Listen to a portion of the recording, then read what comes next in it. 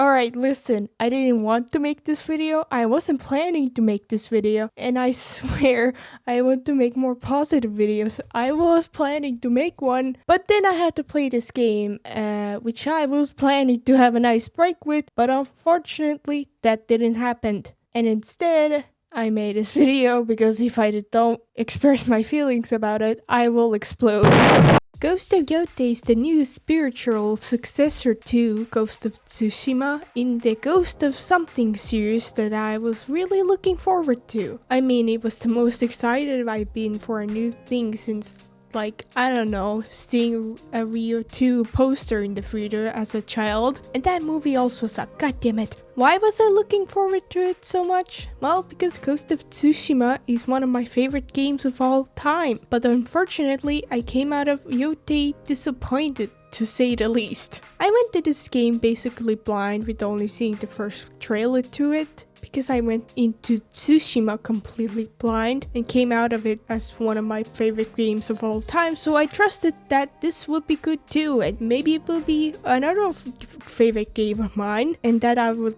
surely like, but that didn't happen. Whilst Yotei does have general improvements with its good gameplay and great graphics from its predecessor, but in turn of that, Yotei has heavy flaws with its story, characters, game mechanics, open world design, combat, story, and also new problems that weren't there in the last game. Having flaws isn't bad, I mean, no game is perfect, but why those matter a lot more is because there are way too many of them, and there isn't something to really make up for those flaws. And just to get this out of the way, I'm not making this video saying it's bad because it's woke, because woman is not hot or something about lesbians. If you want that kind of video, there are plenty out there like Ghost of Yotei. And listen, I just have a question for these kind of people who consume and make this kind of stuff. How do you wake up every day and not shoot yourself in the head? And honestly, I might even say that one of the issues with this game is that it isn't actually woke enough.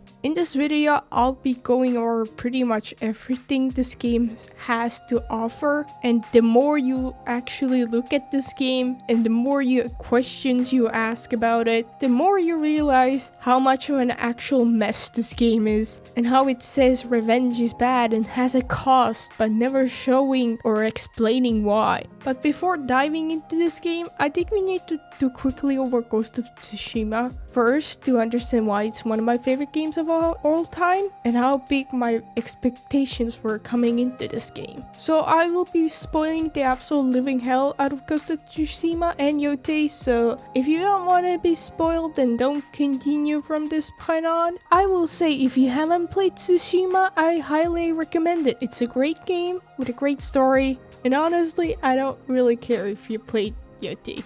Anyway, Ghost of Tsushima.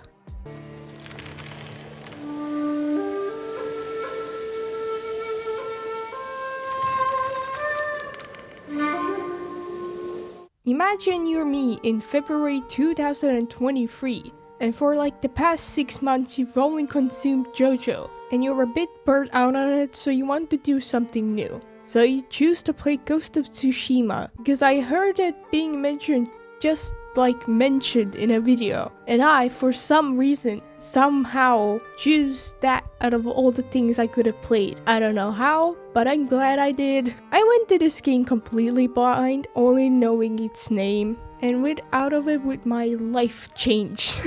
So I became fond of this game pretty quickly, with its story, characters, gameplay, and world. Just the atmosphere of it is amazing, with just riding your horse around and looking at the world and exploring the world. Like, this is the only game where every 5 minutes of playing it, I'll think like, man, I love this game.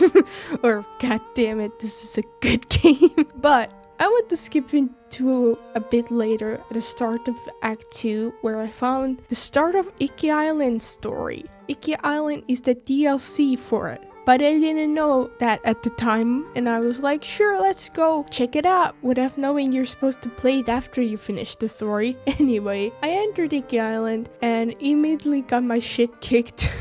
because you're not supposed to play this early, and got kidnapped instead of dying. And I was met with the eagle and her poison. And also, I swear to God, the dialogue was different when Jin brings up the Khan when he isn't dead, but it isn't, and I guess I remembered it wrong.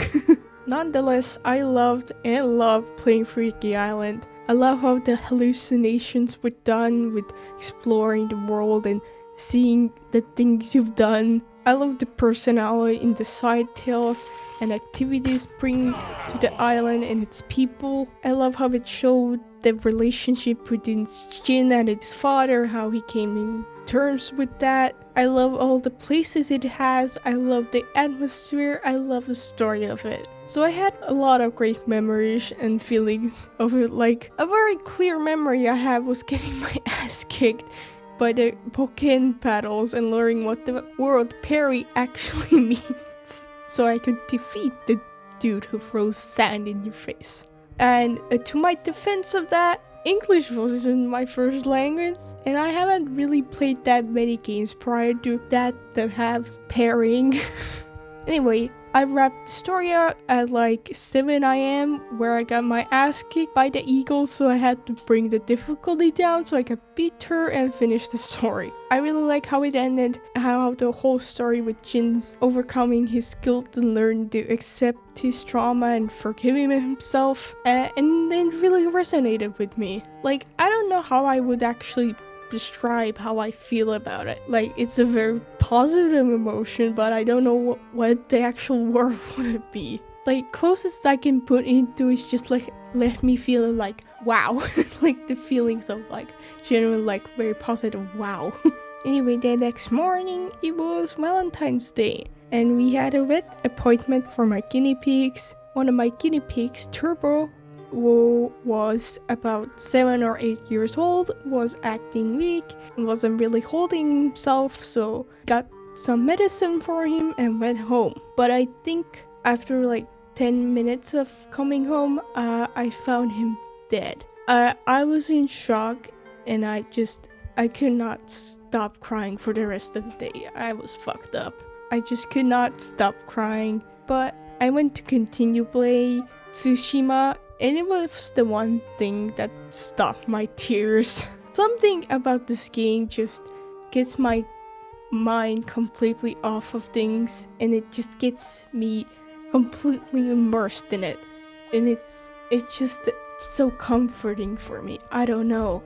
I didn't really play it for long that night because I was exhausted and my eyes really hurt, but I was really able to calm myself down with it. So that's one of the reasons why this game is so special to me and close to my heart. There's something about this game that is just so comforting for me.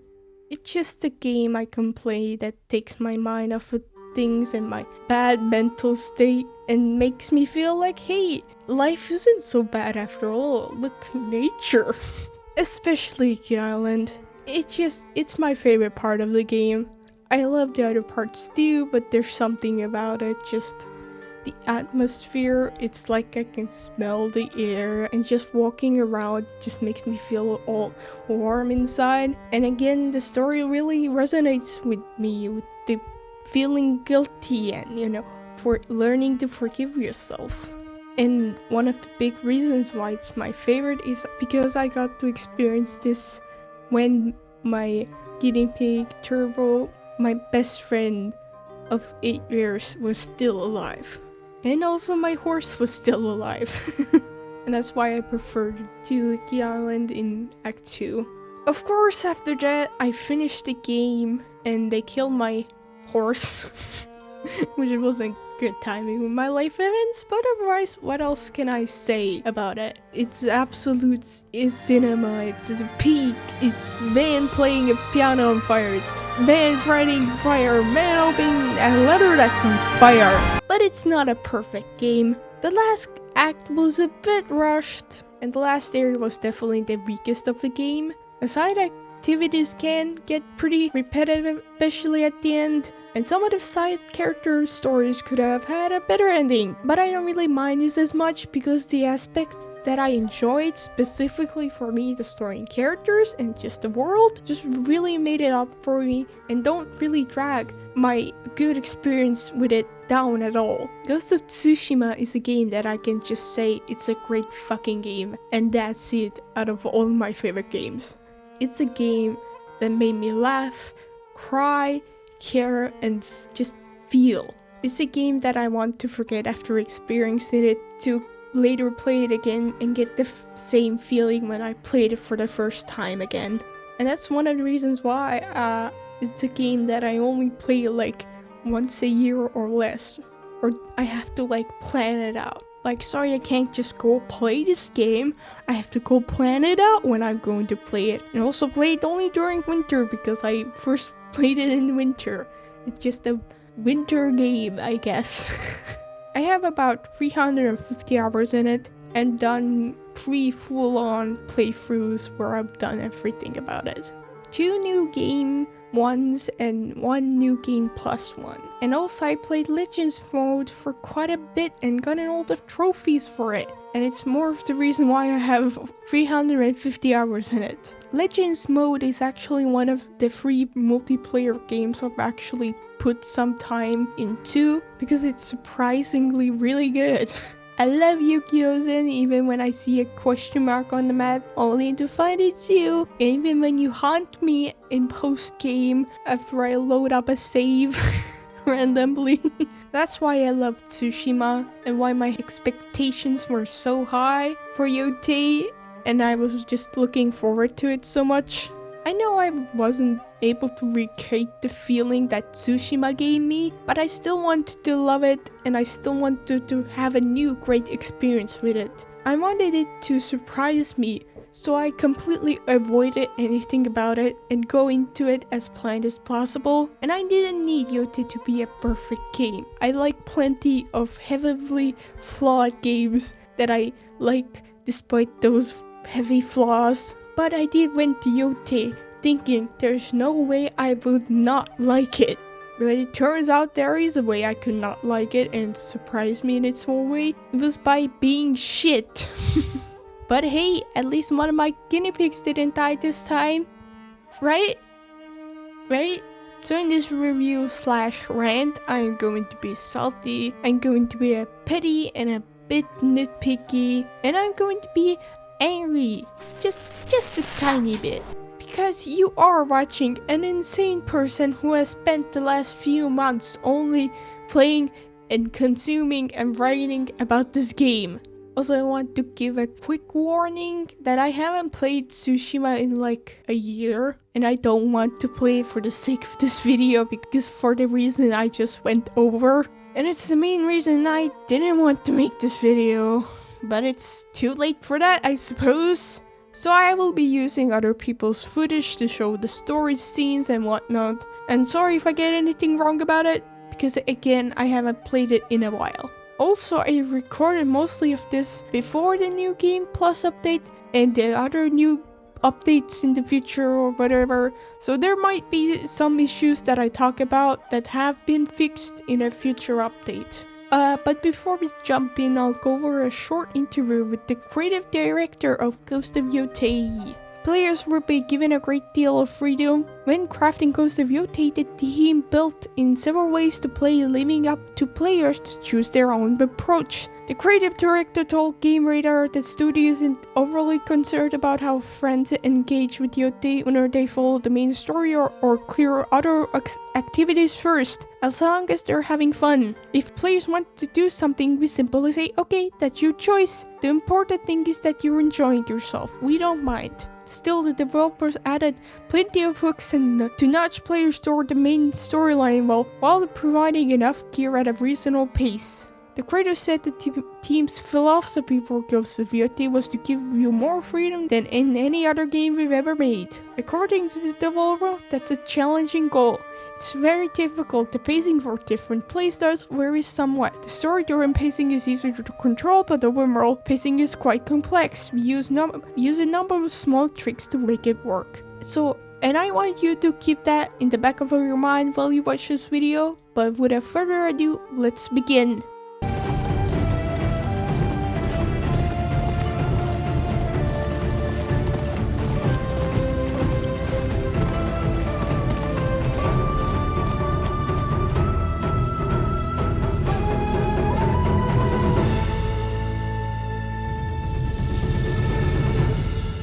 So I'll start off with the map and menu. The map looks very nice. I like how it's wholly painted, and then when it rains you see the raindrops falling on the map, but I wish the areas were spaced differently. The whole map looks unsatisfying to look at, I guess. Like, you just see these 4 restrictive areas on this huge island, and when you zoom out you can see it, the whole island, so it makes the areas feel smaller than they actually are. Like, I totally understand now making the whole island of Ezo because it's humongous compared to Tsushima, but then just don't show the whole island of Ezo. Showing the whole island made me think I will get to go explore there, like there will be more areas unlocked in the next act, but nope.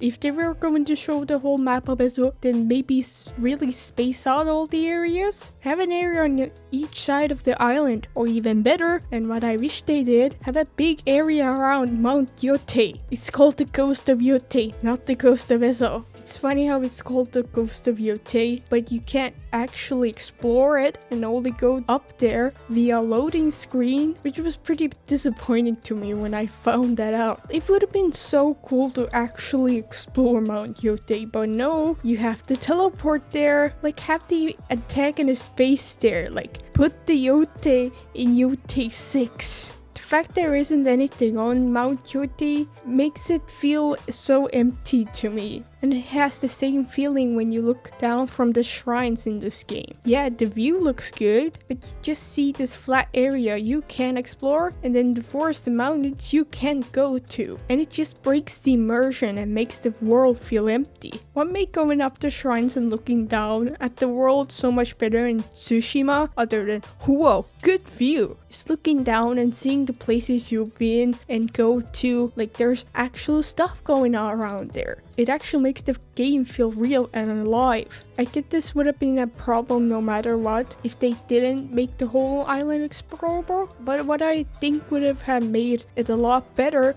was having a bigger area around Mount Yotei. Also, if they didn't want to make the whole of Ezo, then maybe don't choose a big island. Maybe a smaller one would have been better. The way they made these areas was the worst way I feel like they could have done them. The areas themselves are fine, well, for the most part, but the way they're spaced out kind of sucks. And also the main menu kind of sucks. Aesthetically it looks nice, but it isn't as nice to use or understand as Tsushima's. So first, you can't spin out sword or the weapons for some reason. You can only slightly nudge them, so you can't get a clear look at the outfits or weapons. And if you want to look at the back of the outfit, you have to exit out of the menu. I have zero idea why they did this, like how does this improve things? How is this better? I don't understand. Like, sorry, if you want a front view of the mask you're wearing, you're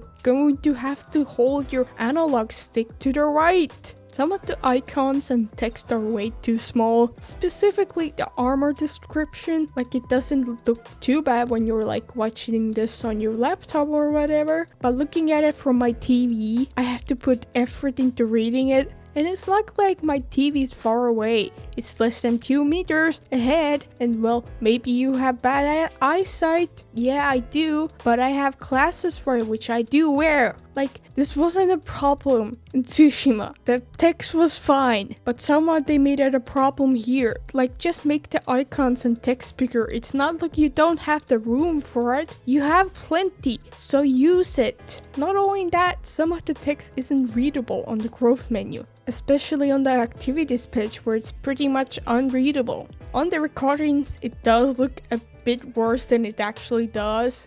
because of the HDR. Like generally the HDR makes the recordings look so bad in some of the shots. I have no idea why, but my point still stands. Also, everything is just too white, like a flashbang white. So when you open the menu, it just flashes you.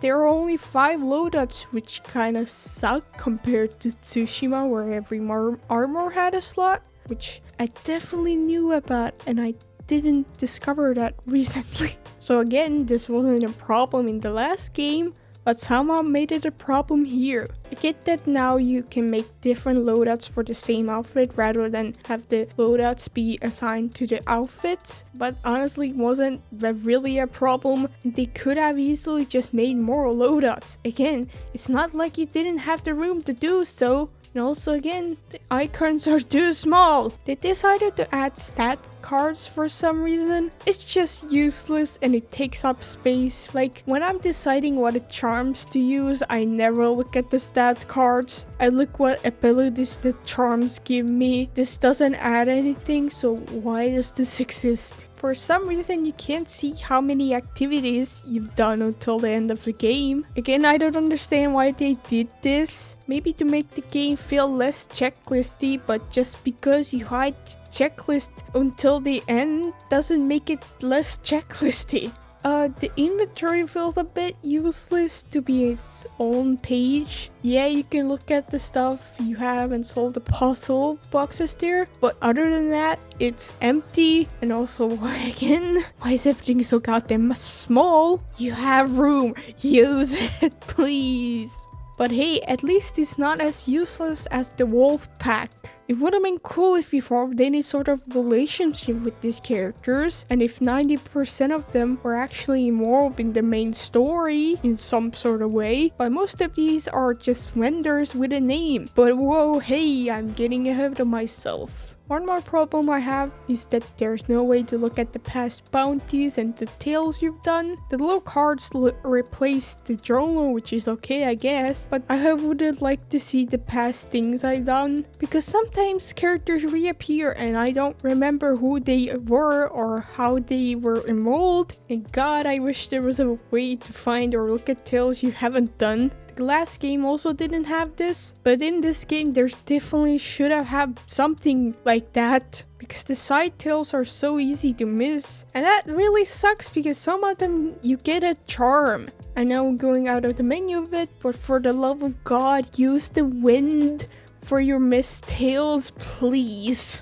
The last problem I have is there's 2 buttons that go to the menu, touchpad for the map and options button for the gear. The problem is that the map button replaced the hearing ability button, which now is holding down R3 and is incredibly annoying to use. Like, I wish there was a way to change that, but unfortunately there isn't. Yeah, you use the touchpad to paint, the map is painted, but you don't need 2 separate buttons to get to the menu, especially when you replace it with an important ability. And final thing, there is no load save option in the menu, which seems like a huge oversight in the game from 2025. But yeah, I'm not the biggest fan of the menu. The map looks good, but I wish it was structurally different. And it's not like I want everything to be the exact same from the last game, but the way they just made this menu is just worse. Tsushima had a more readable, functional, and better looking menu, and it was actually useful. I don't think they made this intentionally bad, it's more of something they just overlooked, I guess. And graphic design was not their passion.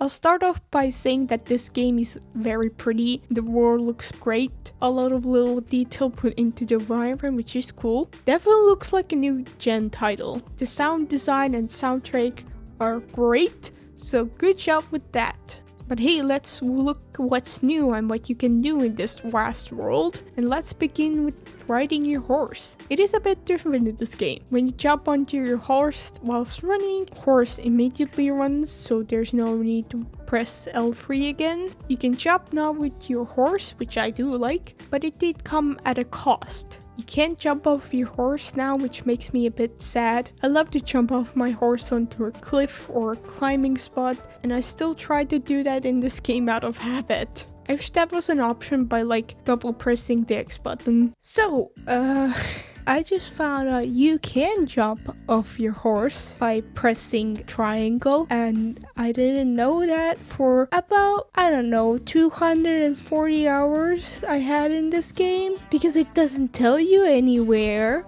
Nowhere in the game does it say that, hey, this is how you jump off your horse, or in the controls also, it just doesn't say. So you can jump off your horse, but my point and my experience still stands. Because again, I didn't know that for like 240 hours in this game I had, and how I found about it was through Googling and a Reddit post with 7 upvotes. So, I fuck you, Sucker Punch.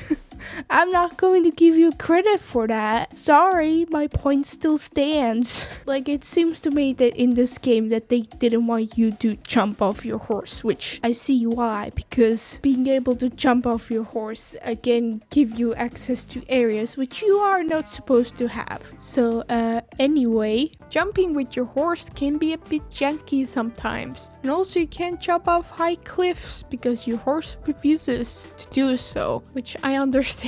But that just makes the jumping sometimes just not even a high cliff make a bit janky and annoying.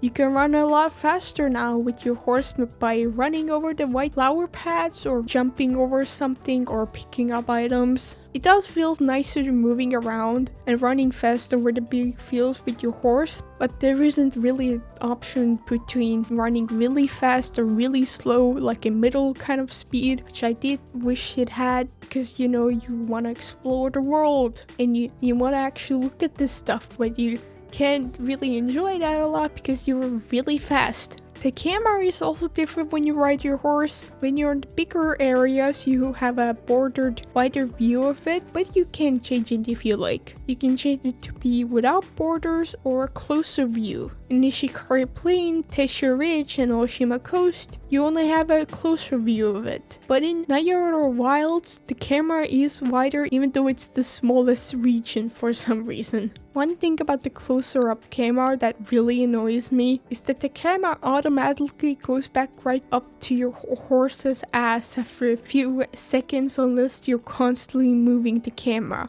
I know you're running out of buttons, but have a button you can press when you want it to go back to the intended view, rather than it going back automatically after a few seconds. The camera angle they chose to go back to was the most annoying and unpleasant angle they could have chose. But what annoys me more is getting automatically kicked off your horse when you go to certain areas. Those areas include all the shrines, your home, some areas close to a person you could talk to, some fucking random areas you can't go to, and the Matsumai Castle before you progress the second story mission of Chapter 2. Why? What baffles me more about it is that it's so inconsistent. At the shrines, sometimes it kicks you off from very far away. Sometimes you can go right close to it. Same with people. Sometimes I get kicked off far away from them. Sometimes I can ride right up to them. And I just have to ask, why? Just let me go get close there with my horse. It's not like my horse stays there. It fucks off when I get off him. If you really don't want me to go to an area on my horse, then put something where I can't go with my horse. And you already did that to some of these areas, so why couldn't you do that to the rest of them? Like, why can't I take my horse to the temple or my home, especially home? But you can actually take them to your home at a certain point in the game, but I'll talk about that later. Like, it just pisses me off because sometimes I'm just riding past an area and it just kicks me off my horse. Just don't kick me off my horse when I very clearly can go there. I just don't understand why. It's so weird and annoying and just makes the game feel more restrictive. Like, is there a game-breaking bug or what? Because you could go there with your horse? I don't know. I get that Tsushima wasn't perfect about it either, but at least I could go as close to the shrines as I wanted. And it doesn't even come close to Yotei with how many areas you can get out of with your horse. One thing I will say is better about riding your horse here is the fact that you can ride through rivers, so that's nice. I still like riding on my horse, it's fun, but it does feel like they took a step forward and then a step backward. One new thing you could do now is camping. You can set up camp quote unquote anywhere where you could regain your spirit, cook food, sleep, play your submission, and craft ammo. You can also have people show up at your camp, like your merchant or random people. I don't think the camping was very well implemented into this game. I never really camped unless I needed to, because there is really no reason to camp. So let's take a look at all the things you could do and show you why I think that. With cooking, you can start the fire and cook fish or mushrooms, but you can just skip it, and honestly, I'm glad you can because they aren't really engaging or fun. You can get bonus perks and temporary spirit orbs from cooking, but again, don't really need it, nor did I care enough to camp for it. It would have been cool if we could cook more stuff and I had an actual little cooking minigame for it. Like, I'm not asking for cooking mama, I'm asking for something that's just a little bit more engaging. You can sleep now, which you could change the time with, and get nightmares sometimes. Unfortunately, you only get one nightmare of fighting Saito. I just wish there were more and different nightmares, or just dreams where you could maybe see what Atsu did on the mainland and see how Atsu spent time with her family. Have a reason to sleep other than just to change time, which I never really did outside of when I needed for the 2 bounties. You can play the shamisen to look cool, I guess. The only times I played the shamisen was with the merchants so I can hear their reactions, but that was it. And they only have 1 reaction, so yeah. I wish it was more engaging, or I could play a little rhythm minigame for each of the songs rather than just listen to it, or play freely on it somehow. I don't dislike the shamisen whilst camping at all, but god, I wish there was a way I could actually engage with it. You can craft ammo, which is actually a bit useful because it's really the only place you can get ammo outside of looting, because the merchants don't sell all the ammo you need. Unfortunately or fortunately, you get so much ammo from looting and enemies that you never really run out of it, so you never really need to go out of your way to make it. The only time you really need to craft ammo is post-game where you've done everything, or make bullets outside of Oshima Coast. Also, crafting ammo is kind of annoying because some recipes require sake, which you can only carry 2 of. So if you're out of everything, then you're going to have to buy more sake and to make more ammo. Yay! I really wish there was a better way to do this, but there isn't. Crafting here is just kind of annoying now. Finally, the biggest reason for me to actually camp was the random people that could come to your camp, but unfortunately nothing really interesting happens. You could have people come to your camp. One of them is the dude who sells the cursed mask, which is the one item that increases your overall damage. You can also have the merchants come to your camp if you want, but I never really did that because when I needed to upgrade something, I most of the time have other things to look at or upgrade, so why would I spend my time to camp to get things done with one merchant when I could just quick travel to where all the merchants are? But yeah, I don't think camping is a bad idea, but it just wasn't done very well. Like, listen, if you can go the whole game without camping just fine, then maybe that's a sign that you implemented it into the game pretty poorly. Another new thing is the spy class. You can use it to look at stuff from afar, and it marks locations on your map for some stuff you look at. Now, I don't want to say it's useless, but I never really used it outside when I needed to. Like, it's funny because the game's like, use the spy glass to look at stuff at the top of the shrines, and buddy, I forgot it existed. Again, I wish it had more of an use, like maybe have a puzzle that you can solve with the spy glass. You have your photo mode, which is pretty much exact same from Tsushima, except changing the time is a lot choppier looking for some reason, not that it matters at all. Next, we'll look at a bit bigger little things that are new and you can do, or things that I know know where else to put. You can now choose a specific area in the inns or towns to fast travel, which is nice. You can spear fish, which would be cool if you ever needed to fish, but you don't, so make it a minigame or something. Or just let me fish with a rod. You have a fucking animation for that. There are rubble slides, which are a nice way to get down from a high place quickly, so I like those. The swimming is a bit different in this game. You have a time limit for swimming now, and if the time runs out, you start dying. I understand why they did this, so you wouldn't swim where you aren't supposed to go. This isn't that big of a deal compared to the other things, but it does make the game feel more restrictive. Like if you try to swim out of Naya or Wilds, it will just kill you. Focuses on player freedom more than any game Sucker Punch has ever made.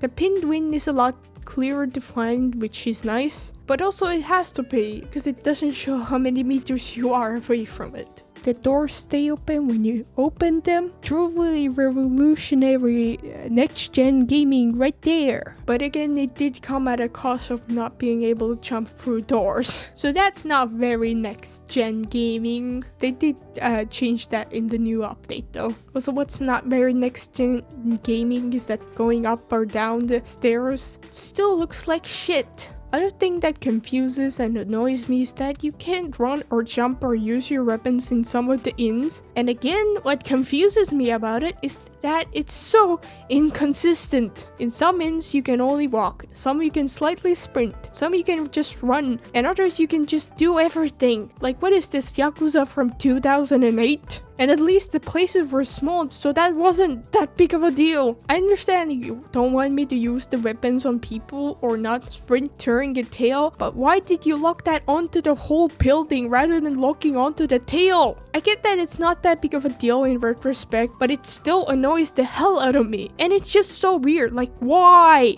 Skipping cutscenes is inconsistent as well. Some cutscenes you can't skip for some reason. For example, when the Matsumaya castle is raided, you can't skip the scenes where it shows the castle getting attacked. Most of the side content and Tales cutscenes you can't skip, which is incredibly annoying. Like, it's a next-gen exclusive title, come on guys, in the year 2025, come on. Like, I don't need to hear how some woman lost her husband when you get the first sword kit from the pillars again. I get that's a story-heavy game, but if I have to listen to the unskippable merchant introductions again, I might have to introduce them to my gun! One thing I miss is being able to bump into deer. You can't do any damage to the deers or any other passive animal at all, and that means you can't bump into deer now either, which sucks. Yeah, big important issue I needed to talk about, alright?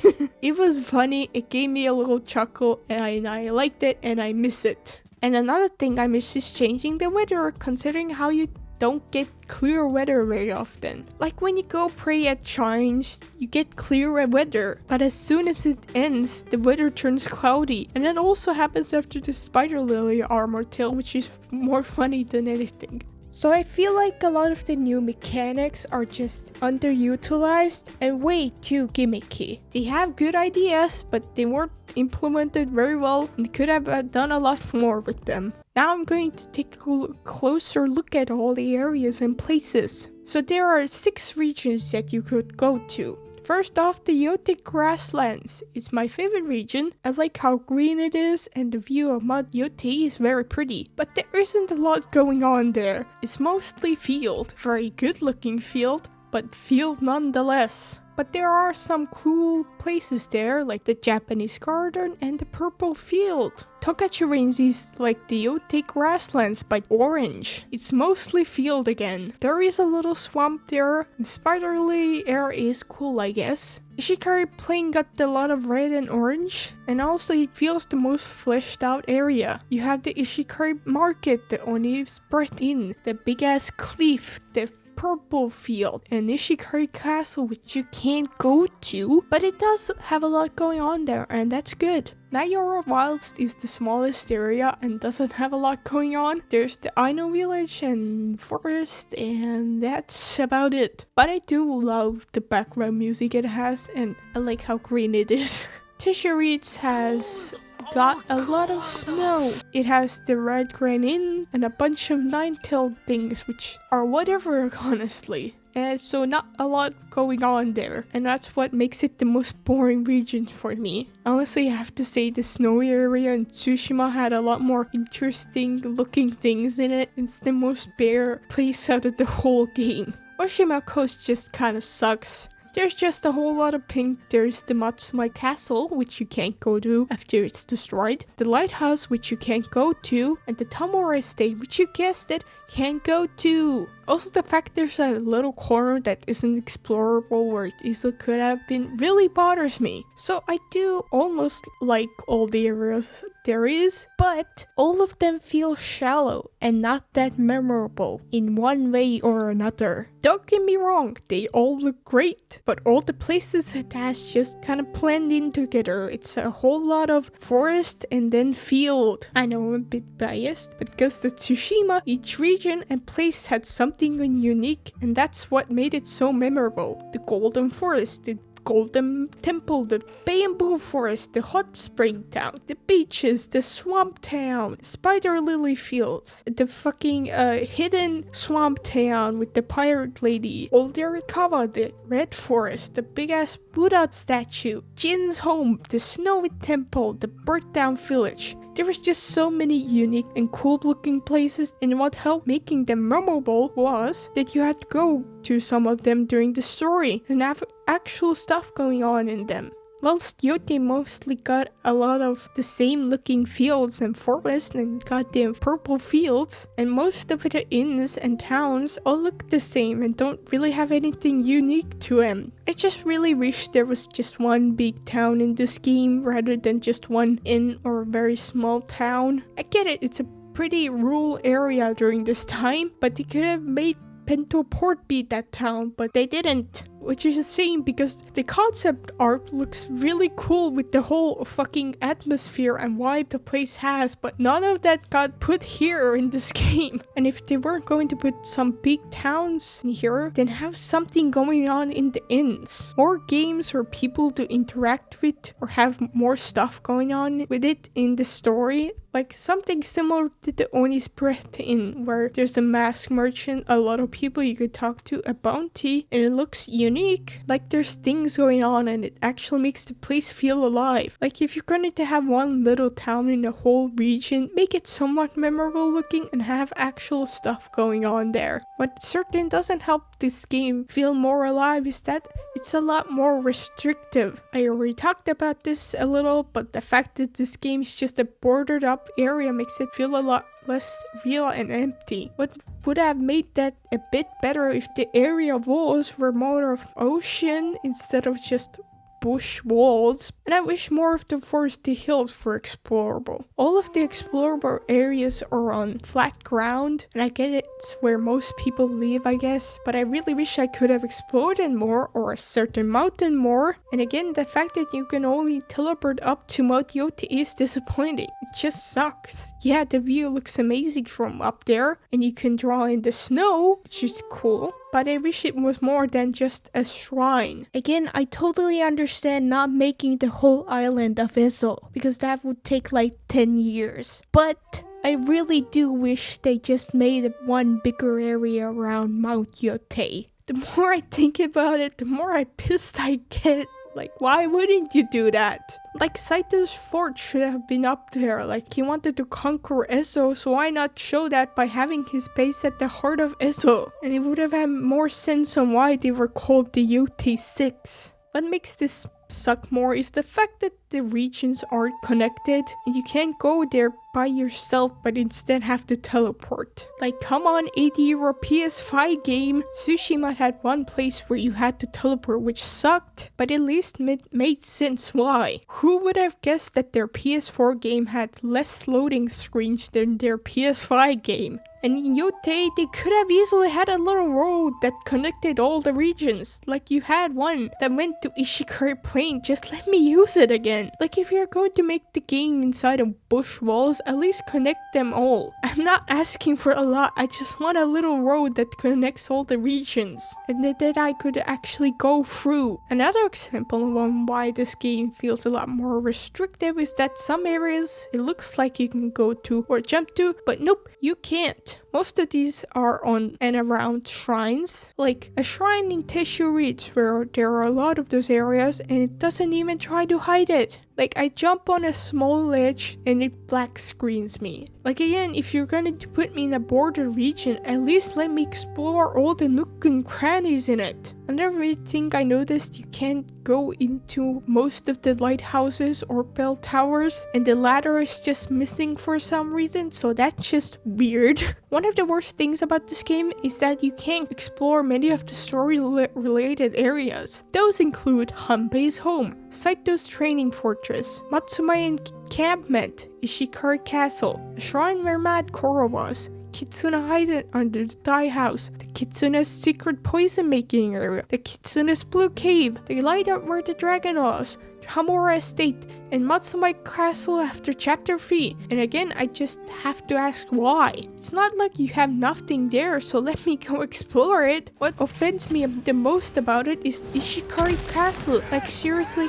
I can't go explore the coolest place and the best place for a good view in Ishikari Plain. Your 8-year-old AAA PS5 game can't do that. And to add salt to the wound after you burn Ishikari Castle, you can't see the burned remains, but it's just permanently up in smoke. Tsushima had 5 story-related places you couldn't go to: Castle Kaneda, Castle Shimura, Lord Shimura's camp, Fort Midotake, and Fort Koyasan. It sucked that you can't go into the castles and forts, but at least it makes sense. And you kinda can go into Fort Koyasan. Well, more you just climb in it, but the second half is closed, but you can go there if you really want, which doesn't really make sense. Well, maybe because something bad happened there. But that's 5 places you couldn't go to compared to Yotei's 11. And in Yotei, there's no reason you can't go to them. I understand not wanting the players to go somewhere before the story goes, but Tsushima already figured that out. If you go to an enemy area that you're not supposed to go into yet, you get told, warning, entering area of overwhelming enemy forces, which means enemies keep spawning until you leave and you get your ass kicked. I'll admit that this might not be the best method, but I 100% prefer that to not being able to go to the places at all. Like Yotei blocks you out of some of the coolest and interesting looking places. And it's not like how Yotei blocks you out of an area before you go there in the story is bad. All they had to do was leave the doors open after you were done with them. Like I can see that ladder on the cliff, just lower it. I guess the real reason why we can't go to them is probably because they ran out of time and budget to like properly test them or something. But also like 80-euro PS5 game. In short, the world does look great, but I wish there was more to it, and a lot of the freedom in this game has to offer feels more like an illusion, and I think that problem stems from the regions being very separate rather than just one big area. And it being a lot more restricted also makes it feel a lot more empty. Like Sucker Punch, could you please point out how you focused on player freedom when this game is just more restrictive and strict with its world and exploration than your previous game? Like, in what sense did they give you more freedom than any other game they've ever made, when Ghost of Tsushima had more freedom than Yotei did? I just wish there was more variety and freedom with this game's open world design. To rebuild that damn castle for Lord Saito, someone should burn it to the ground.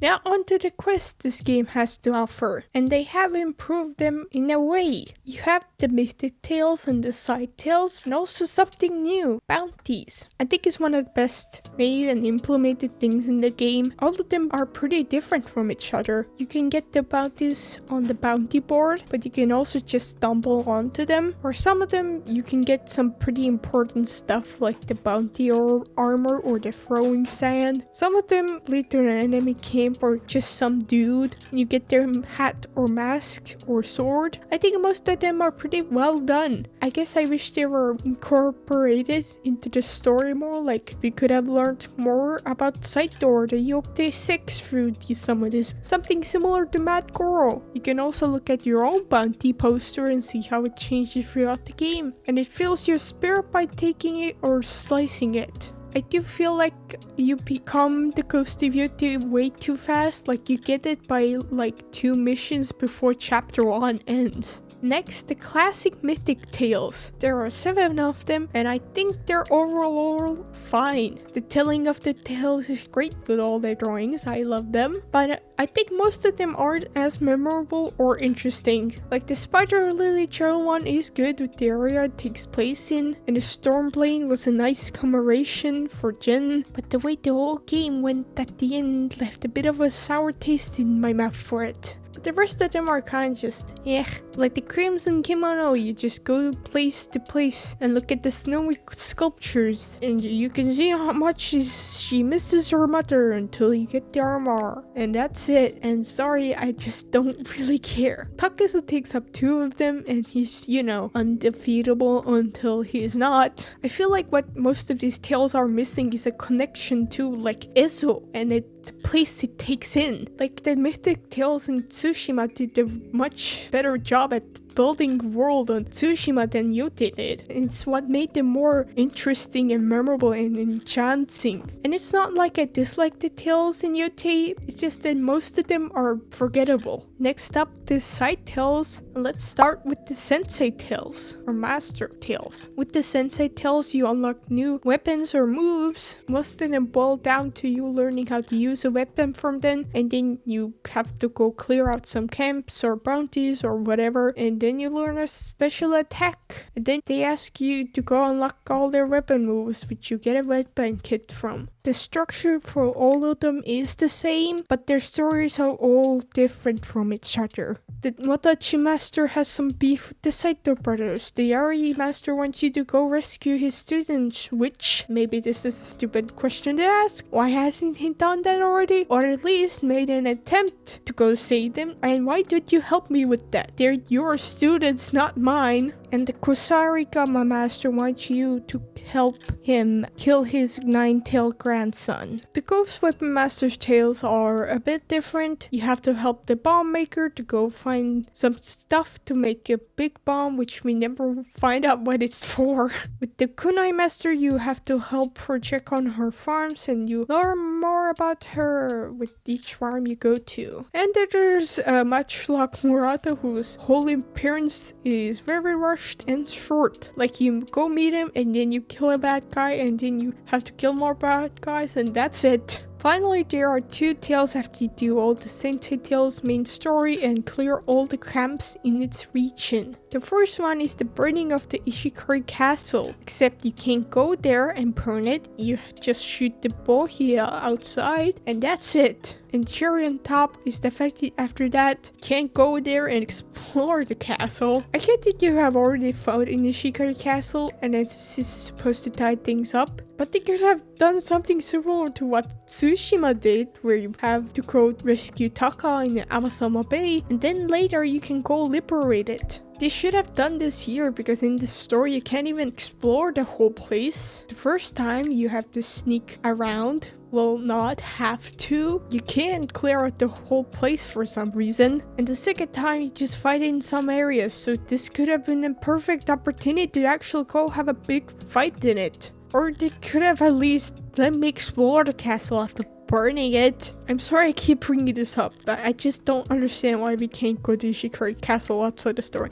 It's so stupid. Anyway, the second tale is just talking to all the people who helped in Teshu Reach, which is whatever, but just one small complaint. Why is there an invisible wall in the doorway where the doors are opened? Do I need to remind you how much this game cost? Also, another thing, if you do this tale after chapter 3, Oyuki is replaced because she was kidnapped by the black dye merchants, so that really tells you how important and interesting and how much depth these characters have, that you can just replace them. But yeah, those are the Sensei tales, and they're kind of boring and not that interesting. They all try to do their own thing, which I appreciate, but despite that, they're still boring. I think one of the reasons why is that there's no conflict or drama or stakes or danger or fights, no nothing. Everything goes to plan and almost everyone is a good clean person, which on its own isn't a problem, but it's the fact that almost everyone is. The one who isn't kinda is Murata, but he does change for the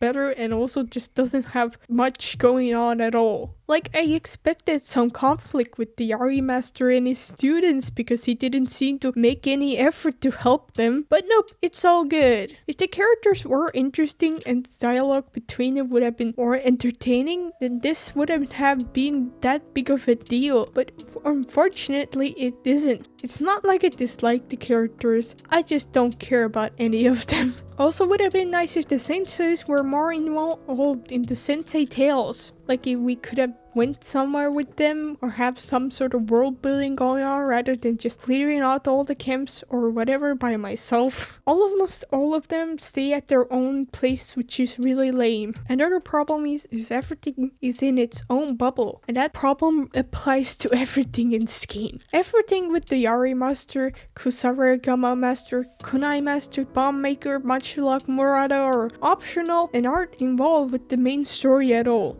And it makes what you do with them feel like it doesn't matter at all. And the fact that it is optional makes it so they can't really do anything big or impactful. And the thing is, they could have easily involved them in the story, like the Bomb Maker and Yari Master could have helped get into Ishikari Castle or learn some information about the Oni from them. Or the Kusarigama Master grandson could have been Dojin instead of some random dude. Something like that. Now let's move on to what I like to call the friend tales. The tales with your merchants and other people and stuff. Almost all of them have one and they're all so fucking whatever. Like you can get a charm from one of them and an armor from another, but I didn't really care about what was going on and the characters, and they didn't really try to make me care. And we didn't really learn about them either. Like Taro's one was a bit weird because you have to escort people to the Matsume castle because the dragon's in threat, but you can still do that till after you've killed the dragon and the Matsume castle has fallen,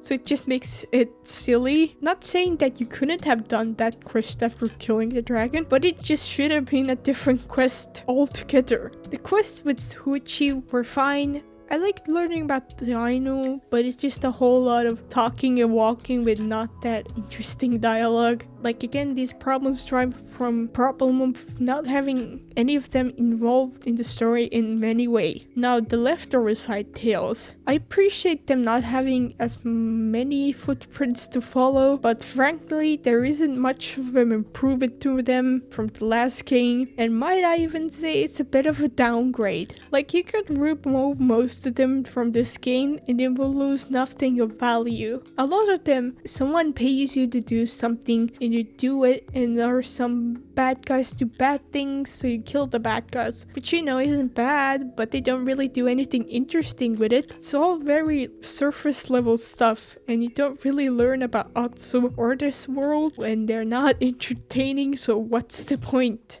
You can relive memories, and I like these for the most part, or at least the potential of these. This would have been a great way to learn more about Atsu and add some world building while at it, but unfortunately they're not even close to using their fullest potential, like the ones with Atsu's parents. Like you do some random bullshit that doesn't add anything to their character or the world building. Atsu's parents are just cardboard cutouts, which is a shame. They could have easily used these memories to actually learn about them and add context to the story for why Saito came to attack them, but they didn't for some reason. The memories are only in Yotei grasslands, and there aren't many of them. It seemed like a missed opportunity to add memories of Atsu's time on the mainland to other regions. Like they talk about Atsu's life on the mainland, but it would have been nice to have seen that instead. Finally, you have the random scripted events or the untold tales. These are the things you can find or you can just randomly run into. Some of these are cool, but 90% of them don't really add anything. Most of them are running wanting to kill you, and sometimes you can just kill them right off the bat. Other times you have to go talk to them first. I appreciate some of these, but I much rather have all the time that was put into these go into the story or combat instead. Or they just could have made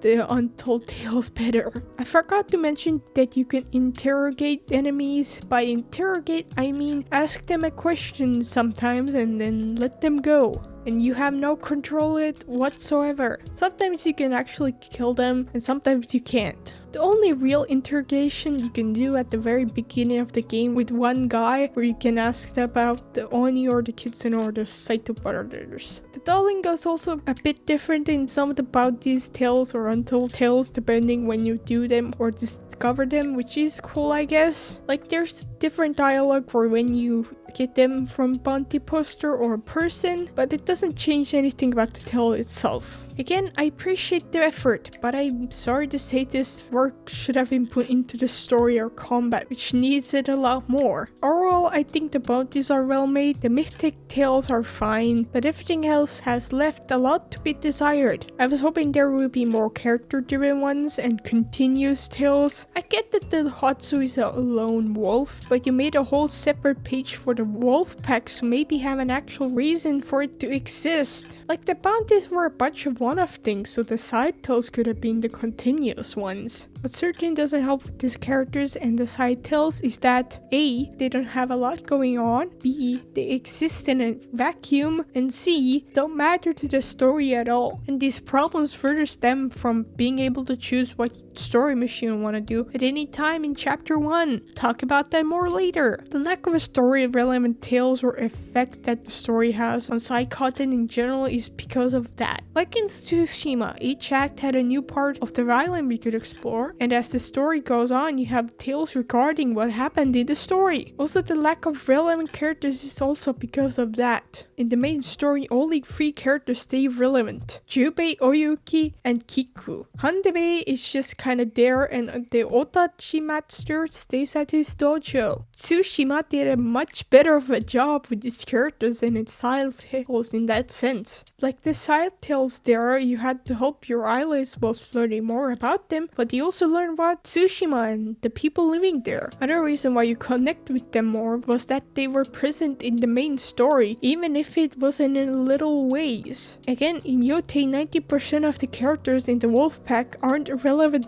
at all. You can do the whole story without meeting them, and that's kind of insane. And with the characters that are relevant, like Jubei and Oyuki, you don't really learn about their life, so a side tale would have been nice for them. Another thing, Atsu's characters feel disconnected from the side tales. Like in the stories, she says that she doesn't trust anyone, and it makes sense why, but in the side tales, she's pretty easily trusting of anyone. Like in one, she trusts that one guy who has a random cutscene for some reason pretty easily, and then he betrays her. Again, I'll talk about this more later. The final problem regarding the side tales is how easily missable they are, and a lack of a way to find them. Like you can easily ride past an area that has a side tale, or some trigger in a very specific way, so you can very easily miss them. I wouldn't mind missing them, but unfortunately some of these have a charm as a reward, so a way to find them would have been nice. I get that they wanted to make this game more immersive and make it less checklisty as possible, but if you're not going to have a way to find them in the game, I'm looking it up online, and nothing's more immersive than having to look something up online. And also the thing is, you have the answer screaming in your face. Use the fucking wind discover more, for the love of God. Or have the map highlighted in some way if you haven't discovered something in an area. I would like to do all the side content, but I'm not going to explore every centimeter of the map. If the map shows I've explored an area, I'm most likely not going to go back there. And I hate looking up shit online, especially when they are a pain in the ass to discover. I get it, you want the game to be as less checklisty as possible, but this doesn't make it more immersive. This just makes it more of a pain to play the game.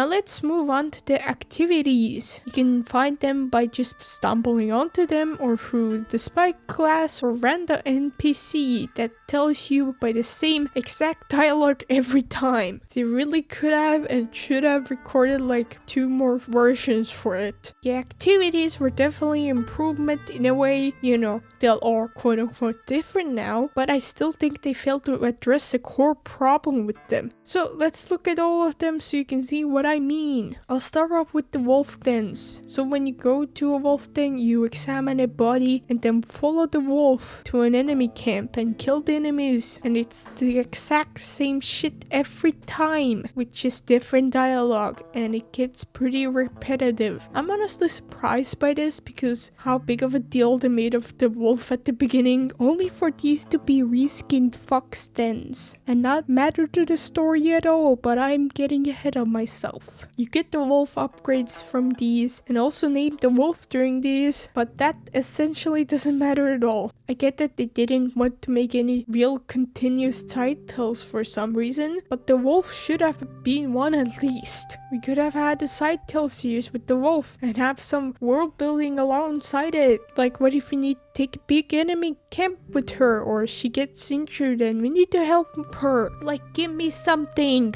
But hey, let's look at the wolf's little cousin. The fox dens return and all of them are kinda different now. Sometimes you have to break down some boards, sometimes they bring you to a human, sometimes you have to kill some enemies, some have 2 foxes and some have 3. I like some of them, but at the end of the day, you are just following a fox again, and that's going to get repetitive. There is an animal sanctuary. You can find all the foxes you meet and get a mask for it, and that's kind of cute. Even when I don't remember who most of the foxes are. There's the shamisen quote-unquote minigame where you learn a new song by sliding back and forth the touchpad until you find the right spot. And that's it. The songs are different, like some you learn with other people, some on your own, but gameplay-wise there's nothing. Don't get me wrong, I enjoyed the songs, but I really wish there was an actual gameplay to this. Like having to find a note or string with the joystick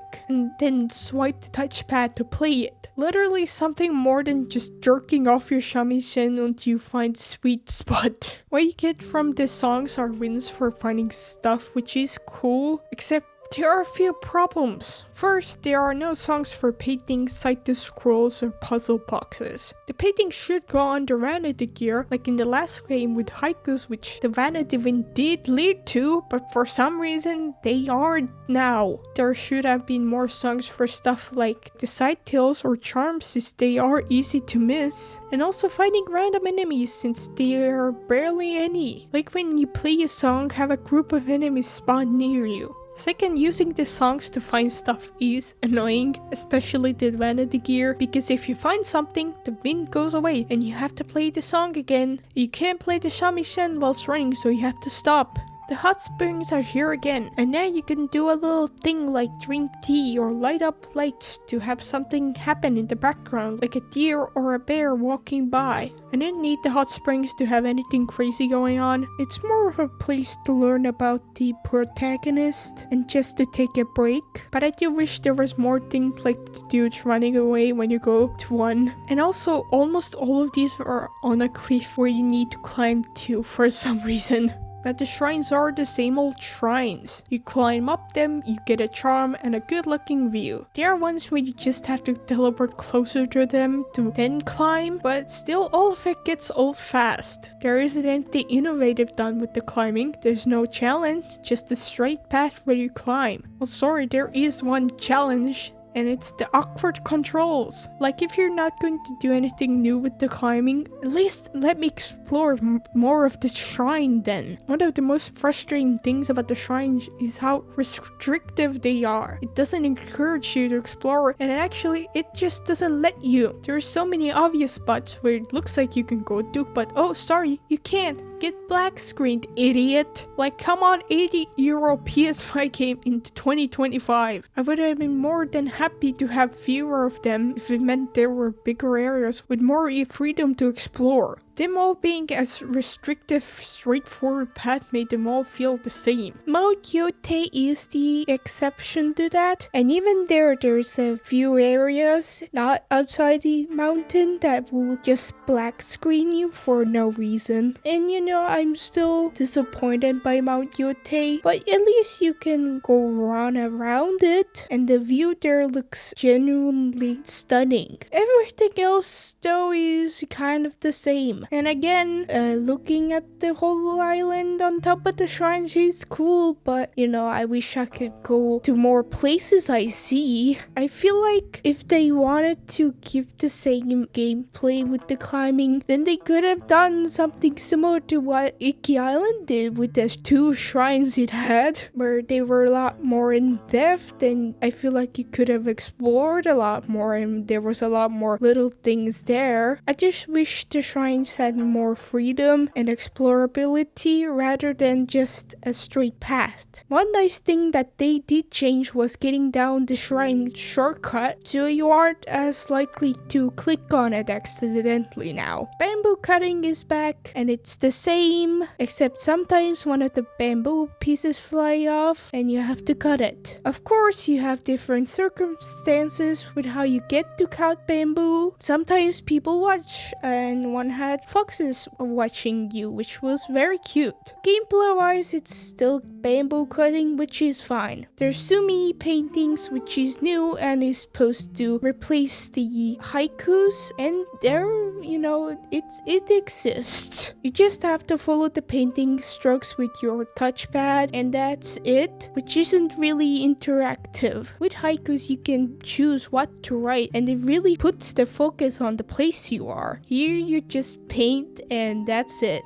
Like, the painting sounds cool in concept with your touchpad, but how they executed it was whatever. And I don't know what they could have done more with it. Maybe painting freely would have been cool. It kind of would have sucked painting with the touchpad, but at least it would have been more interesting. Also, all the paintings you get are put in your home on your wall. There's mountain puzzle things which you get gear from, and they are whatever.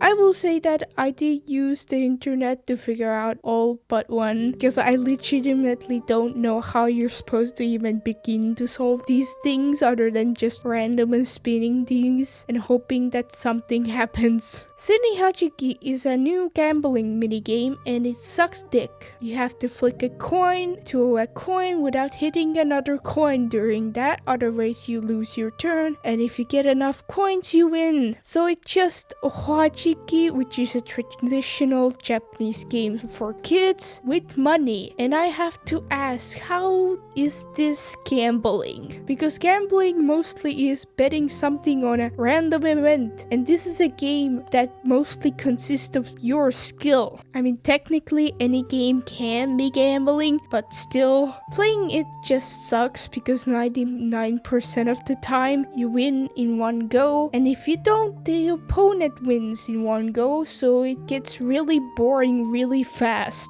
Like, I'm sure playing it in real life would be kind of fun, but it just doesn't translate into a video game very well. Like, was this seriously the best they could have come up with their $60 million budget? What makes Seni Hachiki suck more is there's only Seni Hachiki. Seriously, the gambling dens only have one gambling game, which sucks. It just isn't strong enough to stand on its own. If it was next to, I don't know, 2 other gambling games, then this wouldn't be as big of a problem. Also, why did they choose this over an actual gambling game? Like, you have plenty to choose from. Shilo, Johan, Koi Koi, Ochikabu, Mahjong, etc. Like, fucking Ken-san from 2008 did this better because they were based on real games and you had actually a lot to choose from. Here, it's just this shitty thing they came up with and that's it. Like, I don't think it would have been that hard to add a simple gambling minigame like Chilo. It's just dice and a bowl. If they wanted to add something gambling, then either they should have had made a few simple mini games or a game that was a bit more complex. Not as complex as Mahjong, but if you did put Mahjong in this game, I wouldn't be mad. But something similar to Koi Koi, where it's simple but there's strategy and things you need to learn. Something with a simple but fun gameplay loop. My real guess for why they didn't add an actual gambling game is that they didn't want gambling in their PG-18 game, I guess. One last thing that annoys me about this is that some of the dens don't show a red dot when they have a charm to get. I thought they didn't have a charm. That's why I didn't bother to go there. So like, fuck you for that, man. I don't know. Also, some show that you get more coin and some don't, so it's just weird. The Pillars of the Fallen have returned, and they have a little animation of Atsu looking at the sword that is very zoomed in for some reason. I wouldn't have minded this change if you could actually look at the sword. Like, use your fucking PS5 controller more, so we could actually look at the details on it, since you can't get a good look at it in the menu. Puzzle boxes are a new thing that you can do and you get items from, and they're whatever. If these were taken away from this game, I would have not cared at all. So that's all the activities. And how did they fail to address the core problem from the last game? They all get repetitive way too fast because there isn't much to them gameplay wise. With the dance you follow an animal. With the songs you slightly touch the touchpad. Hot springs you can do a little thing if you want. The shrines all have the same straight path with outdated climbing mechanics. Painting you have to touch this touchpad slightly more. Seni Haichiki sucks. The mountain puzzles have a really quick puzzle. The puzzle boxes exist and the pillars you just get a sword kit from. Bamboo cutting is really the only one with some sort of gameplay, and that's from the last game. What also didn't help make these less repetitive is that a lot of these are from the last game. Like, at least all the things in Tsushima were new, and yeah, they're all quote-unquote different now, but the activity itself is the same every time, and there's barely any gameplay to that. Like, just because you add some dialogue or a little thing you need to do doesn't make it really any less repetitive. I think they put too much time into making these activities different, with different scenarios and dialogue in some kind of way that they forgot to put some actual gameplay to it. Also, I'm genuinely surprised how there weren't any activities involved with the combat in any way when they had the opportunities to do so. Like, you had the Ainu bow game, and if you win that, then that's it. Like, I saw at the Ainu village that you could talk to a child about it, and I thought I could play it again, but no. Like, that could have been a more fleshed out in minigame, or an arena where you only fight with your fists. Like, you can fight without any weapons in this game, so add a bit more moves to that. Or something similar to the watermelon cutting minigame from Kensan. You already did something similar to cutting the coals when Hanbei teaches you. Or there could have been a gun shooting activity. There was so much they could have done and could have added to the activities here, and what makes this more baffling is that they figured this shit out on Iki Island. Playing the flute was a lot more interactive compared to the shamisen. I mean, like, a lot. You had the archery challenges and the Pokken tournament. So how come you couldn't with this game? I'm not saying every activity needs to be a little mini game, and I'm also not asking for another Yakuza game, but too many of these don't have enough to them and rely on you caring about the dialogue or events that aren't that interesting or memorable, and some of them could have definitely had more gameplay. I'm genuinely surprised how almost all the activities have the same amount of engagement with the fucking wood chopping minigame from fucking Ishin. One positive thing I did come out with this game was it made me appreciate Kenzan more. Who knew a game from 2008 would have better activities than a AAA PS5 game from 2025? To close this off with one more complaint, just like the side tells, the activities are way too easy to miss. Like on the map, it shows that I have gone over the area and there's nothing there, but it turns out it just doesn't show something if I don't get close enough to it. Like, I completely missed Ugetsu's home and a lot of paintings in my first playthrough because of that. Now, the previous game had something to prevent this from happening. If you go over an area that has something, but you didn't get close enough to it, it will show that with a question mark. And I really miss that, especially since some things don't have a song for it. In conclusion, there are some nice improvements that I like, but overall, all of it falls short. A lot of the new things aren't very thought out and don't really add anything. The world looks great, but it isn't that memorable or interesting to explore because the areas aren't as diverse and are a lot more restrictive. The bounties are good, but everything else is mostly forgettable. Some of the random scripted events are cool, but you could take out most of them and the game would lose nothing of value. And there isn't a lot of activity in the activities. All of it feels like it took one step forward and 2 steps back. Like, this game somehow manages to have problems from games that came out more than a decade ago. And it honestly just feels that they put their focus on the wrong things. Would you like me to take a look at your armor? Straight to business.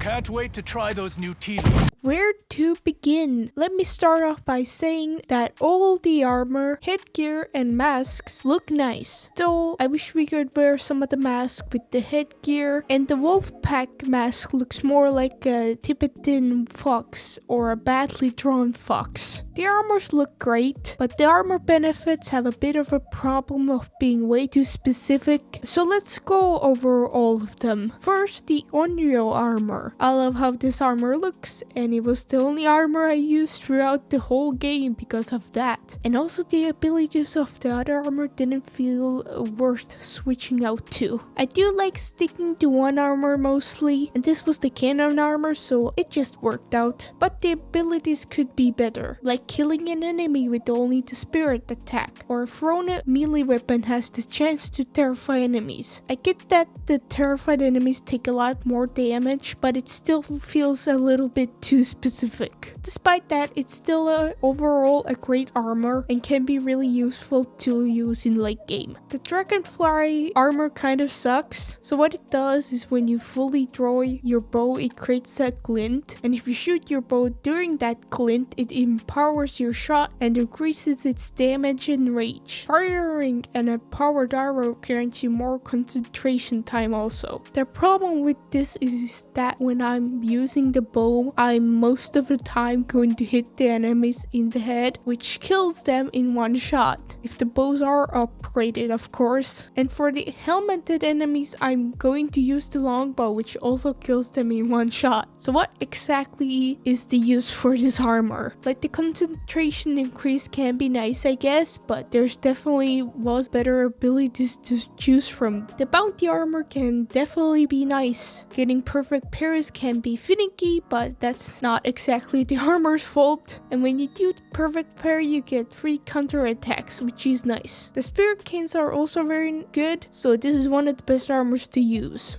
Robes for Citrainu is the exploration armor, and unfortunately does a pretty bad job at it. First, the fireflies guide you to Ainu items and altars within 100 meters, but the fireflies start vibrating with any outfit if you're close enough, and the cartographer sells all the little maps for the altars, so this isn't really useful. So that's just a bit weird. Like, why not all the collectibles, including the puzzle boxes, inside those scrolls, since you don't have songs for them? Second, the golden birds can lead you to songs, painting locations, the pillars, and dimensions. I feel like the birds originally led you to all the activities, but then made some of them exclusive to this outfit to make it have any kind of use. Also, dye houses. There's like 4 of them. Why not vanity gear, since the golden birds don't lead to them anymore? I would have actually considered wearing this if it had that. Final thing, and it's literally fucking useless. Flowers have a chance to be automatically collected when riding through white flower trails or stealthing through tall grass. Where do I even begin? First of all, why is it so specific? Why is it a chance? Why not automatically collect flowers when you go through through a field. Second of all, you never need to go out of your way to get flowers. Just playing through the game will get you more than enough than you ever need. Like, who came up with this shit? Another problem with this armor is that you get this halfway through the game, or what I'm guessing most people will. So am I supposed to go back through the other 3 regions that I've already explored with this armor now? What is this logic? In Tsushima, you get this right at the beginning, and it helps you discover more stuff easily that in turn help you. The biggest problem with this armor is that it doesn't clear out more fog on the map, and this game honestly really needs that, because there are parts of the map where you cannot get to clear out the fog, and the game doesn't clear out all the fog at the end or when you clear an enemy camp, so clearing out fog would have really helped. Sorry if you're a perfectionist, because there is no solution to clearing out all of the map.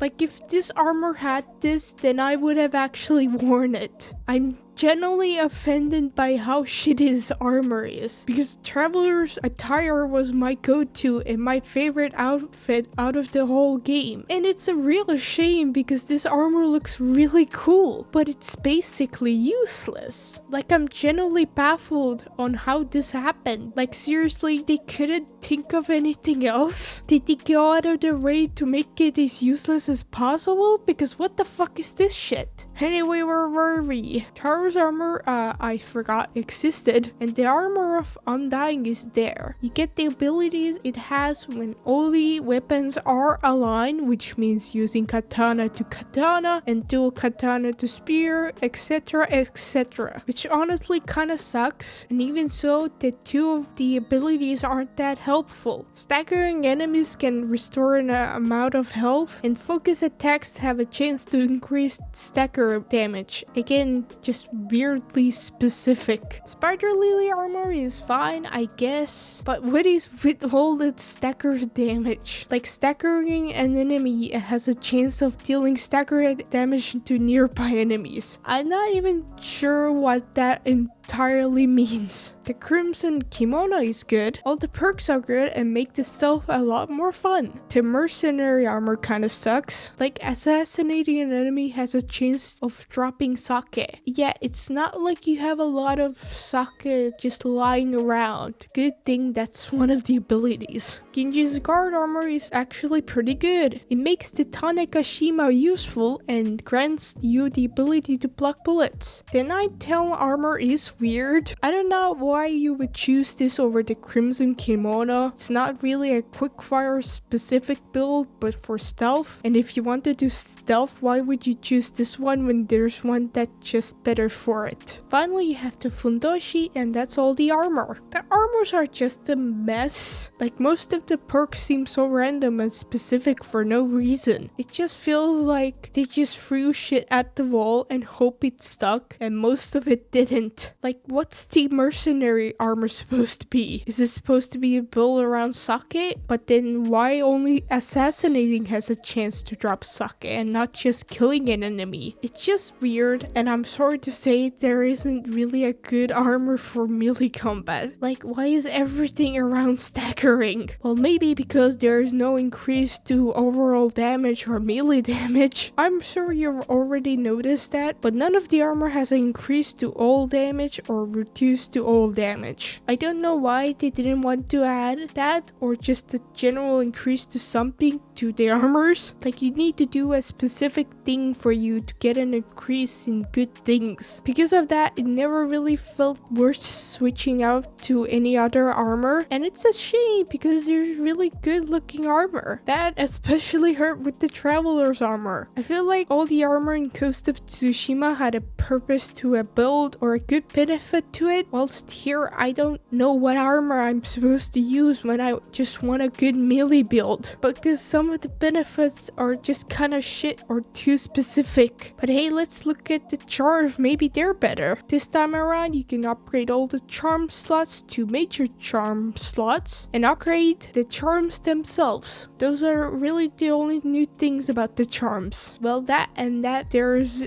76 original charms charms, including the pre-order bonus, which is a lot. And might I say too many that aren't that useful. And you think they'd have all these original charms and one of those be a charm that just increases the melee damage? Wrong! 76 original charms and not a single charm that increases the overall melee damage. And just one charm that reduces the overall damage. I just don't get it. Seriously, why were they so against adding perks that just help you overall? Like, it especially sucks with the damage because you don't do enough damage compared to the enemies. I'll go more into this soon. The only thing in this game that increases the overall damage is a mask, but you also take increased damage from it. And you can already guess that a lot of the charms are too gimmicky. Most of the melee charms kind of suck because of that. Like, only specific attacks get additional damage. The lack of good stealth charms also hurt. Like, I'm sure all the charms could be useful to someone or in some situations, but for me most of them didn't matter. I kinda struggled to pick what charms to use because of that. In base game, Tsushima had less charms, about 46 original charms and more with duplicates, maybe 15, I don't know, and a lot of them felt actually useful and notable. I'm guessing the reason why the armor benefits and charms are so specific is because they didn't want this to be too similar to Tsushima, but by doing that, it just hurt the game more than they've improved it. Like, if they wanted this game to be more different from the last, then they should have just made a new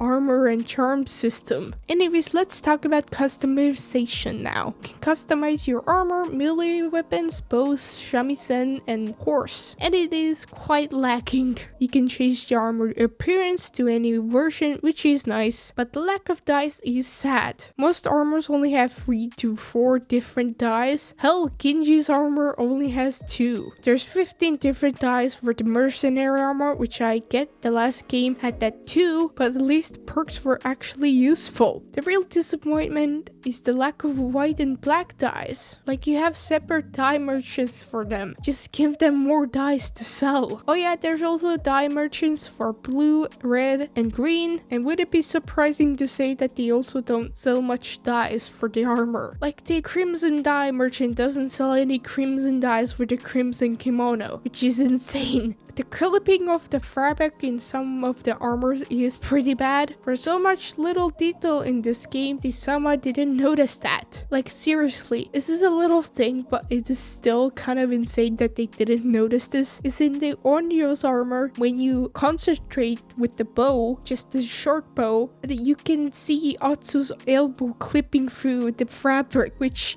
how did they not notice that? And I checked with the last game with the fucking traveler's attire and Ronin armor, it didn't used to do that. For having a section in your deep dive on this game about the fucking claw simulation, it sure as shit doesn't show it. Like, guys, I don't think it's very realistic for your elbow to clip through your sleeve. What would have been a nice feature or should have been in the game is transmog. It's when you can choose an appearance of one armor and the perks from another. For me, this not being in the game, it didn't bother me much, but this should have been a feature. Like, what if someone likes how the bounty armor looks but doesn't want the regular parry disabled? You could easily see how this is an issue. So transmog should have been a setting that you could have turned on. Sword kit selection and customization is all good and fine, but there's not a lot of dangly bits to the sword kits, which personally made me a bit sad. The tsuba of the wall plate doesn't change because of the story reasons, except for Takezo's sword kit and Jin's sword kit. I guess nobody thought someone would beat Takezo before going to Saito's camp. The lack of customization for other weapons once again is sad. They should have had something similar to the pillars or bounties for other weapons, and I get that you could discover the weapon kits before you get the weapon, but still, some from bounties at least would have been cool. Like, if you don't have the weapon yet, then you could later buy the kits from Taro. The bows have weird color choices, like the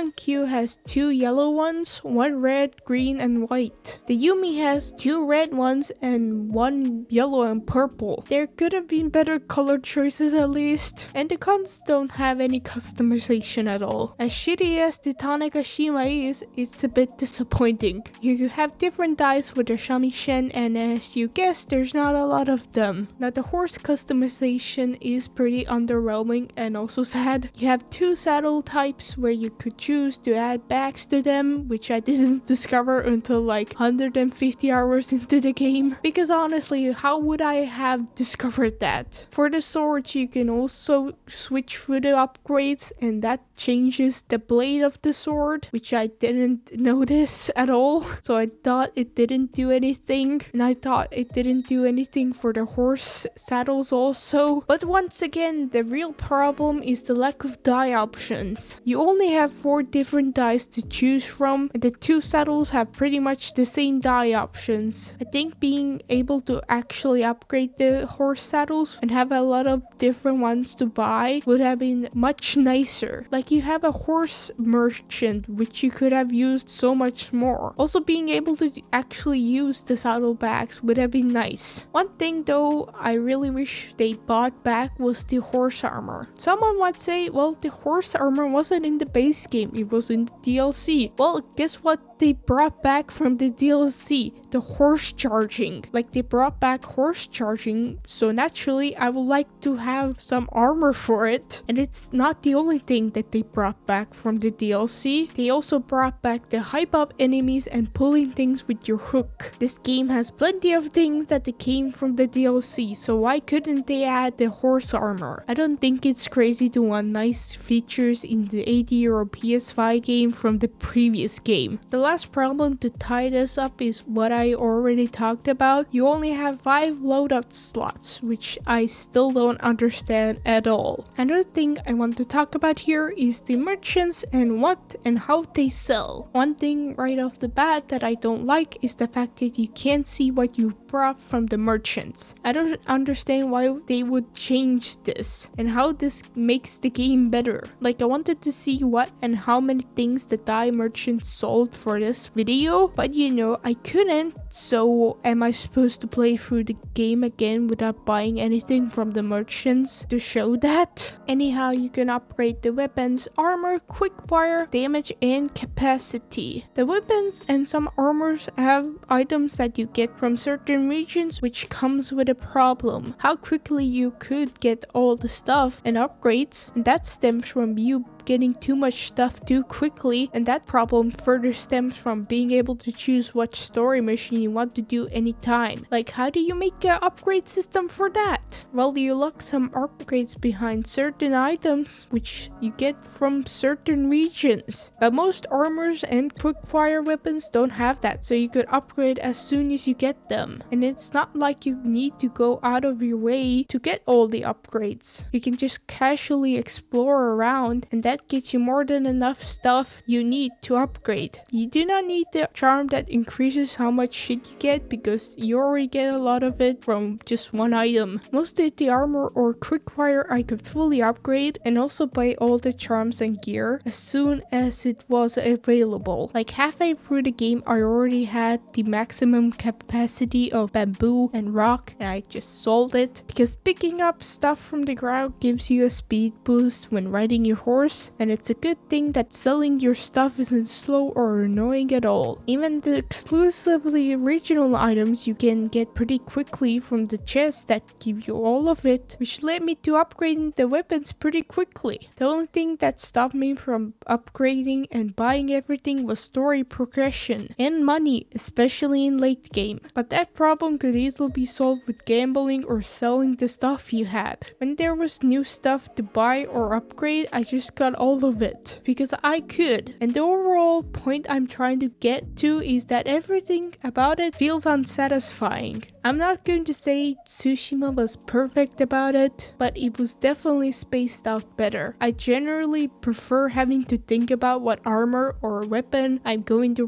upgrade rather than just upgrading everything as soon as I get it. Honestly, this wouldn't be so bad if it weren't for the fact that the merchants are useless after you get all the upgrades or gear, because they don't sell anything else of value. Like, would you like to buy more fish to add to your fish collection? Taro is the biggest example of this, because this little fucker comes to every camp you liberate and he's got nothing to sell. Yeah, he sells the gear you didn't pick up from a bounty, which is cool, but that only happened to me once. This sucks more because you're supposed to interact with the merchants because they're your wolf pack and your friends, I guess. I'm not 100% sure how they could have improved this whole thing with you having the choice to do story missions in any order in chapter 1, but the upgrades costing more or having more upgrade levels would have helped. What also would have helped if you could spend money on more stuff like eating at the inns or fun minigames you could do, because you have nothing else to spend your money on. I almost forgot about this, but when you upgrade the katana, you do a little quote-unquote minigame where you just hammer in an iron stick, and I just have to ask, why does this exist? It's the exact same thing every time, and you don't learn anything about Atsu's father, so why? Also, you need to go to your home to upgrade your weapons, which if you need to go all the way there to upgrade, then it would have been nicer to have a more in-depth upgrade system for that. Like in the Ghost of Tsushima art book, it showed a more complex and in-depth system for upgrading your sword, so maybe they could have done something similar to this. It honestly would have been more fun. Another thing that baffles me is when you look at one of the armors and go back, then it doesn't go back on what armor you were looking at, but back to the first armor. Holy shit, how did nobody notice that? I didn't notice this before New Game Plus, because you aren't likely to have more than 3 armors that need upgrading, but still, how did they miss this? This is very much a problem in New Game Plus, like come on guys. In short, a lot of the armor and charms are a downgrade and the customization is lacking. How you upgrade and where you could spend your money could have been better, and there are changes to the game that don't make the game better and kinda do the opposite. One more thing before we move on, just something that I noticed. So when the game tells you you have an upgrade, it shows a little thing with a drawing on it. And that drawing is Jin. That drawing is from Tsushima's concept art, which I know, who gives a shit? But why? It's just weird. Like, why not make another drawing for it? Or just use Yotei's concept art, because you have plenty of shots you could have used for this, but no, they chose this one from Tsushima's concept art for some reason. Anyway, does not matter at all, but Yotei 6 wants you dead! I surrender!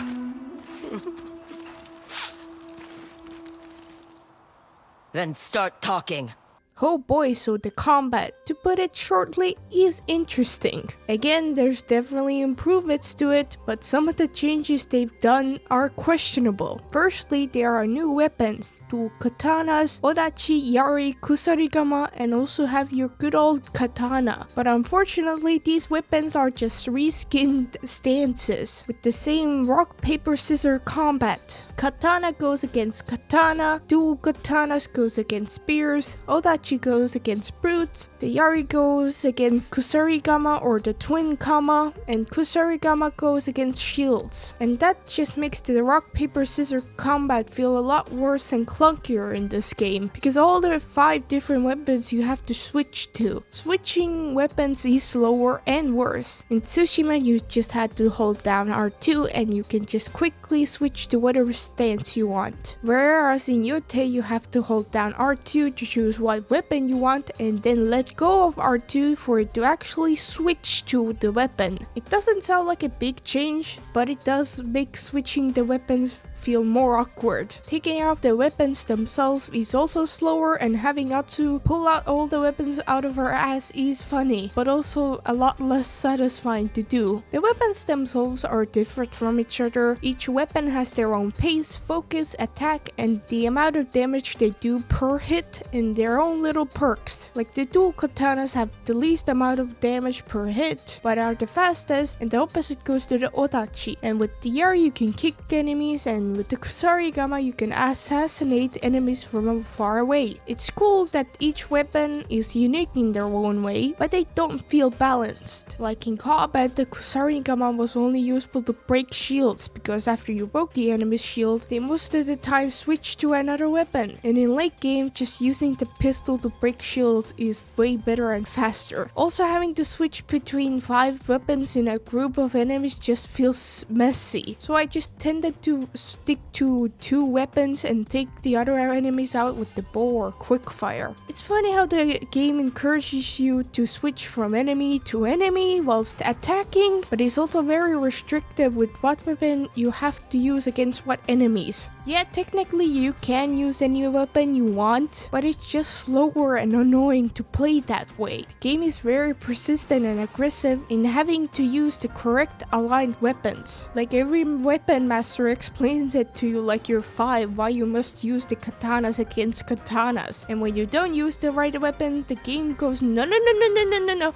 here's what weapon you're supposed to use. It's so dumb. But the odachi is kind of the exception to the rock paper scissors rule. It pretty much does the same amount of damage on guard breaking damage as the other weapons in their aligned enemies, so you can just use it on any enemy just fine. I guess it's to make it up for being slow, but it does break the card in the same amount of time to the weapons you're supposed to use. And in some instances, it's a better weapon to use over the intended weapons. I know this is a specific example, but in the dragon fight with no upgrades, it takes twice as fast to kill him with the odachi than the sword. The fact that it can also help you receive less damage while attacking and being able to parry red glint attacks kinda makes it the ultimate weapon. But yeah, I do think the new weapons are cool, but they aren't implemented well compared to the stances, which were a lot more thought out and smoother and better to use. The rock paper scissors mechanic just doesn't really work with the different weapons, and they should have just ditched it. Like each weapon should have been fleshed out and have their own playstyle. I think you should have been able to choose 2 weapons to have on you or 1 weapon to carry besides the dual katanas rather than all 5 at the same time. Next up, the range weapons. The Hankyu and Yumi return, and it works the same way as the previous game with the same arrows, but they also have new arrows. The poison arrow inflicts stagger damage and knocks down enemies when staggered. It pretty much works the same way the poison works in Legends without the damage, and the disarming arrow disarms enemies when you shoot it with the fully drawn bow.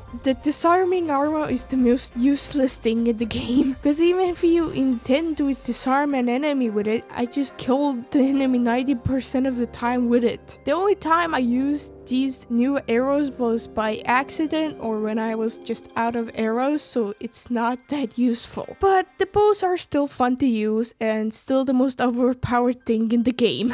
Now the throwables are just bombs now. There are scorch bombs and the new blind bombs, which I'm pretty sure are just the concussion bombs from Legends, but with more smoke. I never really used the blind bombs because why would I use them over the scorch bombs? New thing that I was excited about, the Tanegashima, and it sucks. There's no way to zoom in with it. It takes way too long to reload, and if you accidentally put it away during it or get hit, you have to start all over again. Using it with Ginju's armor and charms can make it useful, but at maximum it only has 10 bullets. Yeah, it can shoot through armor and it does a lot of damage, but so can the Yumi, which is just better at it. The only advantage it seems to have over the Yumi is that it can shoot through shields, and you don't have to stand up to shoot it, so you can stay hidden in the grass while shooting it. Well, not really, because it makes a lot of noise, but those things just don't make up for their long reload time, no zoom, and lack of bullets, so there's really no reason to use it over the bows, which is a shame, because I was excited to use it, but then quickly disappointed by it. They should have made it useful with having an actual advantage over the bows, or just replace the Yumi outright with it with zoom in, quicker reload times, and more ammo. I get that the 17th century guns weren't exactly great, but this is also a video game. The quickfire weapons are the same, except the sticky bomb was replaced with the Metsubushi, which is whatever, and they added the Tanzutsu, which is actually pretty good. It's satisfying to use and very useful to take down shields. Those are all the weapons, and I have to say it's just too many things at once. Like, it's just overwhelming to look at all of them, let alone use them. I think it would have been better if you could choose what weapons to carry rather than carrying them all at the same time. I haven't played Red Dead Redemption 2, but something similar to storing the weapons on your horse or having different builds with different weapons on loadouts would have been nice. Like, one loadout's a stealth build with the Kusarigama and bow, and another one is a melee focused build with the Orachi and Tanegashima. Something like that would have been nicer, because this many things doesn't work that well with the same combat system from Tsushima.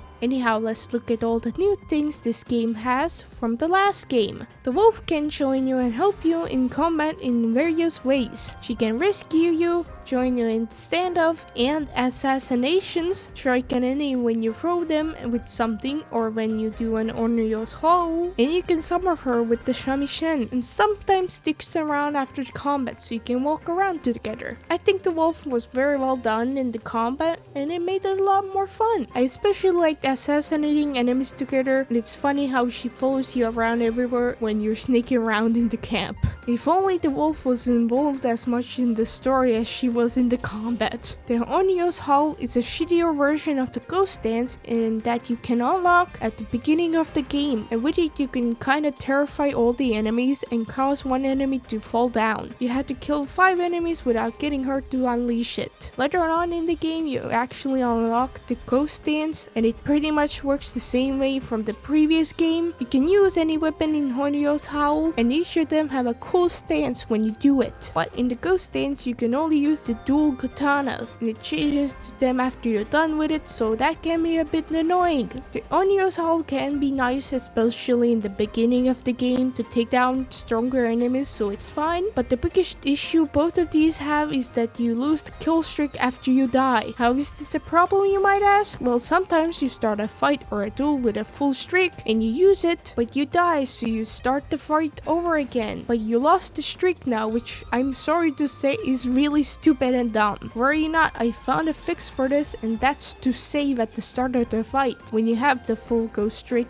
and when you die you just go back to the menu and load up the save. Can you remind me what century this is? I understand you want the ghost streak to reset after you die for whatever reason, but if you can just use the saves to keep it, then just add it to the game. All you're doing with that is saving my time. The ghost streak working this way means you can cheese it with restarting checkpoints. Like, you can kill some easy enemies and then just restart the checkpoint because the streak won't reset, but remains, and then you kill those easy enemies again to easily fill up your ghost streak. Was this an issue with Ghost of Tsushima? I have honestly no idea, but if it was, then they should have fixed it by now. Disarming weapons is a new thing you can do and get done on you. The yellow glint attacks are the disarm attacks, and you can counter them with a focus attack, which is just holding down and releasing triangle. You can disarm enemies with it if you upgrade it, and also do a disarming attack on your strike by pressing L1 and R2 at the same time, and also upgrade it to do 3 strikes. On your strike or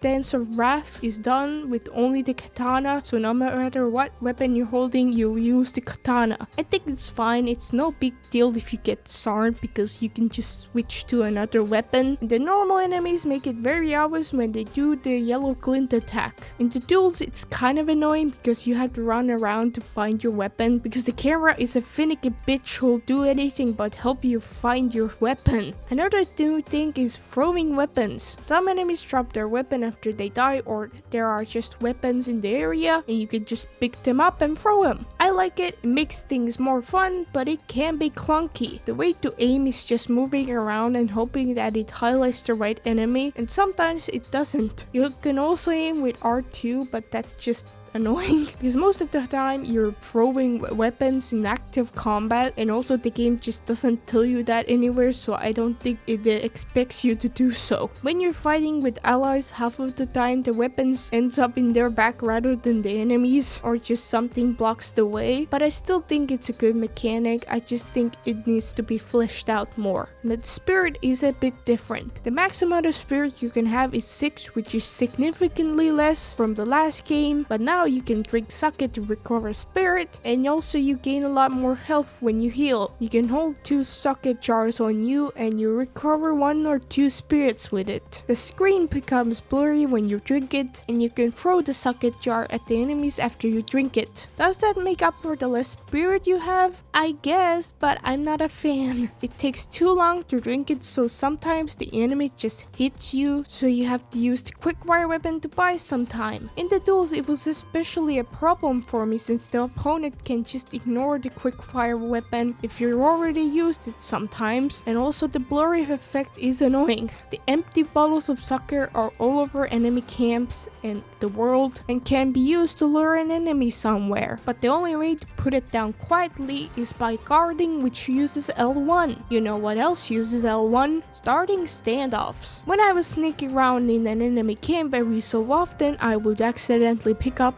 an empty sake jar or a weapon and drop it by guarding, and that sometimes would start a standoff, which I didn't mean to do so, and it pissed me off more each time I did it. This comes from a big problem this game has, is having too many things use the same button. Since the up button opens the spyglass, L1 starts standoffs now, which as I said is the only way to drop things somewhat quietly. I would also accidentally start a standoff when I meant to charge with my horse, which was also very annoying. Also, too many things just use R2, like picking up stuff, interacting with things, going on your horse, start changing your weapons or quickfire, use the grappling hook, start to climb. With that many things using R2, you're bound to do something you didn't mean to. This is a bit of a different issue, but looting the camps, you end up accidentally picking a lot of empty sake bottles, which was very irritating for me. But thankfully, the new update, you can turn on auto loot, which is nice. It does make one of the few stealth charms useless though. Would have been nice if that was there when I played through the game for about, I don't know, 150 hours. Well, added that standoffs are the same from the last game, except you kill the third enemy with your pistol, which is pretty damn cool, I must admit. You can also do the standoffs with the wolf and Jubei, but you can only use the katana in the standoffs, which is a bit sad. Now, the way you upgrade now is by going to altars of reflection. The altars are in occupied locations and random areas that are kind of hidden. By kinda, I mean they're on a cliff or cave or whatever. The things about the upgrades is that they are purely optional, which is funny and kind of weird.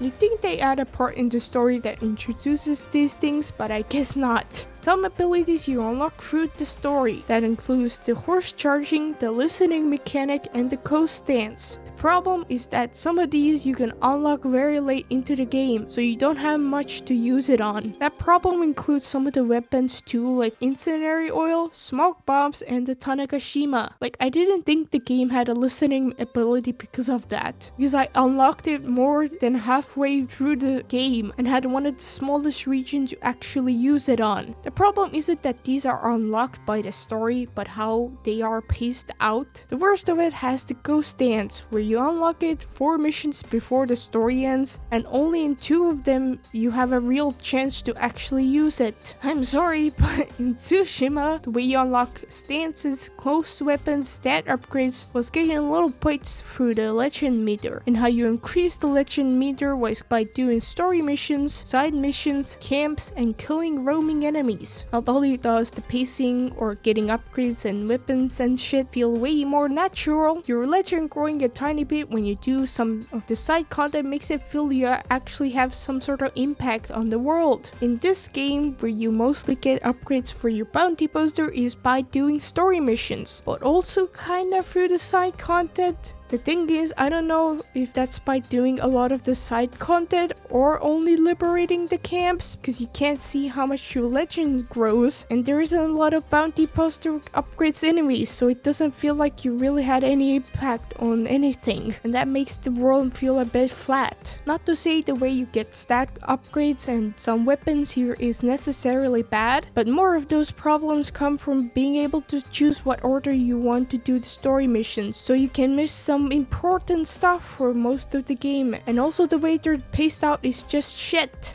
Moving on to how the combat feels. This game's combat definitely feels different with the changes it made, and might I say not better. Some of the changes are weird and that I don't quite get. Yotei is considerably harder than Tsushima, however not in a more challenging way, but more of an unfair and bullshit way, because how they up the difficulty in this game is just plain lazy. And if you're going to say it's a skill issue or just get good, I want to remind you that I have beat the game on hard difficulty without upgrades and lethal difficulty without upgrades and no damage on all the bosses. So if you think this is a skill issue, then please go ahead and try that out for yourself and tell me how easy it is. I will go over the things that make the game more difficult and bullshit and explain how, but before that I want to go over the stealth in this game. I love doing stealth and assassinating in Tsushima. I find it really satisfying to kill all the enemies without any of them noticing anything, and that's how I mostly played the game. So how is it here? Well, there are new things that I like, but overall I would say it's a bit of a downgrade. I like the ability to assassinate with your wolf or Yuki, or using the Kusarigama to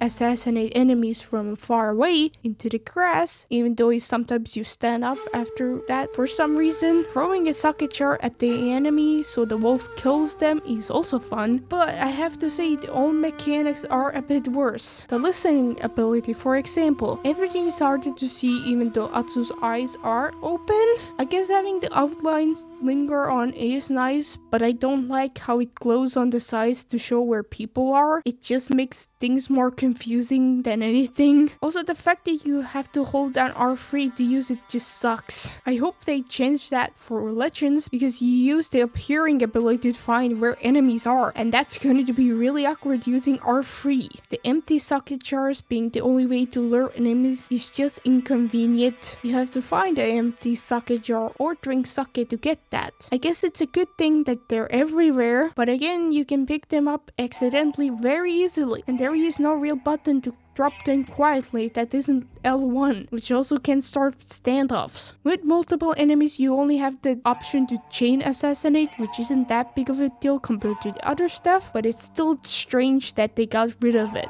But the biggest problem I have with stealth in this game is how dumb the enemy AI is. You can get caught, but you can just kill them normally and go back to snaking. And I don't mean like, oops, one enemy saw me, I mean multiple enemies. I'm mostly going from my memory here, but if you got caught or a Mongol fights a body, they were so quick to blow their horn and get everyone's attention. Whilst here it takes them 5 to 10 business days to blow their horn. And I get that when they find a body they go look at the nearest grass, but why couldn't they do that after they blow their horn? And also, it's not like the enemies in Tsushima had the smartest enemy AI or whatever, not at all. Like, they're still stupid as shit sometimes, but I would have expected them to improve that for the sequel, but instead it feels dumbed down. I get that some places the enemies are spread out far, but so did Tsushima, and again, I remember if I got caught, someone would blow their horn to get everyone's attention. Here they would just stay strictly in their areas. The reason I have this much of a problem with it is because it doesn't make the stealth feel good or satisfying to do. Like, going out of your way to take time to kill every enemy carefully and quietly was what made the stealth a satisfying and rewarding thing to do. But if you make the enemy AI this dumb and forgettable to mistakes, it doesn't make it feel worth doing. Like, what's the point of taking my time to kill every enemy quietly here? If I get caught, I could just kill them normally and just go back to killing quietly. Even if you don't do stealth and just go in loudly as possible with explosive, some parts of the game that are pretty close don't hear anything, and I think that's just straight up dumb. It's insane how blind and deaf the enemies can be. The only thing I found that aggroes the whole enemy camp was standoffs,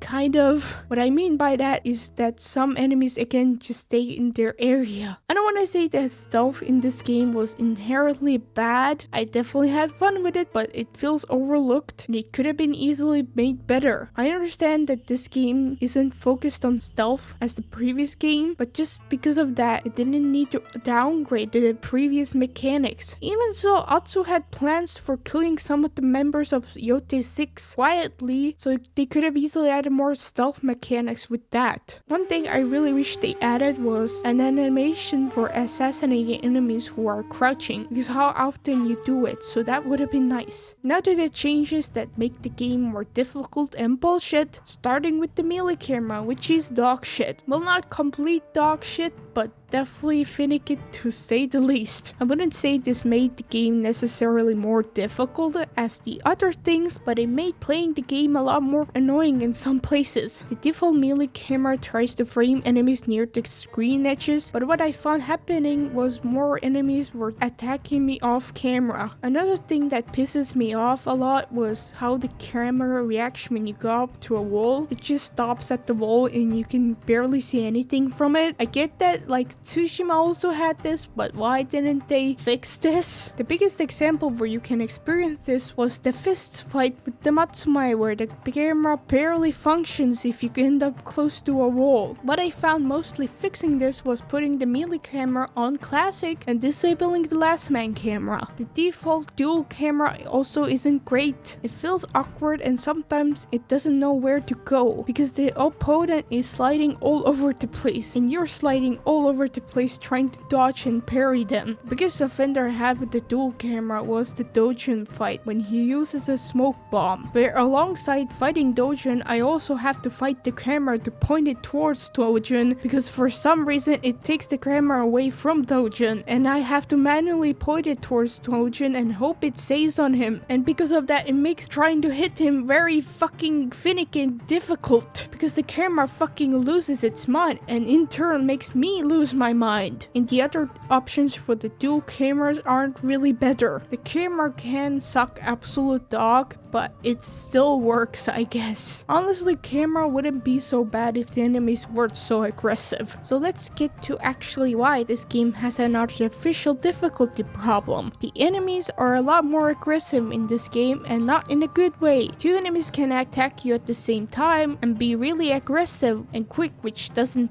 sound too bad, but what makes it real unbearable is them attacking with blue and red Glint attacks most of the time and having the ability to just slide during an attack. Like sometimes the enemy attacks you and you roll and run away, but the enemies just slide to you because they're stuck in the attack animation, and that can make the combat unbearable, especially on harder difficulties. It's most notable with the brutes and the Kusarigama dudes and the spear dudes and the bosses and basically every enemy. This makes rolling away basically useless sometimes, and it doesn't give you a chance to catch your breath, which is what makes suck at drinking suck so much. Enemies sliding like they're on ice to hit you can get really infuriating when you're stuck in an animation, like killing an enemy so you can't move away fast enough. That's also a problem with the gunmen and Bohia dudes. And on top of that, they can slide to you from off screen. The enemies most of the time won't miss unless you dodge or parry them the way the game wants, which isn't the easiest in this game. This is such a lazy way to make this game more difficult. It just gets you dogpiled and killed in stupid ways more easily, and it doesn't make the game fun or fair. You can do this sometimes somehow with normal attacks when the enemy moves away and you attack during that, and also spirit attacks, but you cannot abuse it to the extent that the enemies can. Another thing that made this difficulty cheap was the damage sponge enemies and you being made out of glass. Simply put, you don't do enough damage and you take too much damage. I get that the damage per hit is different for each weapon, but it's still ridiculous how many hits some enemies take, and also taking way too much damage just doesn't make that any better. Like you die in 3 to 4 hits on medium,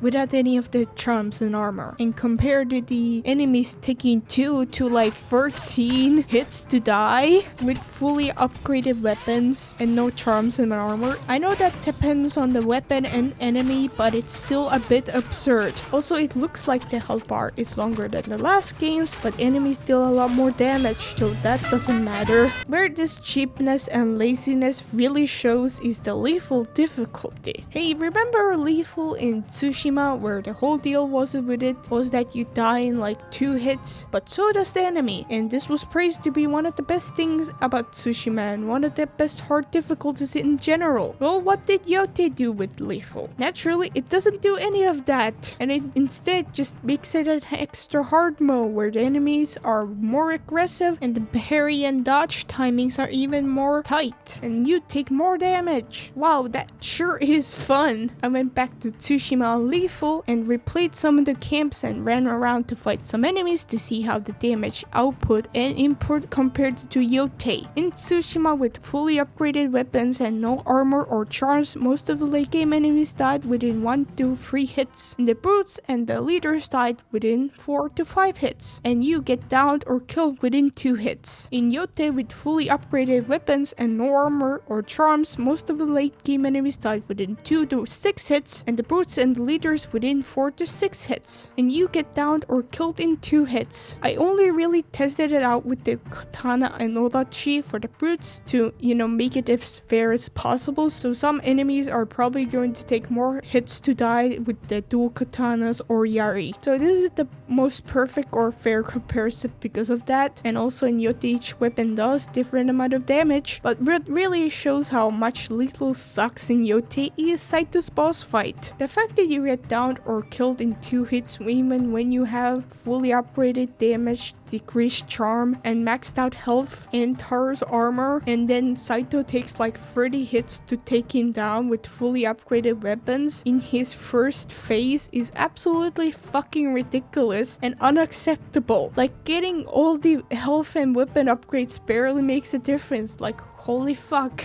Who in the fucking world thought this was a good idea? I don't understand why they made lethal into a shitty hard difficulty, when again in Tsushima it's talking about being one of the best hard difficulties out there. And keep in mind, in Tsushima you did more damage without any of the armor and charms than you did in Yotei with all the armor and charms, so you could use them to even get more damage in. Well, Yotei doesn't have anything for that except the mask that also increases the damage you take. Someone would be saying, well, what about custom difficulty? You can just use that. It's nice that's an option, but there isn't anything to do about how much damage you do or how much health the enemies have, so you can't really replicate the lethal mode from Tsushima. What makes the amount of damage you do and take feel worse is the enemies being really aggressive and having the ability to just slide over you. And also the new parry system. It's time to talk about the elephant in the room. The new parry and dodge system and how the blue and red and yellow glint attacks work. So the blue glint attacks you can't block, but you can parry and dodge them, and the red glint attacks you can't block or parry, but only dodge them. And in Tsushima, the parrying and dodging blue and red attacks work like this. You hit the guard or dodge button when you see the glint, and that's it. But in Yotei, the blue and red and yellow glints just tell you, hey, you have to parry soon or dodge soon, and that time window can range from 0 to 5 seconds. And to put it nicely, I hope whoever made the new parry system eats a handful of grass. So I'll be going over some of these attacks, and keep in mind I'm going to be mostly talking about from the perspective of harder difficulties. Each attack has its own timing to figure out, and sometimes it can be deceiving when they have a pause in it, or they hold it, or they just wait like 3 seconds until they attack. For example, the Odachi 5 blue glint attack, or the Oni's first attack in his second phase. He holds his first swing and then does a fast one, and then there's a small pause, and then there's 2 quick swings. There are attacks that wind up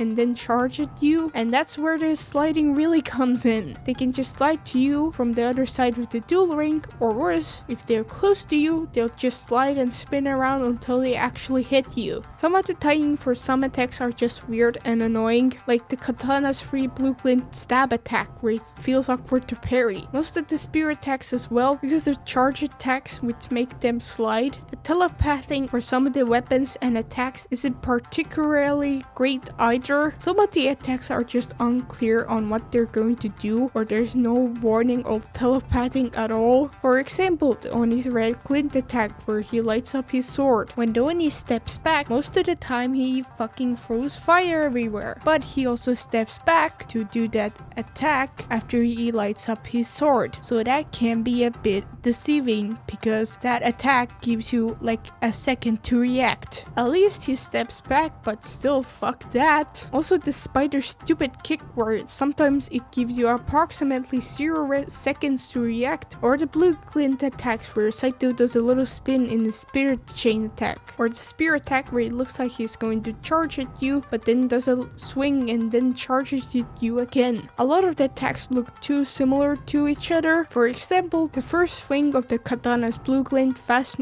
normal attack and the katana's slow 2 blue Glint 1 red Glint attack and the katana's 3 blue Glint attack, and that can be an issue where these carry into very different attacks after the first swing. The one weapon that has a big issue with both is the Kusarigama. It's very aggressive with the sliding. Sometimes they can just slide onto your side or behind you and get you there. With the Kusarigama, I'm just playing a guessing game with its attacks. Like I can like distinguish and name all the other weapon attacks, but with the Kusarigama, they all just blend in together. Trying to pair the blue Glint attacks is also a guessing game, specifically with the chain, because it's a thin chain that stretches out like rubber when it attacks you, and it's hard to see what it's going to do because of that. You know what would have helped with that? If the Glints worked like they did from the last game. The Glints in general are more distracting than helpful now. Like, sorry, I'm going to be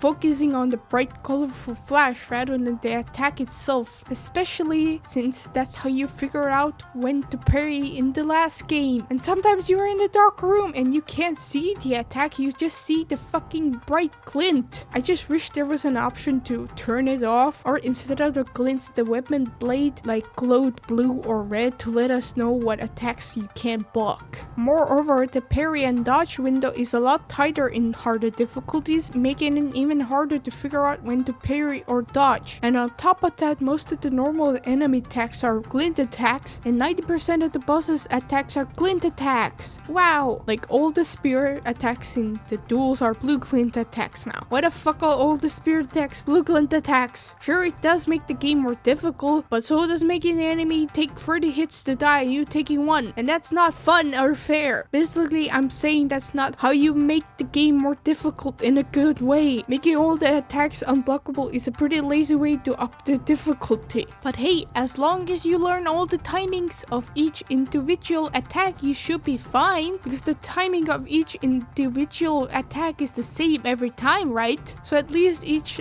attack has the same timing every time, right? Right?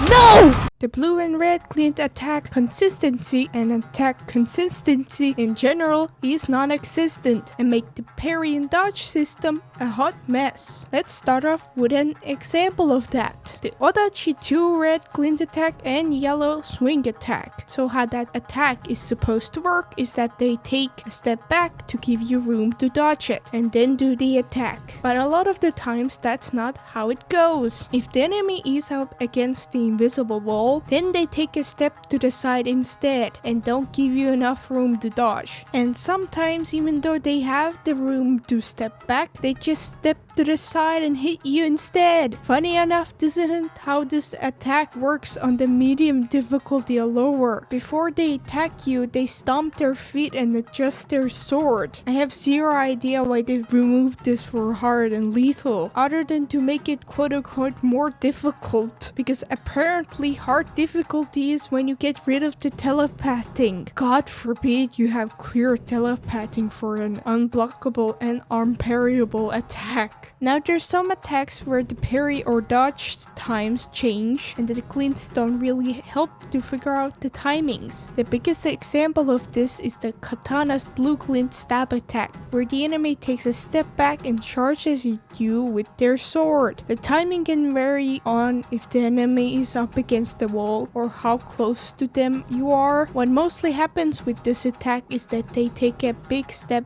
or slide back, and that gives you a lot of time to react. However, sometimes they just decide to take no step back at all and just attack you, and that's why it's mostly a good idea to dodge it rather than parry it. Maybe the one where they take a big step back and the one where they take a small step back are two different attacks. I don't know. There are many attacks where they're supposed to take a step back to give you room and time to dodge or parry it, but sometimes they're against the wall, so they don't really do that, and sometimes you're against the wall and you don't have the room to dodge it. The invisible borders in the duels are horrendously done and can really fuck you up in numerous ways. The enemy can very easily lead you up against the wall, and that can come with a few problems. First, some of the duel ring invisible walls are not clearly marked, which can lead to you dodging into the wall, which can bounce you off it or make you dodge into a place that you didn't mean to go, or it just doesn't give you enough room to dodge. That really becomes an issue where some of the attacks you have to specifically dodge in some direction, otherwise you get hit. On top of that, you can get stuck in some of the crannies of the invisible duel walls, and that leads you to get hit or killed. This should not happen at all, but it does happen pretty easily, especially in the final Saito boss fight, where he can just lead you up against the wall and get you stuck in some crevice with his spirit chain attack. There are some attacks that are just different each time for seemingly no reason other than fuck you, I guess. One example of that is the katana's sometimes slow 2 blue 1 red Glint attack, which most of the time is easy to deal with because it gives you a lot of time to react to. But sometimes during the first swing they walk towards you and it's just a lot faster and just stick to you like a magnet for some reason, so that's fun. Some of the attack animation and timing can change depending on how close you are if you dodge or parry one of the attacks. Example, the Spear's 4 blue Glint attack, where sometimes the animation changes in a frame to match the timing. This really wouldn't be a problem if the Glints work like they did from the last game. Another thing that can be really unfair is the fact that the enemy can parry you. Now, I don't have problem with the parrying itself, but after parrying, they can do an attack instantly, which doesn't give you time to react to. I'm looking at you, Spider Kick. Or do an attack that they're supposed to step back to give you room to dodge. And one of the examples of that is again the Odachi 2 red Glint swing attack. Was there any playtesting done with that at all? I'm perfectly fine with the enemies being able to parry, but they shouldn't have let the enemies attack with whatever attack they wanted after they parry. Stunning enemies with the focus attack, aka holding down triangle, is also pretty inconsistent. I'm mostly speaking about the upgraded Odachi, but it feels so random. I get that it doesn't let you do the focus attack all the time, which is fine, but even so, after quite some time they seem to just parry it or ignore it or whatever for no reason. Some attacks you can dodge anywhere and some you have to do in a specific way. The single Glint attacks you can mostly dodge anywhere and not get hit even when it looks like it. But for some you have to dodge to the side. The worst of it is the dirt throwing attack. First of all, why does getting thrown dirt at you make you take damage? Like, you can slice the enemies like 13 times before they die, but you take damage from getting dirt thrown at you. I get that the dirt throwing doing damage was also in the last game, but why haven't they fixed that for the sequel? Like, why couldn't it stun you instead? Second of all, the reason why I have that much of a problem with it is because it's an absolute nightmare to dodge. On the harder difficulties, you cannot dodge this attack by dodging back. You have to dodge to the side, more specifically do a 180. And the reason for that is the hitboxes are absolute fucking garbage. There are so many times where I dodge it and it doesn't look like I got hit by it, and there's plenty of room between the sword swing, the dirt, and me, but I still take damage. Who designed this game? Satan? Also add the things that I talked about before, the unclear invisible walls and the enemy parries and cancels, and why this is even more of a nightmare of an attack. I cannot tell you how many fucking hours I lost to this dumb fucking stupid bullshit. Some of the attack timings in general are way too fast, especially on lethal. It feels like they give you 0.0001 seconds to react to before you're fucking dead. One example, the Odachi Blue Glint spike attack in Saito's boss fight. The solution for these sort of attacks is to press the dodge or guard button after you attack or the enemy attacks, and that will sometimes save you. There are some blue glint attacks that you cannot dodge, or one that I found, which was the second stab of the 2 blue glint spear attack. For some reason, if you dodge at the same exact time as you would parry it, it just wouldn't let you, or it would just hit you anyway. And if you try to roll away from it, it will just hit you anyway, even if you're away from it. And this isn't the harder difficulty exclusive problem. I tested it out on easy and medium, and you cannot dodge it without getting hit. Unless like the fucking dodge timing is completely different from the parry timing. You cannot fucking dodge it. So Sucker Punch, you wanna add another glint attack that you can only parry and not clearly break the game's rules in order to make this game more quote-unquote difficult. Sometimes I swear to God I'm doing the exact same thing that will let me parry or dodge or even block, but I just get hit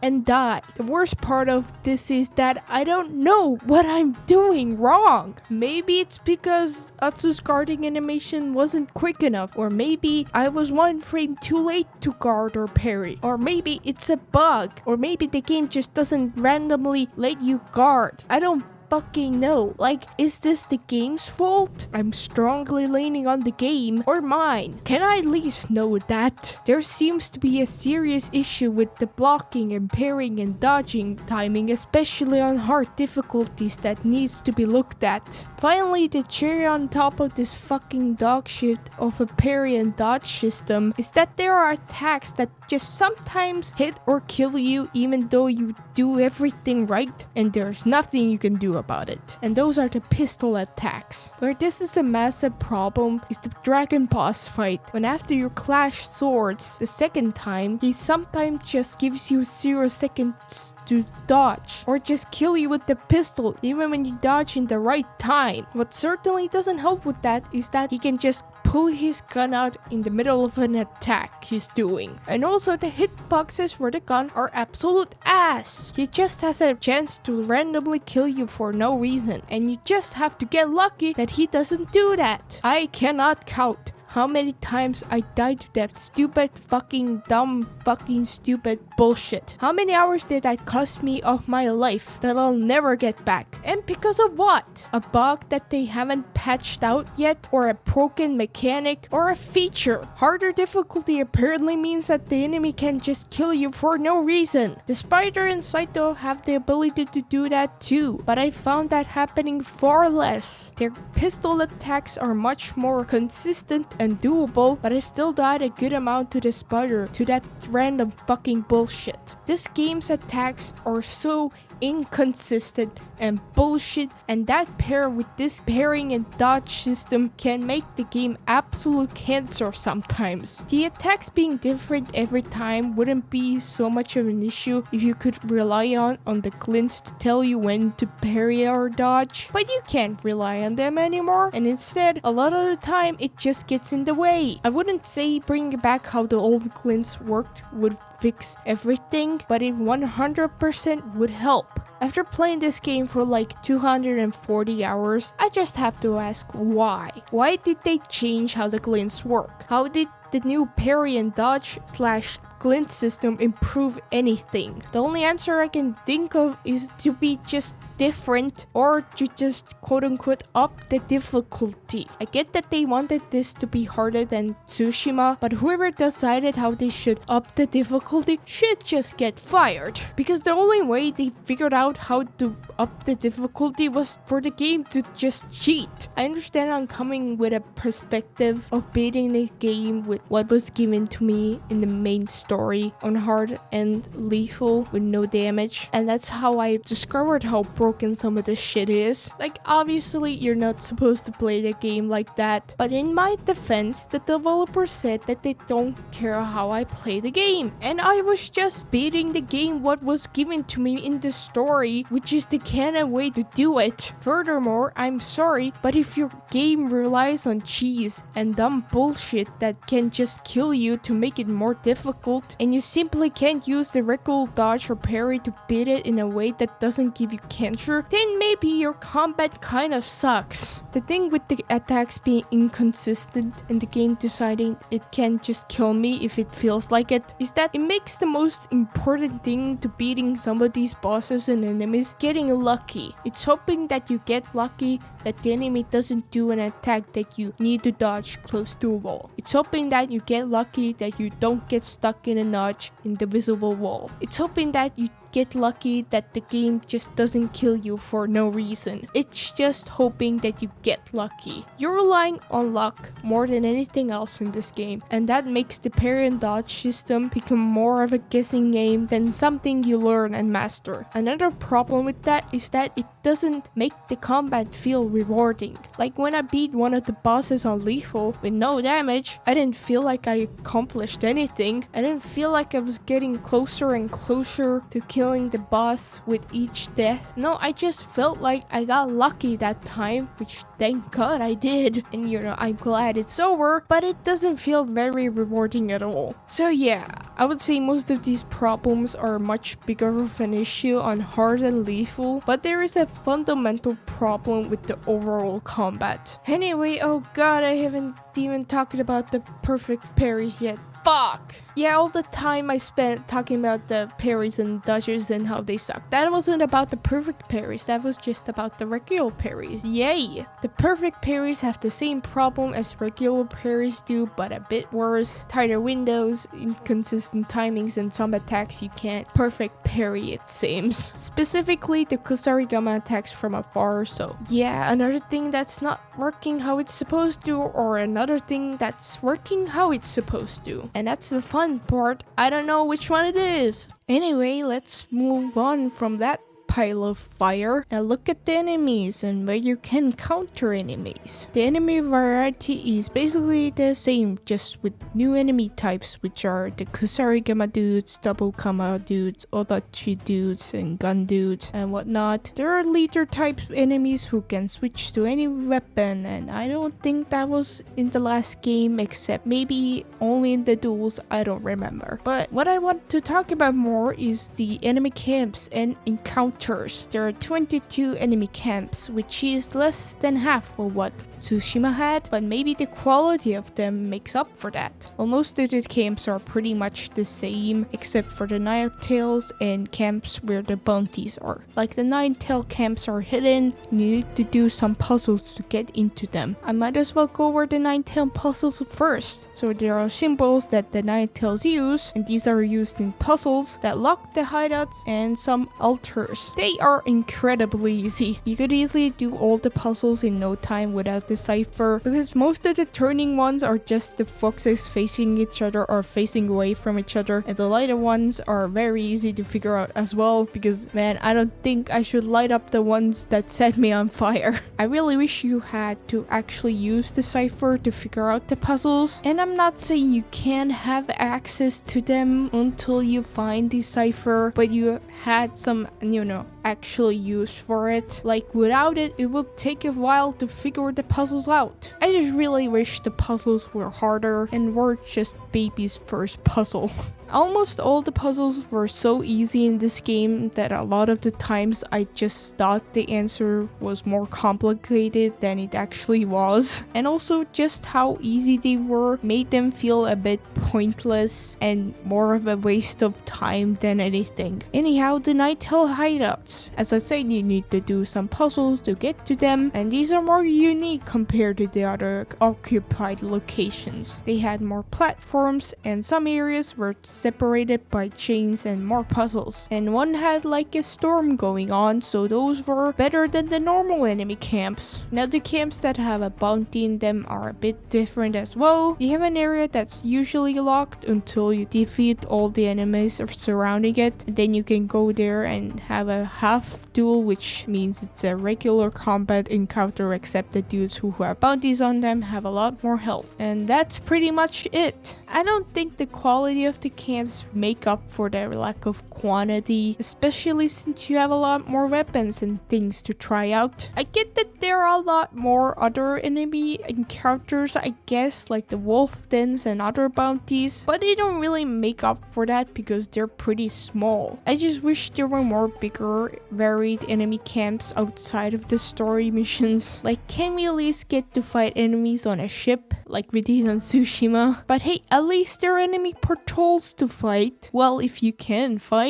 them. There is a serious lack of enemy patrols in the game. You can go a good 5 or even 15 minutes without encountering roaming enemies when just riding around. What sucks more about that is also the lack of enemies themselves and enemy variety. Here's what I found whilst riding around post-game. 4 or 5 early game enemies on a horse, 4 or 3 leader type enemies or the black guard on horses with dogs sometimes, who can capture you when they defeat you sometimes, but you can very easily escape and kill them, so that just kinda exists. 4 running hidden in the bushes that try to trip you or shoot you, like 2 enemies looking at your poster, a bear. In Tessia Ridge, 4 ninetails who ambush you and they can show up outside of it too. In Oshima Coast, you can fight a group of 6 or 4 enemies fighting the Matsumai and 2 enemies with guns. In Nishikai Plain, I found 4 Oni's men camping, and also they can show up outside too. And that's about it. I might miss some because it's honestly kinda hard to tell which is a random roaming enemy or a scripted random event. But almost all of them have a group of 4 for some reason. Like, I get it, Ezo isn't the most quote-unquote populated area, but also you're a video game whose main gameplay loop is fighting enemies. Like, there's a lot more random scripted events, and those are supposed to make up for the lack of roaming enemies, I guess, but it just doesn't. With the scripted events, you can only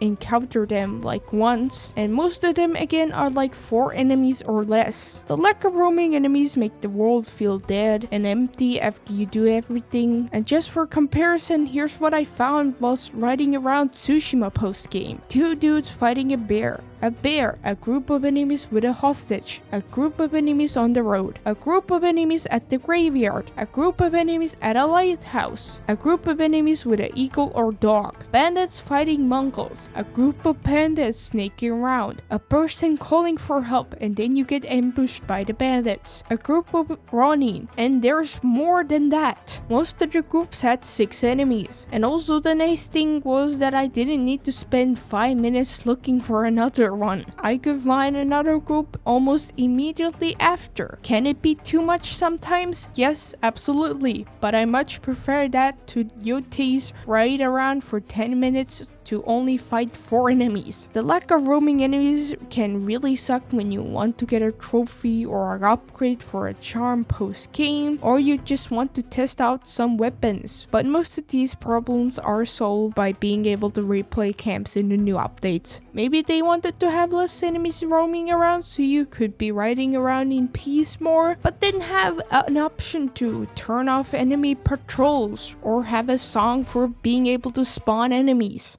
final thing I want to talk about to close off the combat is the duels. First thing I want to get out of the way is the invisible borders in the duels are terrible. Again, I don't have the problems with the invisible borders themselves. It's how they aren't clearly marked, which causes multiple problems I talked about, but mainly dodging into the invisible wall thinking I can dodge there, which in turn gets me killed or hit. Most of the duel borders are not clearly marked, and you know, for the easier bosses isn't that big of a deal at all, but for some of them it's absolutely a problem. I'll go into the worst examples, otherwise we'll be here all day. First, the Saito's fight in the camp. You can actually see the duel rings made out of rocks, but there's one problem, and it's the invisible borders don't line up with the rock. So yeah, how did anyone not notice this? Why didn't they let us use the whole ring or just lay the rocks around the invisible borders? I don't fucking know.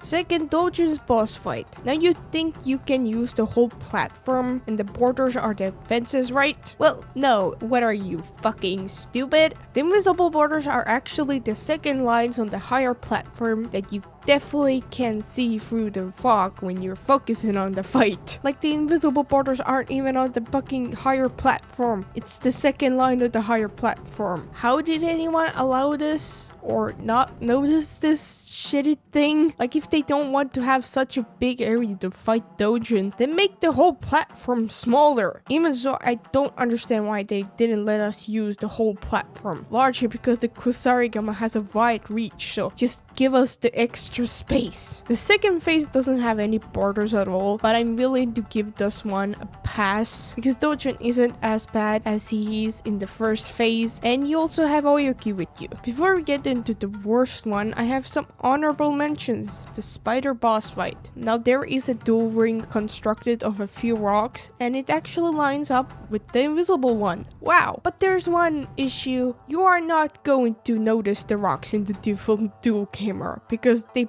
blend into the background and they're covered up by fucking grass. I legitimately did not notice the rocks during all my playthroughs of the game until I went back to look at it and changed the camera, which is like really funny in a way, but also like, Jesus Christ. I get that the dual rings have to be rings, but just let me use the whole area. Like, let me go up to the ledge at least and have something happen when you go too close to the edge. Like, have something interesting going on in some way, please. The Kitsune's and Oni's first phases both have a problem of being in a square room and having an invisible circle dual ring. Again, I get it's a dual ring and you can't go too close to the walls because of the camera, but like, change up the shape a bit at least. Like, new game, new dual ring shape. The worst of it has the final Saito boss fight. The gravel in there is supposed to be the dual ring, but two problems. One, it's mostly covered up by leaves, and two, again, the invisible borders aren't lined up with the gravel. There are lights surrounding the ring, and some you can go right up to them, and some you can't. What's much more of a glaring issue with this fight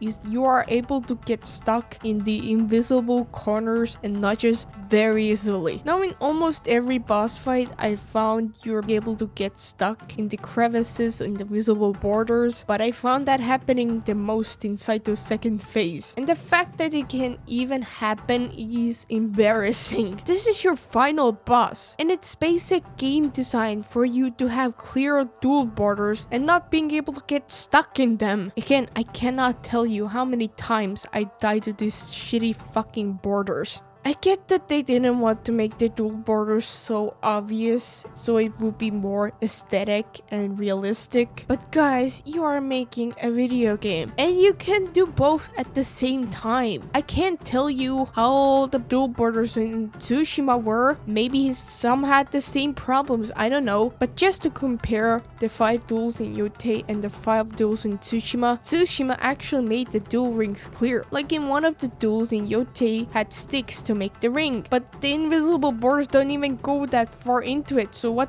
the fuck is the point of the sticks if you're just going to ignore them? Why bother? And Tsushima also had the one with sticks, and that wasn't a problem. And Yotei has far more reaching attacks and weapons you need room to dodge for and slip and slide. So I think making the duel rings clear would have been far more crucial in this game. Moving on, a big change in the duels is that you can use all the ghost weapons, but the thing is you can really use them each once to stun them before they most of the time just block or ignore them. I get that it's to prevent you from abusing them, but unfortunately it takes away what they're kinda supposed to do. Blocking them after you use them once isn't a always thing, it's kinda random. I guess it depends on the enemy, but you can still use them and spam them when they're stunned to get extra damage in. But it's still kinda annoying that all of them can just block the pistol when I have to have a specific armor for that. Clashes happen way more often in this game than it does in the previous, and it sucks. Each duel has like 3 clashes, which is 2 or 3 too many, and what sucks about them is that you can't do damage to them until a certain point, so you have to clash swords with them and the stun and guard meter resets from that. That can really suck when you're one hit away from clashing and you spend time breaking their guard only to get one hit in. It just breaks the flow of the fight. And you wanna know why there's so many clashes in every duel? It's because without the clashes you can cheese the living shit out of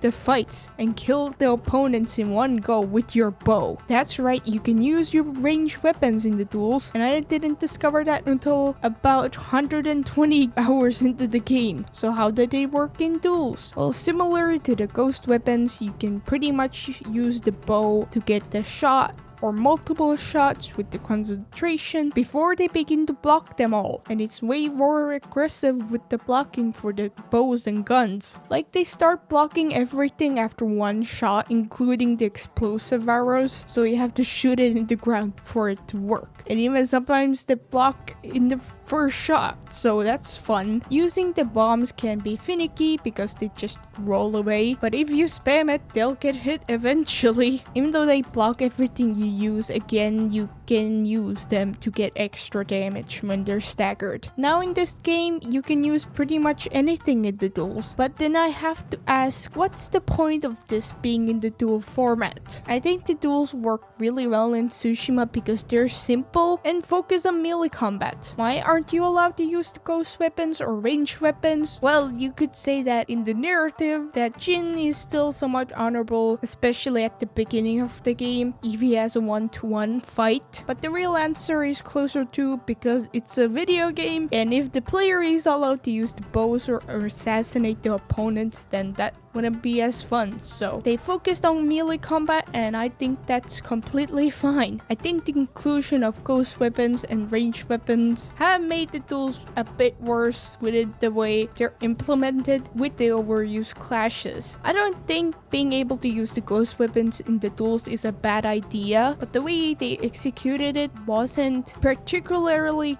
great. Like again, most of the time you can use one of each before they start blocking or ignoring them. I think being able to use a limited number of them would have been better, and I think you could have used the ranged weapons at all. Like even though you can use the ranged weapons in duels, it doesn't feel like you're meant to with how aggressive they are with the blocking and dodging. I get that Atsu is a jack of all trades and doesn't care about honor, but then I have to ask, in duels, why can I use the smoke bombs to assassinate or get critical damage? Jeez, it's almost like it's a video game, and being able to get a large portion of health of the opponent in a single button press wouldn't be so fun. Limiting the number of ghost weapons you could use and getting rid of the ranged weapons would warrant the clashes from happening much or at all. Tsushima also had clashes, but what I saw and remembered was far less. The ones with more dialogue had more, but all the 5 duels had 1 clash, whilst here every single duel has 3. And I think another reason why the duels are worse here is how much health the enemies have. I already talked about this, but where this really shows is in the duels, not just on lethal, but even on medium. The big problem is that the upgrades don't seem to help that much, and the later game enemies aren't pellets around your maxed out gear, health, and weapons. You could say being able to use the ghost weapons and rage weapons in Duels makes up for the difficulty spike in the bosses, but it just doesn't. I mean, yeah, you can use them to cheese the bosses, but is that really how you're supposed to play the game, and is that fun? Speaking of the Duels, I want to talk about Mr. It seems I must remain Takezo the Unrivaled a bit longer. How could I not? Takezo's fights puts all the game's bad game design into one boss. You have the unclear invisible borders. You take one hit to die even when you have everything maxed out and have the best armor and charms. And him taking over 20 hits to die even when you have all the weapons maxed out. The sliding, the inhumanly fast timings, the parry timings, him hitting you anyway when you perfect dodge, so cheating, and the snowstorm only affecting you. Truly the most impressive thing about this is how this got past the playtesting. Yeah, he is beatable, but it's not a fun nor well-designed fight. And if you're gonna say herder skill issue, I have beaten him on lethal without the cheese, so please shut up. I'm sorry, but if you need to break your own game's rules to make a boss fight more difficult, then that's not a well-designed boss fight. Again, you need to get lucky that the game doesn't ignore the established game mechanics for no other reason than fuck you, this is how difficulty works, bitch. The only reasonable way to beat him without dealing with his bullshit is to cheese him. And again, if that's the only reasonable way to beat him, then that's shitty game design. Also, if you're going to add a super duper bullshit difficult boss fight, then the least you could have done was make him an original theme. One more thing I want to talk about before we close up with the combat. So in some of the bosses, after you die, for some time the game asks if you want to suspend the duel. And to say yes to that, you hit the X button. And after you refuse, the game from there on out starts asking if you want to suspend the duel. And the try again is the X button now instead. And that is extremely annoying and shitty. Like, you have a duel suspend button in the menu. You don't need to ask every time I die if I want to quit. Like, just put a text after you die a certain amount of time saying, hey, you can suspend the duel in the menu anytime you want, and leave me alone.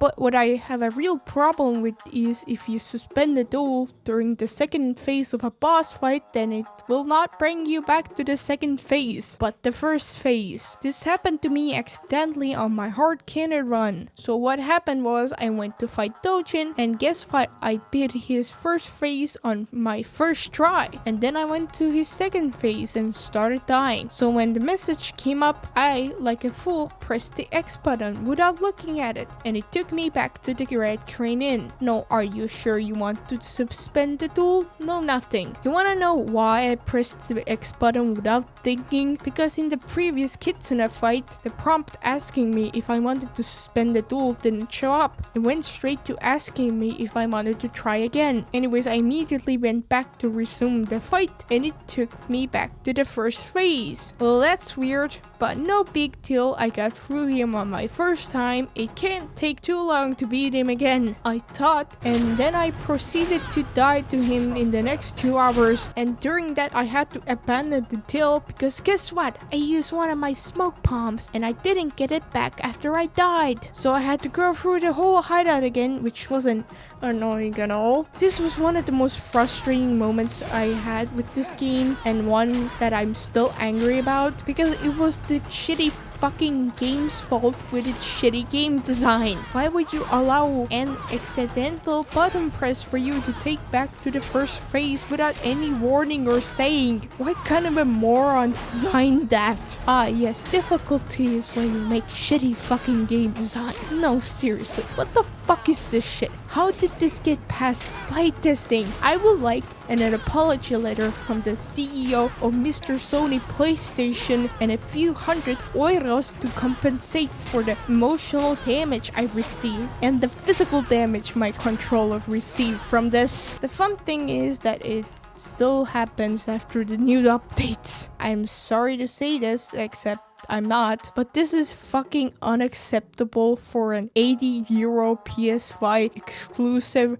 AAA game in 2025. 5. I guess this was a learning lesson because I learned to prevent this from accidentally happening by saving during the second phase. That save will bring you back to the second phase, unlike when you resume the story after you suspend the duel. To finally wrap things up with the combat. Is this game's combat functional and can it be good? Yeah, sure, but I can only say that to the medium difficulty. The overall combat still has many problems, but on medium it's very much better than on the harder difficulties. The hard and lethal difficulty are so fucking toxic with their parry timings, and that combined with the more aggressive enemies and how much damage you receive makes it an absolute nightmare to play. Sure, they are doable and beatable, I guess, but it's just going to be a lot more frustrating than fun. Would I say this combat is an improvement from Tsushima? Fuck no. Not to say Tsushima didn't have any of the problems I talked about, no, but those problems are still here in the sequel and a whole lot worse. And also there are new problems that weren't in the last game. Tsushima's overall combat is just way more polished and fleshed out, which is weird because, you know, you'd expect the sequel that uses the same combat system to have more fleshed out and polished combat, but I guess not. This game's combat doesn't have much of an improvement, more of it just feels different for the sake of being different rather than better. The way they increase the difficulty is the worst of the game's overall problems. Like, did all the people who worked on the difficulty in the last game leave or get fired and they replaced it with a guy who just looked up the definition of artificial difficulty and did exactly what showed up? It's funny how they say they're open to any playstyle and they don't care how you play the game, but they clearly do care too much in some aspects and don't care enough in others. Like, they care too much what weapon you use because you're punished for using a different weapon instead of the intended one, and it's, oh, but it's a rock paper scissors. But sorry, it doesn't work here. It fucking sucks. And don't care enough for people who mostly like to do melee combat and people who like the harder difficulties. Again, I don't understand how they say that their philosophy was to give more freedom than any game they've ever created, when in terms of the combat and world exploration, their previous game had way more freedom. Now they've added the ability to replay camps and New Game Plus in the new update, but I have to say it's a bit embarrassing that they didn't have at least the ability to replay camps and duels in the base game. Like, to have nice features from the previous game in their new game isn't a crazy thing to ask, especially since there is a real lack of enemies in post-game. And also, it isn't crazy to ask for like a pretty basic feature that has games that came out more than a decade ago. Like, fucking Dead Souls has the ability to replay levels, and that game came out more than 10 years ago, and it was the fucking zombie spin-off.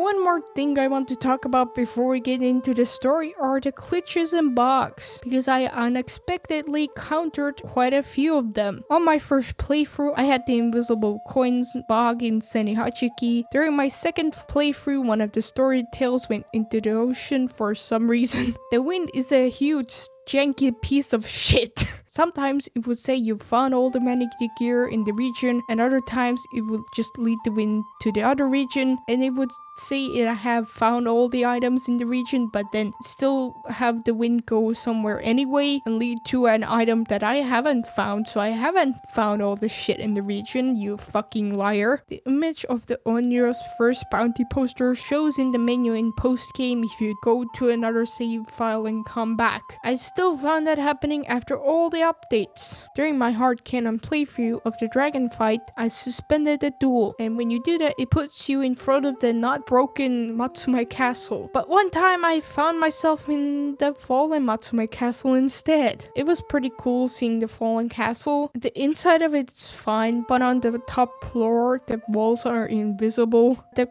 rest of the castle is torn, but the merchants are still there, and some of them started infinitely falling down, which was funny. I don't know if you can recreate this or if it's just a one-time thing, because I suspended the duel after dying like 200 times, so the tip screen telling me to find other weapons haunts me after my 2 canon playthroughs when I fast travel in other saves where I've done everything. I had the game crash once randomly and I got soft locked 2 times. The first time I was on the Ishikari castle and I used the bomb, and that threw me off the ledge and got me soft locked. The second time was during my canon lethal run, and it was when you escaped the shrine with Jubei and Mad Goro, and I swung over a drop but got shot by a fire arrow, and that resulted in me getting soft locked. And I also got a bunch of other things that I'm not going to list out. This game is surprisingly buggy, honestly. I think it's the most buggy game I've ever played, which, you know, it doesn't tell you that much because I haven't actually played that many games overall, but still, I'm just saying that because it is incredibly easy to fucking break this game and get yourself soft locked. Like, I still found that you can get yourself soft locked by fucking getting Hanbei killed, and that will get you soft locked that easily in the fucking new game. Plus, if you shoot yourself off the horse during the intro, which you can do, it will break the entire game. Like, I won't go much into it, but after you go down without your horse, you can get off the horse without shooting your horse, and the time and weather stays the same. And if you do some of the story missions, the last cutscene will be a white screen. There's a bunch of more stuff about it, but still, that's fucking insane. Maybe I'll make a video just on the bugs and glitches I encounter, because there were quite a lot of them. Of course, there are issues with the combat I talked about, but I don't know if those are exactly bugs or features. During the making of this video, they did release a new update with New Game Plus and being able to replay duels and camps, so a quick new update review, I guess. So when you start New Game Plus, for some reason you choose the name of the wolf even though you name her during the wolf dance, which is fully optional, and the wolf name doesn't come up in the story at all. That only seemed to be an option because the last game you had to choose the horse's name, but that was actually relevant, so like, sorry, maybe you should have included the horse or wolf in the story if you wanted to have the same bond with them as the last game and have an actual reason to give them names, but you didn't. Anyway, it skips right to the title and you can skip going back to your home, which thank fucking god. And of course, there's a new merchant and the stuff he sells is kinda underwhelming. 2 new armors, Ina's armor and Oyuki's armor. Ina's armor is interesting and Oyuki's is just a worse version of the Mongol armor. Sure, you don't alert the enemies at all, but you walk at a snail's pace when you play the shamisen. But they both look fine and good, but I wish they had a more interesting looking armor. Man, if only there were a bunch of characters with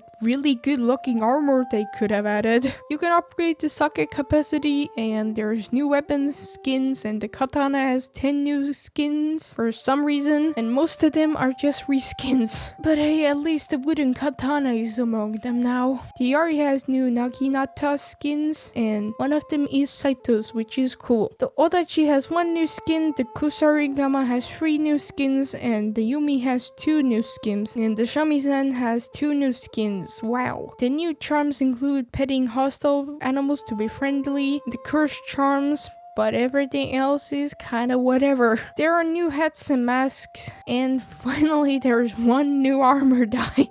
For the bounty armor. Seriously, 10 new katana skins for already the 50 skins it has, but 1 new armor dye? And I have to ask why even bother adding that 1 dye? Finally, all the armor and weapons have an extra upgrade, and that's about it. The bigger issue I have with New Game Plus is that they didn't seem to fix not being able to skip some of the cutscenes, most of the side tales and side content scenes. Again, do I need to remind you what year is it and how much this game costs? Man, I love watching the merchant introductions for the 10th time. Yippee! They had a replaying of the camps and duels, which should have been with the game from the start, with this timer and stuff. But what I really dislike about it, and was it an issue in the previous game, game is not being able to change the difficulty during the replays. Which I get it, you have a timer, but I don't fucking care, dude. I don't care. And also, you're not able to replay Oyuki's or Matt Goro's duel for some reason. Some of the duel selections are weird because you can know Oyuki's duel, but they have the cheating gambler's duel, which is a half duel. So why not add the other bounties half duels as well? Like, it seems a bit lazy, that's all I'm gonna say. For the bosses with 2 phases, if you die in the second phase, you have to start in the first one again. Like, I wanted to test out some of the things on the second phase of Saito on lethal, but since you can't change the difficulties during it, and you go back to the first phase after you die, then I guess going back to an old save file and doing Saito's fortress would be faster than replaying this. Again, I get that there's a timer and stuff, but then have the 2 phases be separate fights. Also, another problem is that some of the fights aren't the same. Like, in the Oni's replay, you can't break the armors, which is a problem since they get in the way, and there aren't any candles either. Same with the Dojin's fight, where second phase, the lanterns aren't there, and some of the fucking lighting is so bad in there for some reason. I don't know what the fuck is going on. Well, that's the new update and new game plus. I'm glad they added it, but the ability to replay camp should have been from the game from the start, especially since post-game world is dry as hell, and the new game plus stuff isn't that great, and you still can't skip a lot of the side content scenes. And the replays also have issues that Tsushima didn't seem to have. I understand that Tsushima didn't have New Game Plus and replaying camps either in the game launch, but again, is it that crazy to expect nice things from your previous game to be in your new game with a $60 million budget? Anyhow, let's finally move on to the story.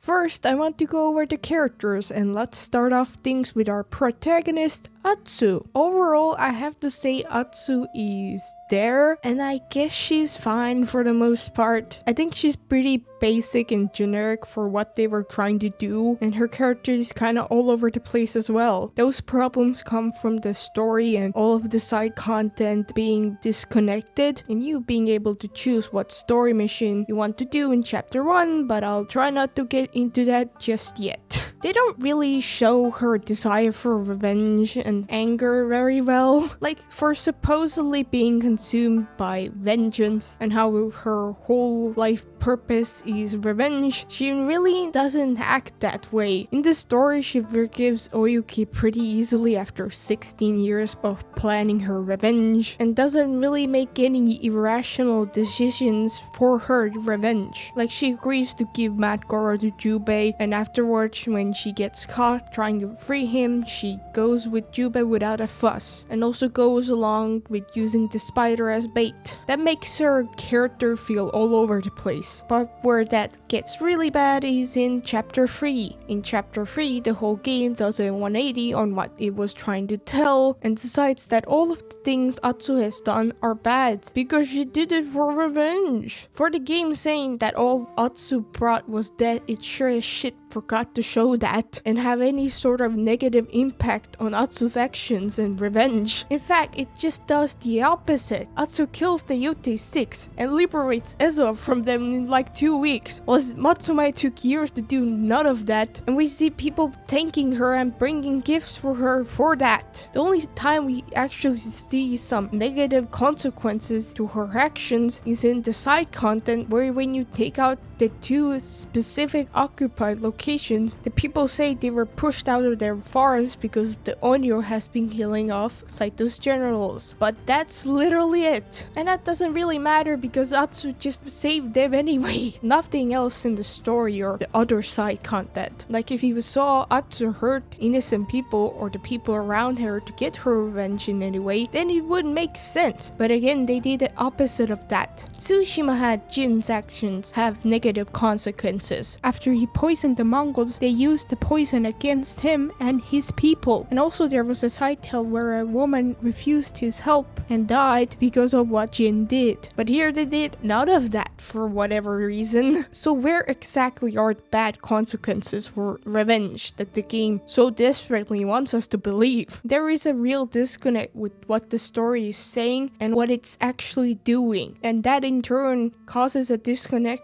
between the player and Atsu. What also doesn't help that is in the side content she feels generic, disconnected, and contrary to what the story is trying to say. Like in the story she says she doesn't trust anyone, but we see her trust people pretty easily. I get it's a video game, and if we saw her say no to people because she doesn't trust them, then that would be pretty boring. But they 100% could have shown her distrust in people in the side tales. Again, another example of her character feeling all over the place is that she spares a lot of the enemies she interrogates. I wouldn't have minded this if all she cared about was death for the Yotei 6 and no other criminal or bad guy. But she very clearly does. In the side content we are constantly shown that Atsu goes out of her way to help people, even if it doesn't help her. Another thing I don't think they showed very well was her trauma and how it affects her. We don't see her trauma affect her outside of the story. The only thing in the side content that is shown is the nightmares. Like, they could have done something similar to Jin's hallucinations from Mickey Island in this game, and that would have really helped in the story to show how she can't let go of her trauma. There was a perfect opportunity for it in Ishikari Plain, where we see a house burning down and a woman refusing to leave because her brother died, and when we come back later, she's dead. Also could have used this to see the aftermath of the night of the burning tree, like Atsu burying her parents. So that just feels like a big missed opportunity. Also, the way she becomes a ghost is really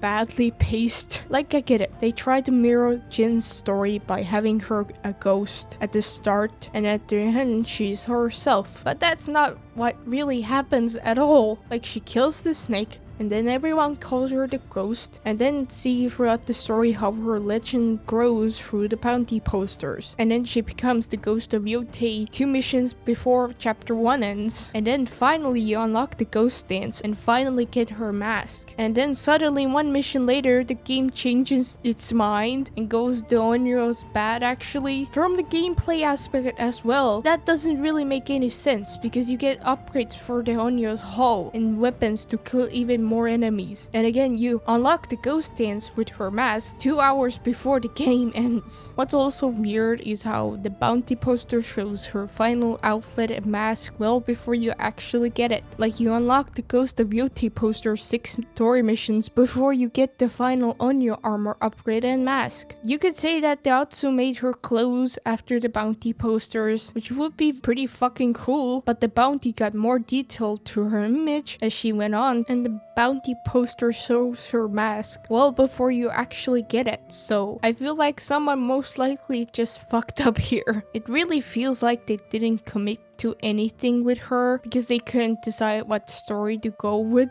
The story is constantly trying to say that she's blinded by her rage and revenge, but they don't really show that by her decisions and actions. It feels like they couldn't choose between a full-blown revenge story with saying revenge is bad, or saying that revenge is good, or just her learning to live again. So they did all of that in a bad way, and that ended up in a hot mess. And I really think that's a shame because Atsu has a really solid and memorable character design with some good moments, but unfortunately there is nothing behind that, and that could be said for the entire game. I really wanted to like Atsu, but I just don't care. I really wish they actually committed to her being an anti-hero. Like, Atsu could have been the mirrored or opposite of what Jin was, in a way where instead of being a legend of people's hope, she became a legend with people's fear. Like, there were so many more interesting things they could have done with her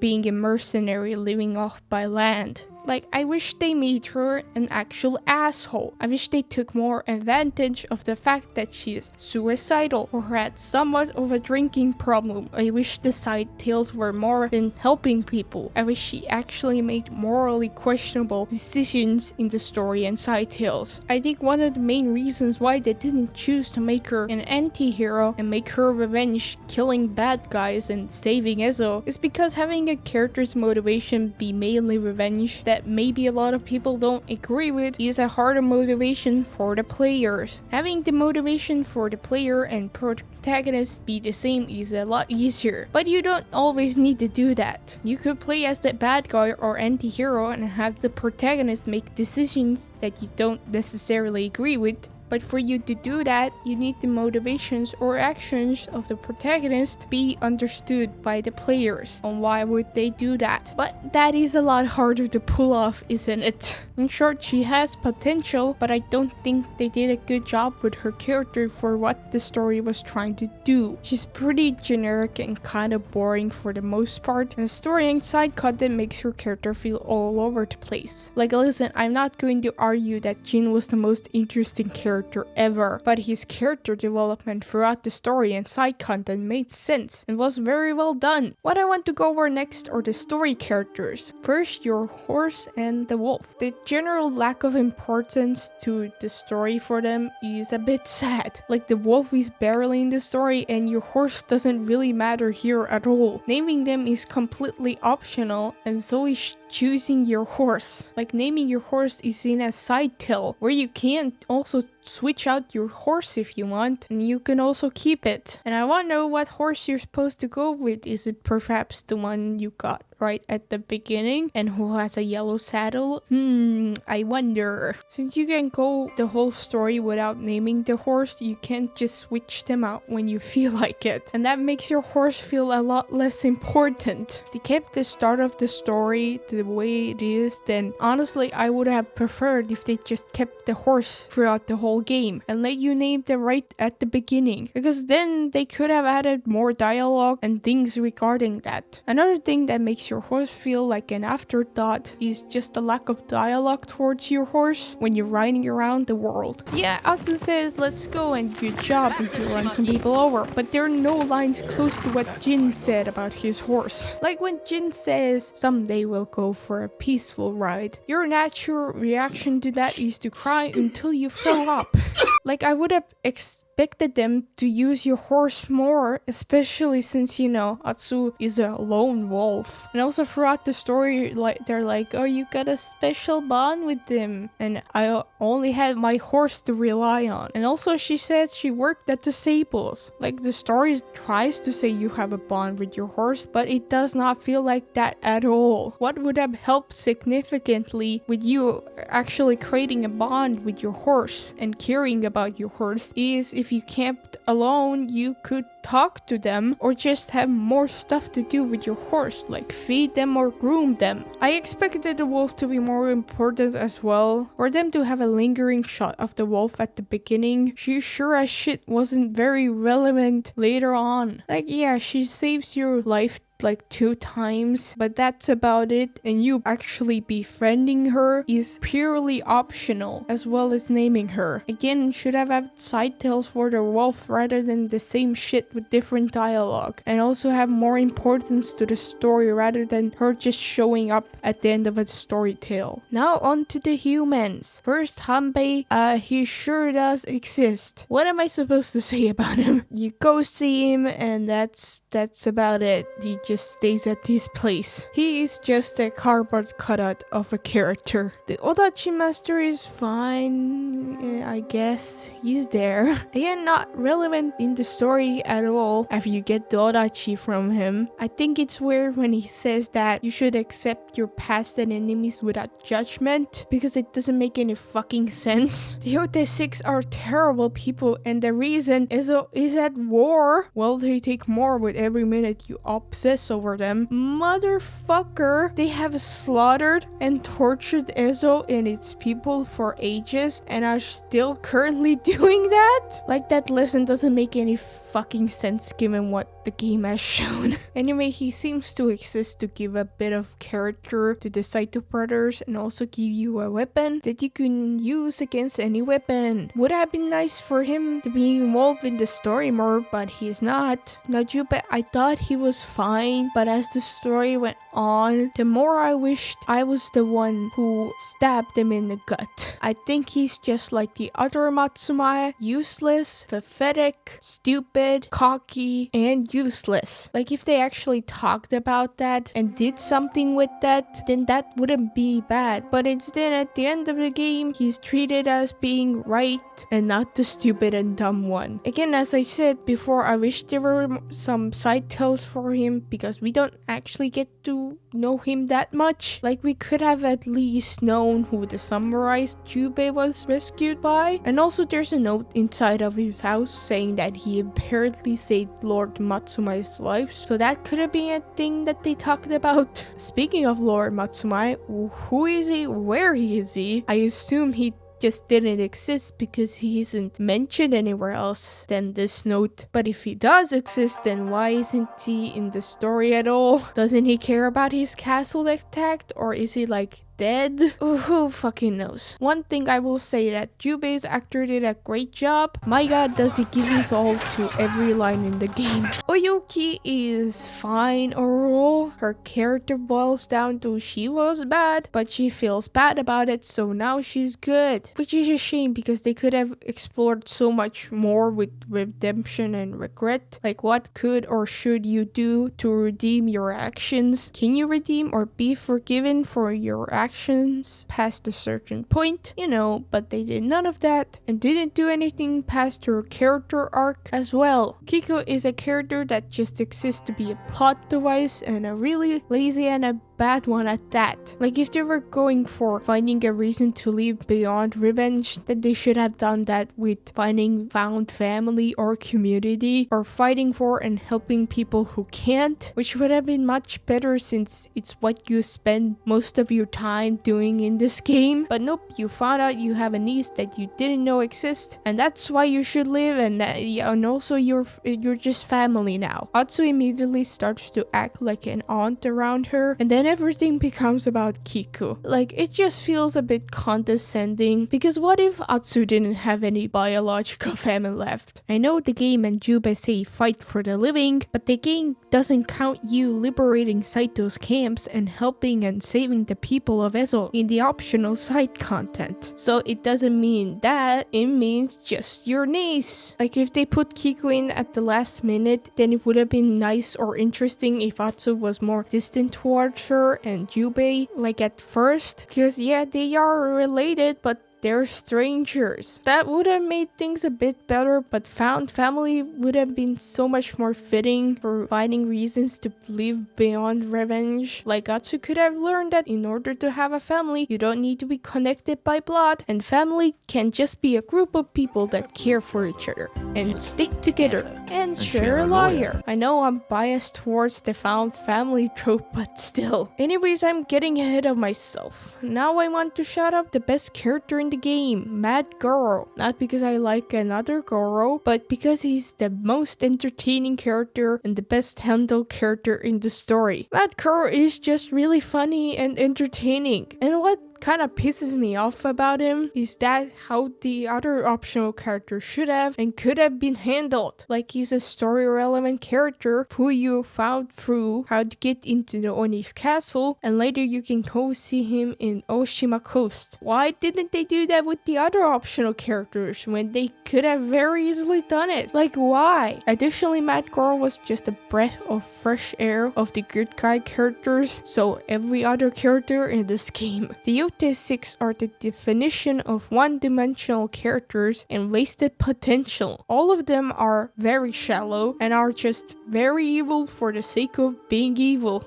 The snake is a tutorial boss with an original moveset. The Oni is the most fleshed out one, but still could have been fleshed out even more. The Kitsune or Dojin is there and evil. The snake and the dragon are evil because they have daddy issues. And Saito is an evil guy who's really strong for some reason, and who sits in his fortress for most of the game. You don't really learn a whole lot about them in the story. The majority of things we could have learned about them were through their masks or the Saito scrolls. What especially sucks about them is the character designs for them are really good, but there is nothing behind that, so it's just a waste of character design. Like, I wish they could have been as interesting as their character designs were. I guess I'll talk about them more specifically when we get into the story. Now I'm just gonna group all the Matsumai together because Commander Wada does not matter at all and presumably dies off screen and is never talked about again, and so does the dude from Tessho Ridge. The Matsumai are the most useless and incompetent samurai I have ever seen. All they do is get their asses handed by Saito, and the victories they do have are because of Atsu. If it weren't for Atsu pursuing revenge, Ezo would have certainly been taken over by Saito, because the Matsumai are the most futile and worthless samurai out there. And I wish they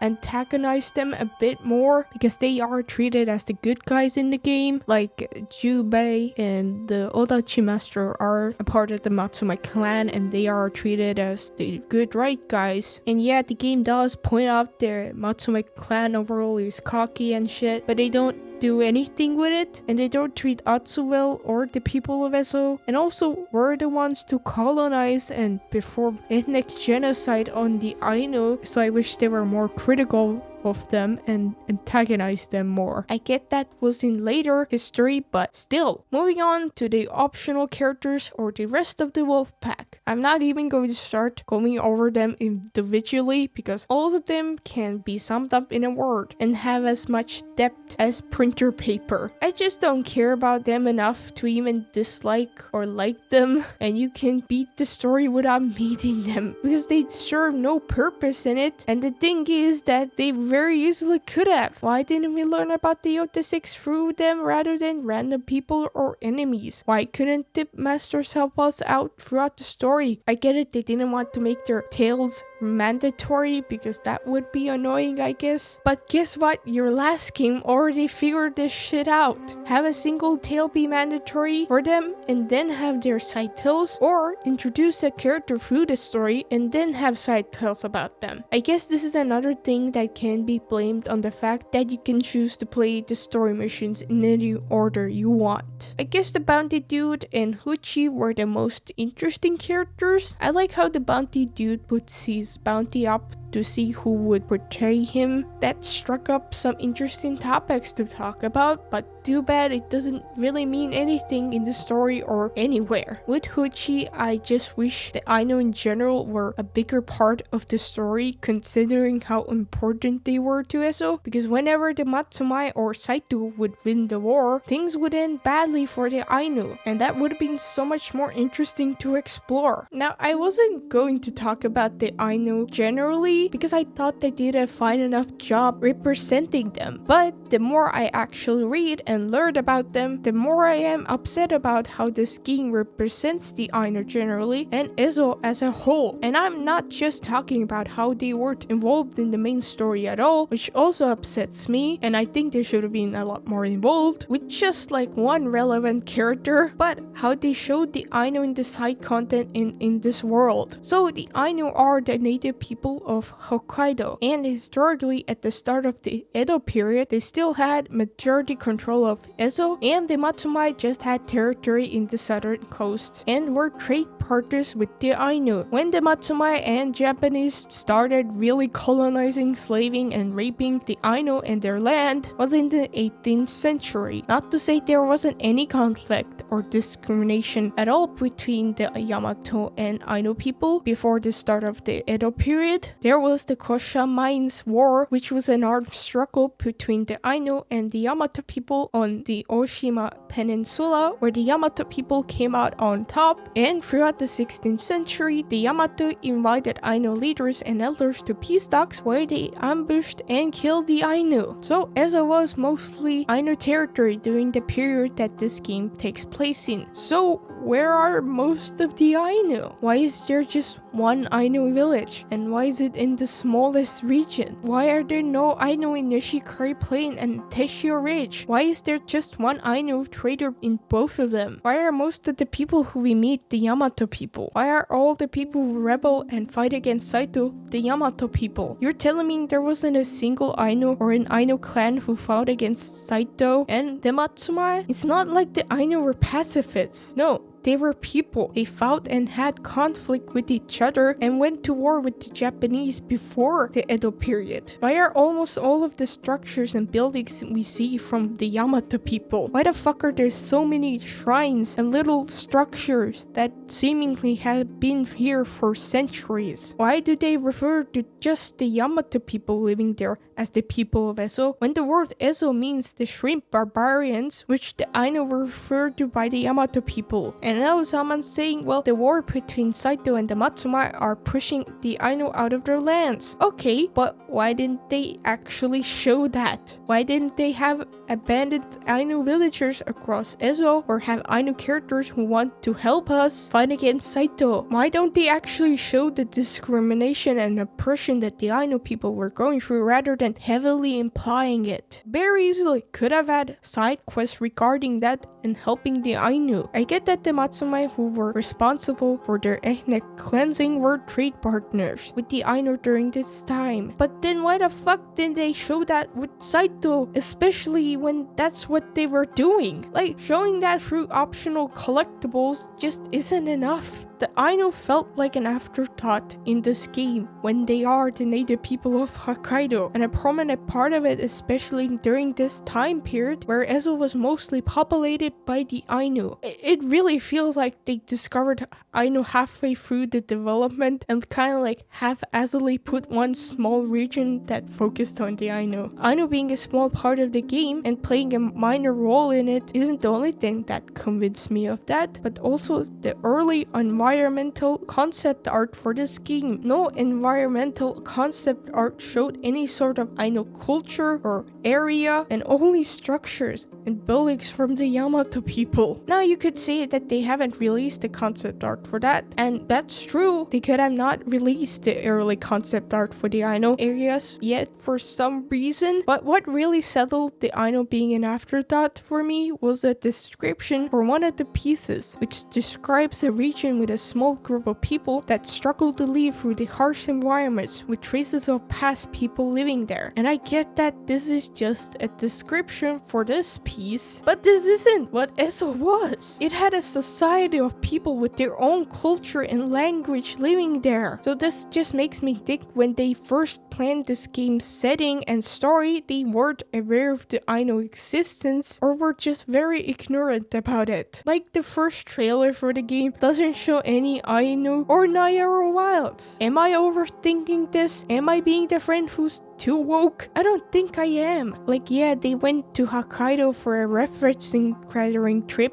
and had an Ainu cultural advisor, and don't get me wrong, the game is very respectful with the Ainu culture it does show, to the point of sanitizing it a bit, but it just doesn't feel like they were a part of the environment of Ezo here. It doesn't feel like they are the native people living here, but the Yamato people were. I get it, it's a fictional story, and they don't need to make this game 100% historically accurate, that's fine, but there is a difference between having weapons and armor from a different time period of the same culture and erasing and replacing culture of indigenous people by their colonizers. There is an article talking about this, so I'm just going to quote that because they put it really well. During the development for Ghost of Yotei, several Sucker Punch members visited Hokkaido for a journey learning about Ainu culture, but it seems those lessons weren't enough to trump choices about the game's overall aesthetics. The philosophy behind Sucker Punch is designed for any era of Japan in which warriors cross katana is simple. When we are deviating from this historical truth, we are doing it to stop you from snagging on stuff. Chris Zimmerman, Sucker Punch co-founder and then programmer with the company, told gaming media outlet GameSpot in 2018, "If you have an idea about what samurai look like, or how they act, or how they think, we're going to give that to you." But there is a difference between using the same aesthetic choices in two games in vastly different locations and areas. An anachronistic set of armor in 13th century Tsushima may be a matter of taste. A sprawling Shinto shrine complex at the top of a mountain in the northernmost reaches of Hokkaido in 1603 substitutes the presence of one culture over another as for a matter of dressing. And also, like, imagine if they did this shit with Native Americans. Imagine if they made a game in 16th century America where Native Americans mostly had their land and the most people living there were Native Americans. But most of the people you meet there are Europeans, and most of the structures and buildings in the game are European that seemingly have been here for centuries, and Native Americans are just a small minority of the game. Like, rightfully, people would be very upset about this, because that would be kind of fucked up, right? And this is what they are doing here with the Ainu. Like, there's an article talking about Ghost of Yotei and the environment there that doesn't mention the Ainu at all, like nothing about them. And don't get me wrong, I think it's great that this game exposes the existence of the Ainu people to a lot of people, but this is also a lot of people's introduction to the Ainu and their culture, and I think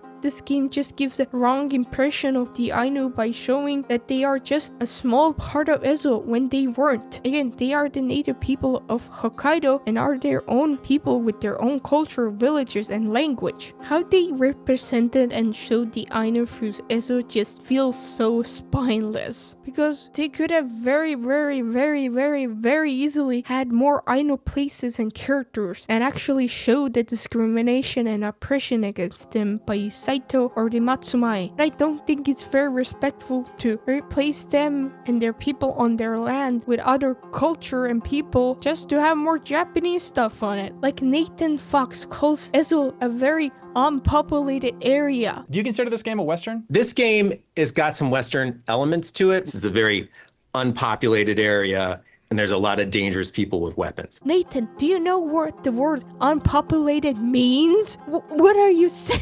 What the fuck are you talking about? And just the fact that Saito pushed the Ainu out of their lands to one place so they not have to show a lot of Ainu people or their villages just feels suspicious. Like, how convenient that Saito and the Matsumai pushed Ainu away from their land and they don't make it an actual subplot in the game or side content and not show the inequity against them or them fighting back. Also, having the two members of the Matsumai clan be like, you should accept your past and enemies without judgment and let go of it. You know, the people who murdered your family are still currently murdering a lot of people and destroying lives and destroying Ezo and yada yada yada are the most evil people in the world. Just does not feel right to me at all. And I understand that just because a character is saying something doesn't mean that writers agree with this or are like saying this. But again, the game treats Jubei as being the right one and Atsu being the dumb, stupid, wrong one. So I don't think they were malicious with how they showed the Ainu. It just seems to me they had a very clear vision of what they wanted Ezo to be that it wasn't. And even so, they could have done something about that, like having the game take place in a southern edge or having it take place in a later time period, or just making a fucking fictional northern island and just having like a game centered around the Ainu would have been so much more interesting and unique rather than just, hey, look, it's a shrine again from the last game. Wow. But yeah, so this game isn't very woke at all for being considered the wokest of the woke game. But anyway, it's very funny and sad that you can just go through the story without meeting like 75% of the characters in your wolf pack, and only like 10% of them are actually relevant in the story. Also, like, some people just don't feel like they should be here. Like, why the fuck is Matchlock Murata there, but not Uketsu or the bounty dude? What baffles me more about this is the fact that the gameplay standpoint, you're meant to get everything you could possibly get, whilst the story is written with just what happens in the main story. So they could have tied some of them together in some way, but they didn't for some reason. Also, the fourth upgrade on your armor has a flower pattern, but the drawing in the wolf pack and cover art doesn't. This doesn't matter at all, but it just kind of bothers me. Another thing that bothers me about this game is how they handled female characters and just the lack of female antagonist. Look, there are female enemies, like the Ninetale and later game ones. That's cool, but actual characters with names, there aren't any who matter at all. Story-wise, there were no female antagonists, and the one woman member of the Yotei 6 was the one who portrayed them. And third for the good was Oyuki. I mean, if you want to grasp at straws here, there were 3 bounties for women, but 2 of them just did bad things and one was just a bad person. One we let go because she had a reasonable reason for killing her samurai, and one had a tragic reason on why they started killing people, and only one of them was just a bad person. Compared to the bounties on men, most of them were just, I fucking love chopping off people's heads. Like, couldn't we had a woman who also loved chopping off people's heads? Furthermore, there's just one duel with a woman, and it's Oyuki. Well, technically, you fight her 2 times, but you barely get down half her health in the first one, so I'm not counting that. Compared to Tsushima, we had a duel with Tadayori's offspring, Masako, and the spirit of Yarikara. And fuck it, put the eagle in here also. Which there isn't exactly a lot, but it's more than Yotei somehow. Also, the fact that every woman in the story and Wolfpack is a good guy just rubs me the wrong way, because that is misogynistic. There isn't anything exactly wrong with women being just good people or allies, but the fact that it's everyone is just a bit misogynistic. I know this problem comes from how all the characters were written and the optional ones being a shallow goody two-shoe, but still they could have added more women bounties, and they could have very easily added the female villain. What exactly doesn't help is how the game treats Atsu at the end of the game, which I'll get into that when we get there. But like, seriously, you're gonna have a female protagonist become a parent at the end of the game? Like, really? And also just could have talked about and explored more things about being a woman in this era rather than just a woman with a sword. Like, if Atsu was a man, nothing would change about the story. But you know, maybe I'm expecting too much since they couldn't even put a single strand of hair on Atsu's legs or anywhere else on her lower body. You know, for a woman who did not care about bathing herself or taking care of herself at all, she sure as shit has some shaved legs. I get it now. That's where she got all the cuts and scars from. For a game that relies on realism and detail, it sure as shit isn't realistic as the last game, because we all know that women don't have any hair at all. They're all bald. Anyhow, that's all I have to say about the characters for now. So let's finally move on to the story.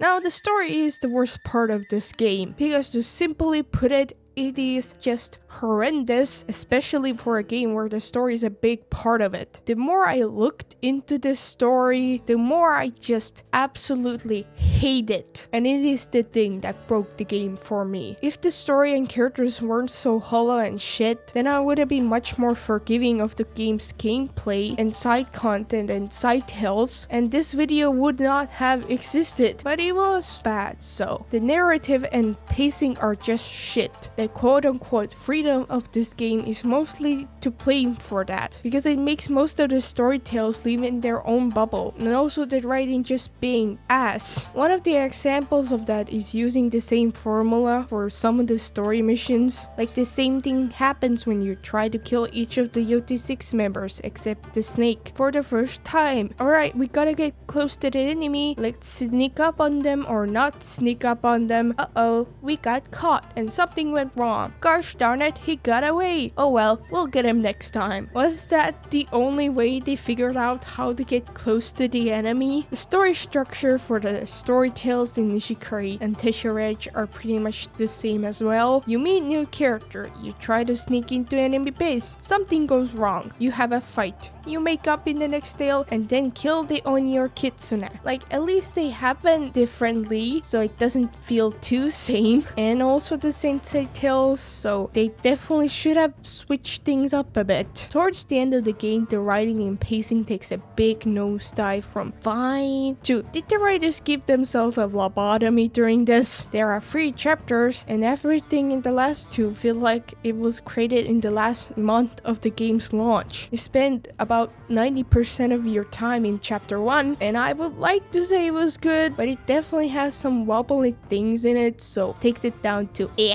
From chapter 2, the game just starts falling down, and in chapter 3 it falls down and shits itself. Like, the end of the game is the most rushed thing I've ever seen. What doesn't help the story is the overall concept of the story is bland. Not to say it doesn't have any potential for some of the things in it, but there's only so much you can do with a revenge story that changes its mind halfway through. Again, not to say that having a simple or overdone concept itself is bad, but what makes it bad is they didn't try to do anything new or interesting or just do a good job of telling it. And once again, this problem comes from the game's quote-unquote freedom. Time to address the other elephant in the room who's been sitting here for too long and who hurts not just the game's story but everything in it. So this game's so-called freedom that the director was talking about is the choice to play the game's story tales in any order in chapter 1. How does this hurt the game? Well, first, it makes story tales live inside a vacuum, and since they live inside a vacuum, they can't actually reference or talk about what they did in other stories. Like, you can't talk to Jubei about how you fought Lord Saito, and you can't talk to Oyuki about how your brother is alive, and vice versa. Well, there is one little line they added if you do something first. Like, if you kill the Kitsune before going to Ishikari Plain, then Atsu says, don't forget the Kitsune when Jubei says you killed the snake. But it doesn't change anything at all, nor does it matter. That also means you can't really do any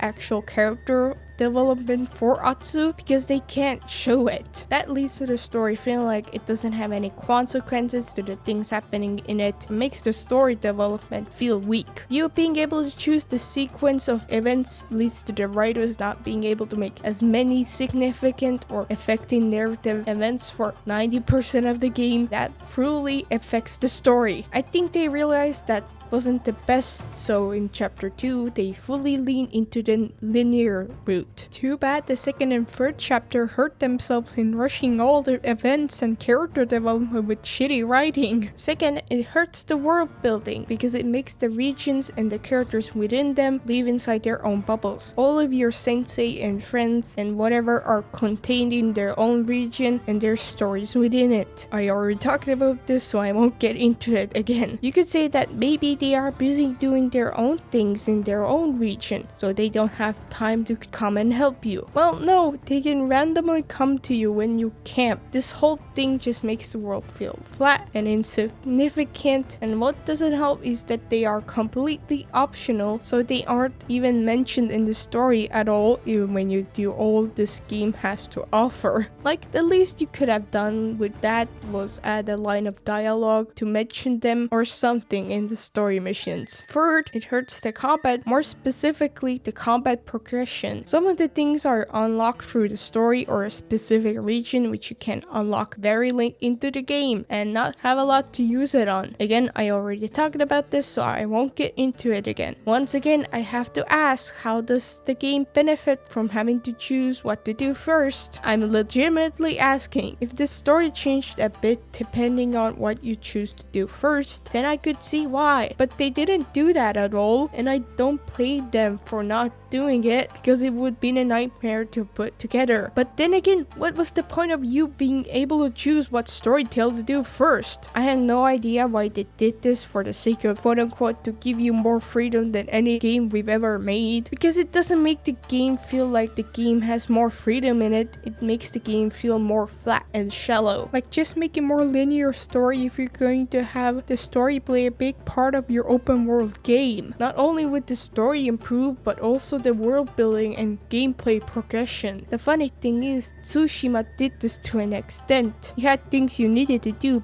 before you executed your big plan, and you could choose what storytale you wanted to do first. The big difference for why it worked a lot better in Tsushima was the pacing and the story structure. The story has 3 acts, and they're all pretty much the same length, and after you do the things you need to do, it all comes together in the late storytales or its act. What also really helped was it left all the major story beats to the final storytales in the acts, and that they were spread out across the acts region. I won't argue it did it perfectly, but it did a whole lot better than Yotei. So hey, maybe if chapter 1 wasn't like 90% of the game, it wouldn't have worked out so badly. The thing is, even if you can't choose your own adventure, there's clearly an order which you're supposed to play in. Like, you're clearly supposed to go to the Yotei Shadow Inn first, story-wise, and because it's a tutorial to some combat mechanics and an introduction to the merchants and altars. You're clearly supposed to do the Oni first because it's kinda dumb and funny that you're looking for revenge, and the first dude you go after you spare.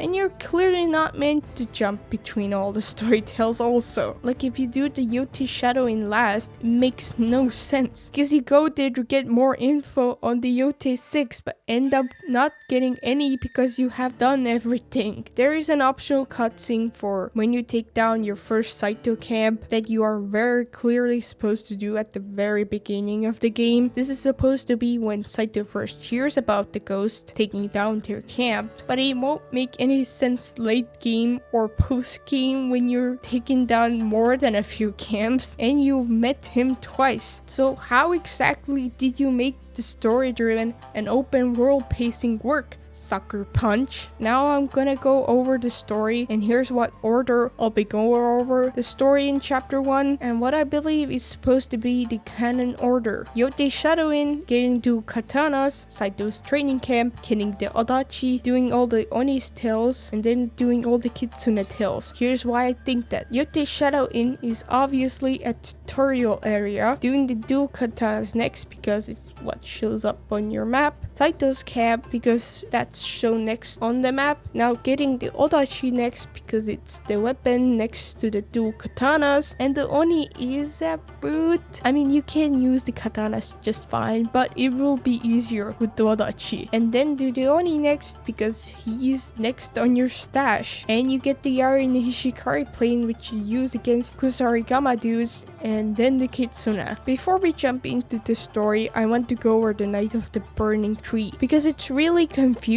and doesn't really make any sense. We slowly see the night's events fold when we go through the story, and when you connect them all together, it doesn't make any sense at all. So the day starts off with Atsu and Jubei picking mushrooms until they stumble upon a wolf who sees them, but the wolf got scared off by a gunshot, and the dude who shot the gun was Saito. Atsu invites him home to sharpen his sword, and as they head home, they pick more mushrooms on the way, and we learn that Saito's clan fell at the Battle of Nakashino, and he made the north his home because of that. As they get closer to their home, the sky turns cloudy, and Atsu's mother and father are conveniently crouching doing something away from them. Anyways, we learn that Saito's father at least used to serve under Saito and left the clan without permission because Saito was raiding villages for food, and apparently Atsu Atsu's father leaving caused others to leave, which in turn caused Saito to lose some of his family somehow. Like that seems to be a skill issue on his part rather than Atsu's parents. Throughout the story, we don't really learn about Saito's motivations for wanting to take over Ezo, other than he's evil, I guess. And what was the relationship between him and Atsu's parents? It's all very vague. The most where we learn about him are the missives, but those barely add anything. Like, we don't actually learn about the origins of the Yotei 6. Also, if you need to add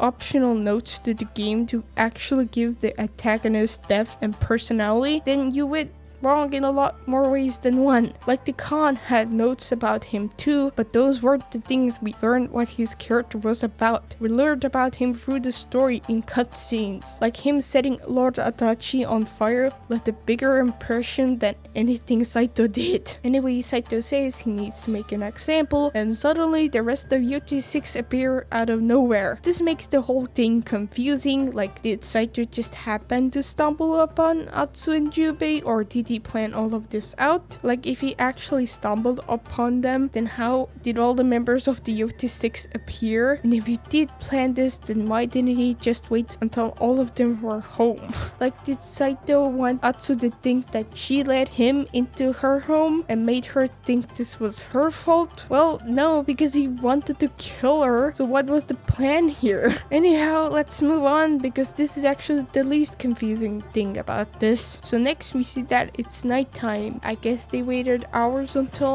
nighttime for some reason, but whatever. Their house is burning and the kids are hiding and the Oni is beating up their dad. Now the thing that's very confusing about the rest of these is that we see one member at a time and don't see any other members. I get this is to keep focus on one member, but it makes things so confusing and weird. Like, we don't even see them in the background. So were they each waiting for their turn behind the fence? Additionally, the fact that Atsu and Jubei got away during this is kind of funny. It took all of the members of the Yotei 6 and this much trouble to kill quote-unquote 4 people. I guess I'll go over the rest of it. Jubei tries to hit Oni, gets choked instead, and Atsu slashes Oni's face, and I guess Jubei runs away. Then we see Atsu's mother get hanged, and the Kitsune frees Atsu and she runs away. Atsu and Jubei find each other somehow, and then the dragon and spider find them, and the dragon shoots Jubei off a cliff and drags Atsu back. Then the gang comes back together and then Saito stabs Atsu to the tree. Also, I just realized, why is Saito's face bloody during that? It's not like he did anything that would have gotten him bloody.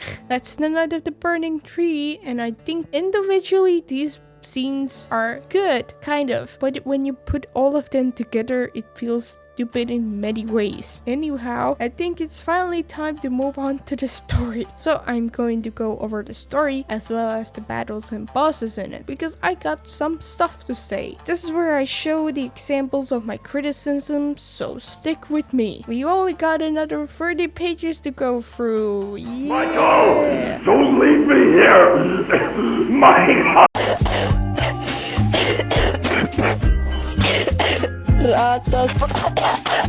The game starts off with the night of the burning tree, with Atsu being stabbed to the ginkgo tree and transitioning into Atsu narrating on how Anonyo was born that night. We see Atsu flee to the south and how she learned to kill in war. She decides to come back to Ezo after 16 years to avenge her family and then join them in death. We then see Atsu writing all of the Yotei 6's names on her sash and tying it around her waist, and also see the lingering shot of the wolf bearing her teeth. We slowly walk towards some of Saito's men who are throwing rocks at a horse. Atsu intervenes and calms the horse down and cuts them down. Atsu opens the door to the house the snake's in and sets fire to it. We cut more Saito's men down and then fight the snake. The snake is a tutorial boss with an original moveset, which is cool, but also funny when Saito's final fight mainly consists of reused moves. The snake hits your head halfway through the fight, which turns Atsu into little Atsu. After another sword clash, the snake throws some blinding powder at Atsu, which causes her to fall down for some reason. I'm sorry, but this is the stupidest way for her to fall down. Like, no other person we see powder thrown at falls down, because why would they? Like, what, does the snake have some special powder that knocks people down? I get that they wanted wanted the wolf to save Atsu to show that wolf can save you, but was this the best way they could think of for Atsu to fall down? Anyways, Atsu falls down and then the snake pulls out a gun and tries to shoot her, but the wolf saves her and you get back to the fight. After you get his health bar down, he does a yellow glint attack which you cannot dodge, and then the snake drags you away from your sword and tries to stab you. There you need to hit a button prompt, but it isn't a quick time event, so you can wait for as long as possible. But once you do hit it, Atsu gets stabbed and takes the spider's dagger and stabs him back multiple times. Both of them pass out or die, and a bit later the wind blows with ginkgo tree leaves somehow. There isn't a ginkgo tree anywhere nearby, and no, those leaves that were falling around before weren't ginkgo leaves. Trust me, I checked. As people surround her, she wakes up and pushes the snake off her, and slowly stumbling, she picks up her sword and crosses the snake off her stash. She picks up her hat and the people around her call her a ghost. And then she hops on the horse and rides away into the night. We jump straight into Atsu riding into the title scene, and that's the prologue. So I think it's a bit weird that Atsu just walks off getting stabbed and how it's never even mentioned again or seemed to have any sort of effect on her. Like when I first started the game, I thought they were going for a fantasy-esque game with her literally dying and waking up as a ghost, but nope, that was just nothing, I guess. I have to say they were a bit too on the nose with the ghost thing, but overall I think the presentation of this was great with the visuals, sound design and soundtrack, but I think this overall sequence does more harm than good for the overall story. The snake just being a tutorial boss is a bit sad, and also this whole thing is just very fast. It just dumps you right into it and you kill the snake like 15 minutes into the game. I get that they wanted to start off with a bang like their last game, but I think it should have had a slower, calmer start. Another thing I wish they did was see us go onto Ezo rather than just being put onto the island. We could have started off in a boat, Ishin style, lost Atsuki or backstory or something, and got to the island and look for the snake ourselves. I saw a comment saying that the game should have started off in the Battle of Sekigahara where we get the combat tutorial, and that would have been great if they wanted to start off with a bang. Overall, I think they should have let the snake live a bit longer, or at least after we kill him, we learn more about him, or he has some underlings we need to go after. Also, fun fact, the whole start area is reused from Tokachi range, specifically the area right between the grasslands and the swamp. You can even see the Saito's camp here in the swamp and the Shinto shrine gate in the distance. Moving on, after the title sequence, we look through our spyglass to see our objectives and right down to our home. Atsu has an emotional moment when coming back home, and this is why I also think it was better to start off slow and learn about Atsu a bit more, because Atsu came here after 16 years and he's emotional because of it, but we don't because we just got here. Anyway, this is where we go back to our memories and where we have our tutorial. We run after Jubei and learn how we, the player, learn to play the shamisen. We then have the hit hot metal rod tutorial, and then Atsu's father shows off the wolf blade sword. After that, we have the combat tutorial, and then Atsu's mom says a wolf needs her pack. Remember that. And then they all awkwardly stand there for like 10 seconds. We then see Atsu fix up her parents' grave and swear to them that she'll kill every member of the UT6 and join them in death. The wolf shows up again, and then you're finally free to play the game. We head up to the UT Shadow Inn to learn more about the UT6. Atsu steps inside and asks where the UT6 is and gets thrown out the door as a result of that. When Atsu gets thrown out the door, the innkeeper gets hit in the way after he fixes up his sign, though he does just disappear in the next scene. We fight some of Saito's dudes, and then you unlock the Onyo's Howl and kill more dudes with it. Atsu then asks how much she's worth to the UT6, and the dude says Saito owns this land and Atsu Atsu responds for now, and he starts giggling away. Atsu stabs him, and then we go talk to the innkeeper. He says he's thankful for getting rid of Saito's men, and this is where we learn about the Yotei 6, and that's the old inn. You wake up the next day, and when you go outside, you find the Matsumai there, saying that they are supposed to take care of Saito and his outlaws, but they weren't here. Atsu and the Matsumai are about to start a fight, but the bounty dude conciliates them both. Now, I'll try not to get into the optional content, but essentially this is where you're supposed to meet all the merchants, get introduced to the altars, and where you are supposed to buy the bow, but you can just ignore all of that. Also, you're supposed to wander around the world doing side tales, Saito's camps, and fighting roaming enemies or whatever, and through that you find more about the Yotei 6 and get the marks on your map to show where shit is. But again, you can just ignore all of that. Next, we go to find Hanbei to learn how to use the dual katanas. We climb up Mount Yotei, and as we search for him, we find a sword that Atsu's father forged and meet Hanbei. We talk to Hanbei and try to convince him to teach us the dual katana technique, and then learn that Hanbei fought Saito and survived with an arm chopped off. And also Hanbei agrees to give Atsu a chance. We chop up some coals, and then we actually convince Hanbei to train us. Next morning, we start by chopping up bamboo with only our left arm, and the bottom prompts start off really hard but gets easier as the training goes on. Atsu chops up some more bamboo, and then we talk about Saito and how he manipulates people to get on his side. Next morning, we chop more bamboo, and then we talk to Hanbei about the night of her family's murder and how Atsu thinks it's her fault. This is where we see the flashback of Atsu meeting Saito for the first time. The next morning, we chop more bamboo and get Atsu's father's sword and cut the coals again. Hanbei does the baby quiz on which weapon you should use against what enemy, but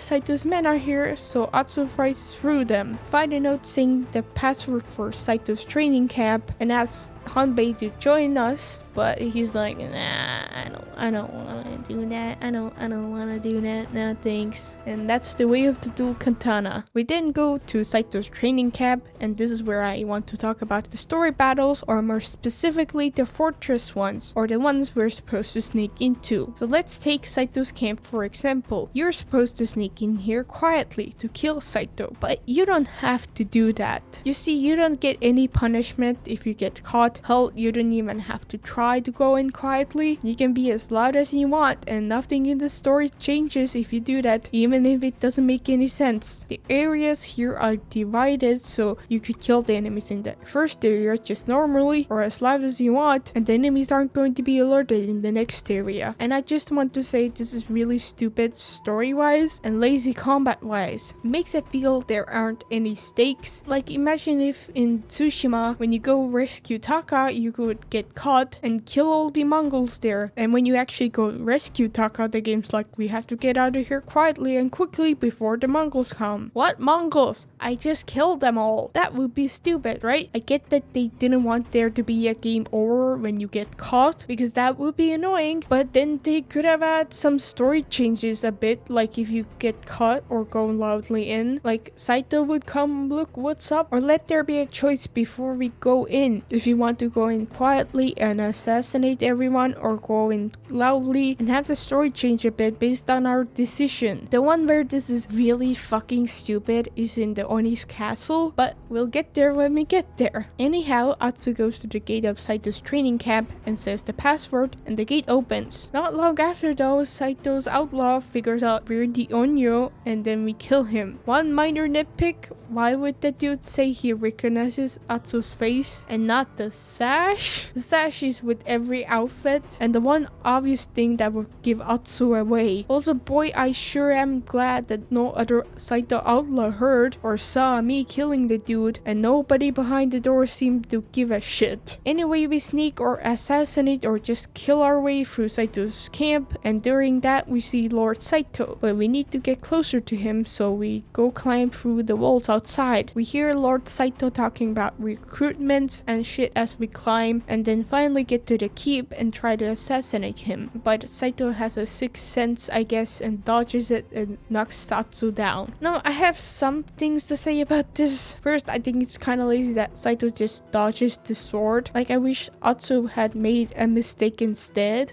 like not waiting for the right time or making some noise that Saito notices. Second, I have a bow which would have been smarter to use. But to be fair, the bow isn't canon to the story. I'm convinced on why getting the bow isn't mandatory is because of that. But there is something else she could have done: thrown her weapon. I don't know how effective that would have been on killing him, but considering that the stronger enemies also survive assassination attempts, I think that would have done the same amount of damage. Well, none of that matters because sorry, we can't kill Saito in the story just yet. Saito looks at Atsu's sword and realizes that she's the swordsmith's daughter and asks her to walk with him. Saito tries to convince Atsu to join him by naming her samurai because no other lord would do that. He then says, The shogun would say, a wolf cannot be tamed.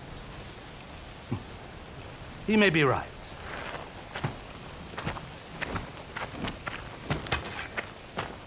But I'm still tempted to try. and then he wants to see what Atsu has learned, and they fight. Now this makes things a bit interesting with him trying to convince Atsu to join him. Will we see later in the story how Saito tries again to manipulate Atsu into joining him by trying to justify his murder of her parents, or taming her? That could show how manipulative he is and how he got this large of an army. That would be actually really cool to see. Now, this whole conversation doesn't matter or mean anything at all, and it is just an excuse to not kill Atsu right now. Like, they could have talked about the weather instead when they went for a short walk, because the only thing in this whole mission that mattered is that Saito learned that Atsu is alive. I get that Atsu killed like 2 other members by the time she meets him later, but you can do this whole thing after you kill those 2 members, so that doesn't really make any sense. You could say he's just being cocky here, but this seemed like a big missed opportunity to make him actually interesting other than he's evil, I guess, and very strong, I guess. Like, I wish she tried to convince Atsu to join him by saying her parents actually caused his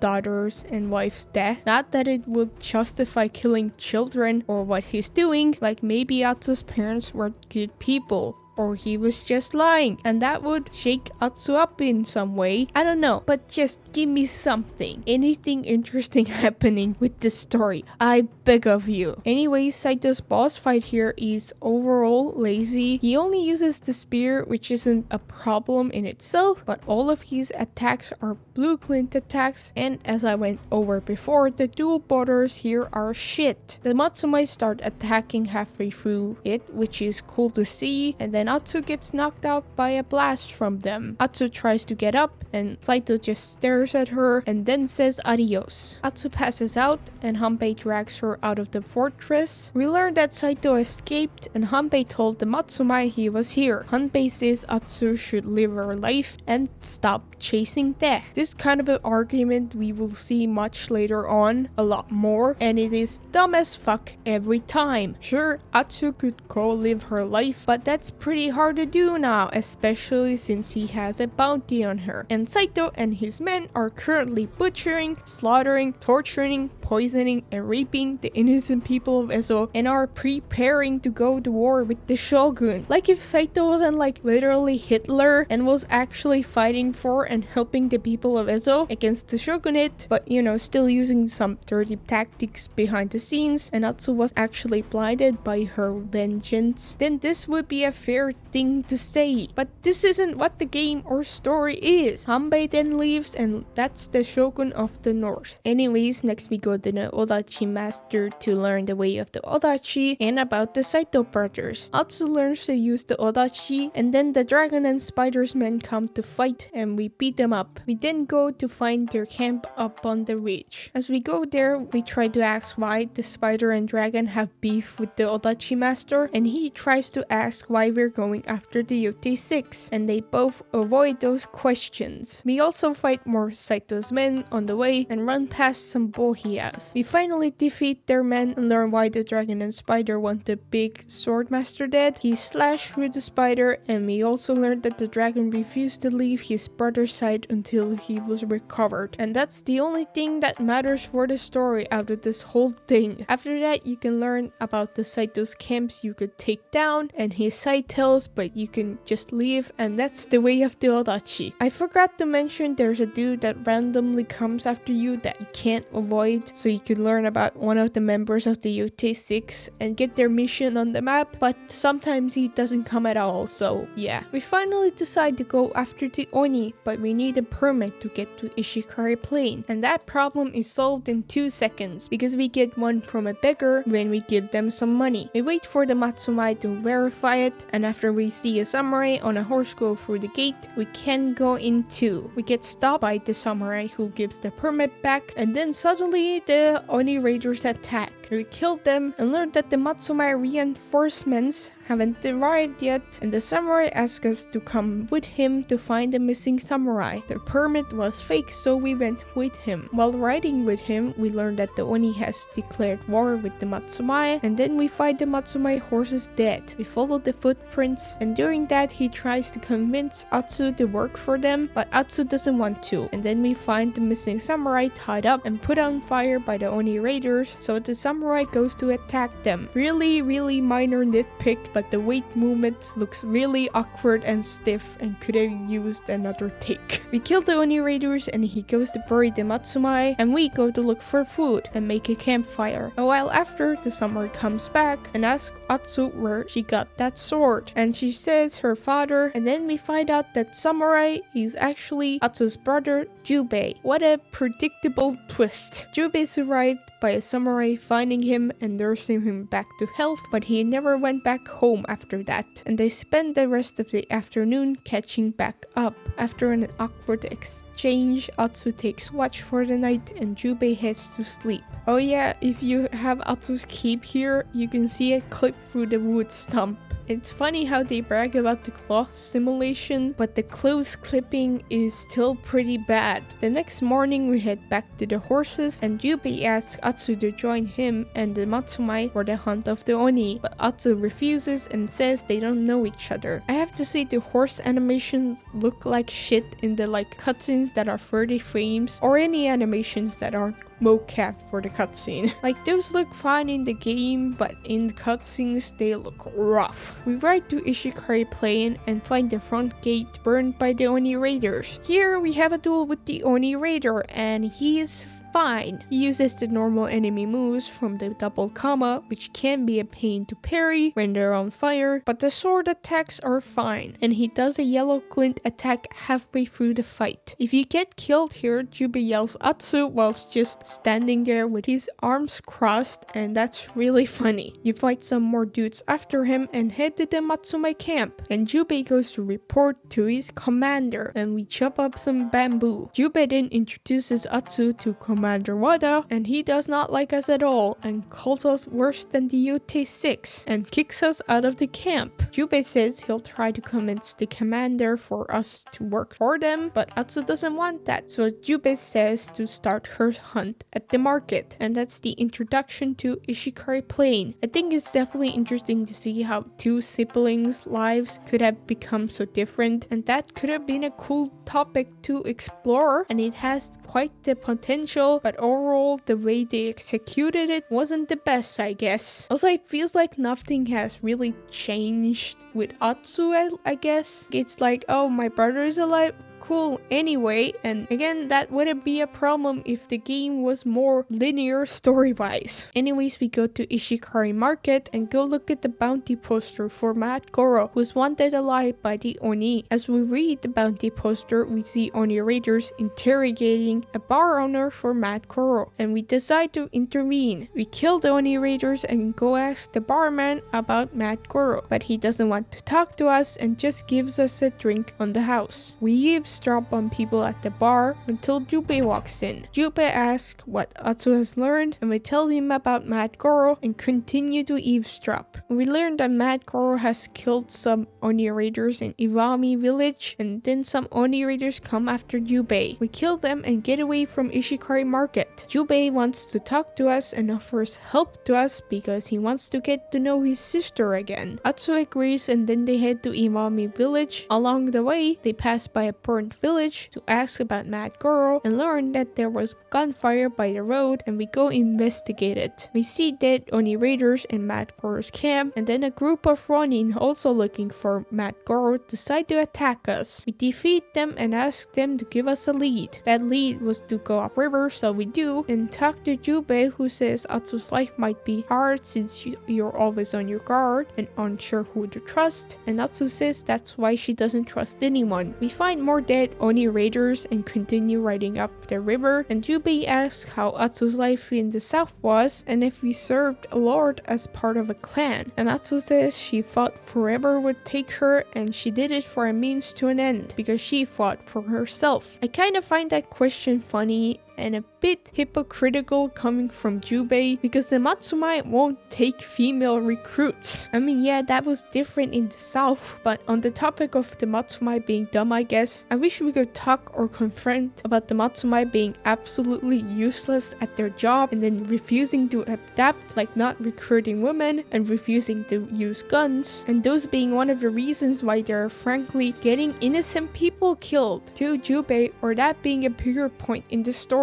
But that's just never brought up to him at all. Like, it's brought up a bit in the story in chapter 2 on how they're cocky, but they don't do anything with it. Like, couldn't we at least talk or hear about what happened to the Matsumai in Tessho Ridge and how they wasted like a year doing nothing and 2 women took care of the Nine Tails instead in like a week? I get that's not the story focus, but it should have been, and they could have at least said something about it. Anyways, we finally arrived there and make a bet on if we could kill all the Oni raiders quietly, and we do that and get the money. We look at the clues that Mad Goro left until suddenly Mad Goro attacks, so Atsu goes after him whilst Jubei shoots him with his bow. I just have to say again, they did a great job with Mad Goro, and also the conversation between him and Jubei is real entertaining. Atsu gets to him, but he runs away, so we go after him. He goes up a cliff, so Jubei distracts him again, and we go after him. This is where we fight Mad Goro, and his moves are almost the same as the other Oni dude, except now he has a torch with a sword. He figures out during the fight that we're the Onryo, and then we capture him. Mad Goro says he has information to offer to Clan Matsumai, and Jubei says he needs to bring him back for questioning, and Atsu is insulted by that and questions if that was the plan all along. Jubei says he'll bring him back in a few days, but Atsu says make that a day and kicks Mad Goro. We meet up with Jubei and see he only brought the musket back because his commander refused to release Mad Goro. Atsu's pissed, so she comes up with a plan to use Jubei as prisoner instead. Jubei is hesitant at first because he doesn't want to defy his clan, but goes along with it. Atsu changes her clothes and they go up to the castle. The Oni raiders are adamant at first, but they let her in, and as they make their way into the castle, Atsu and Jubei talk about the Oni.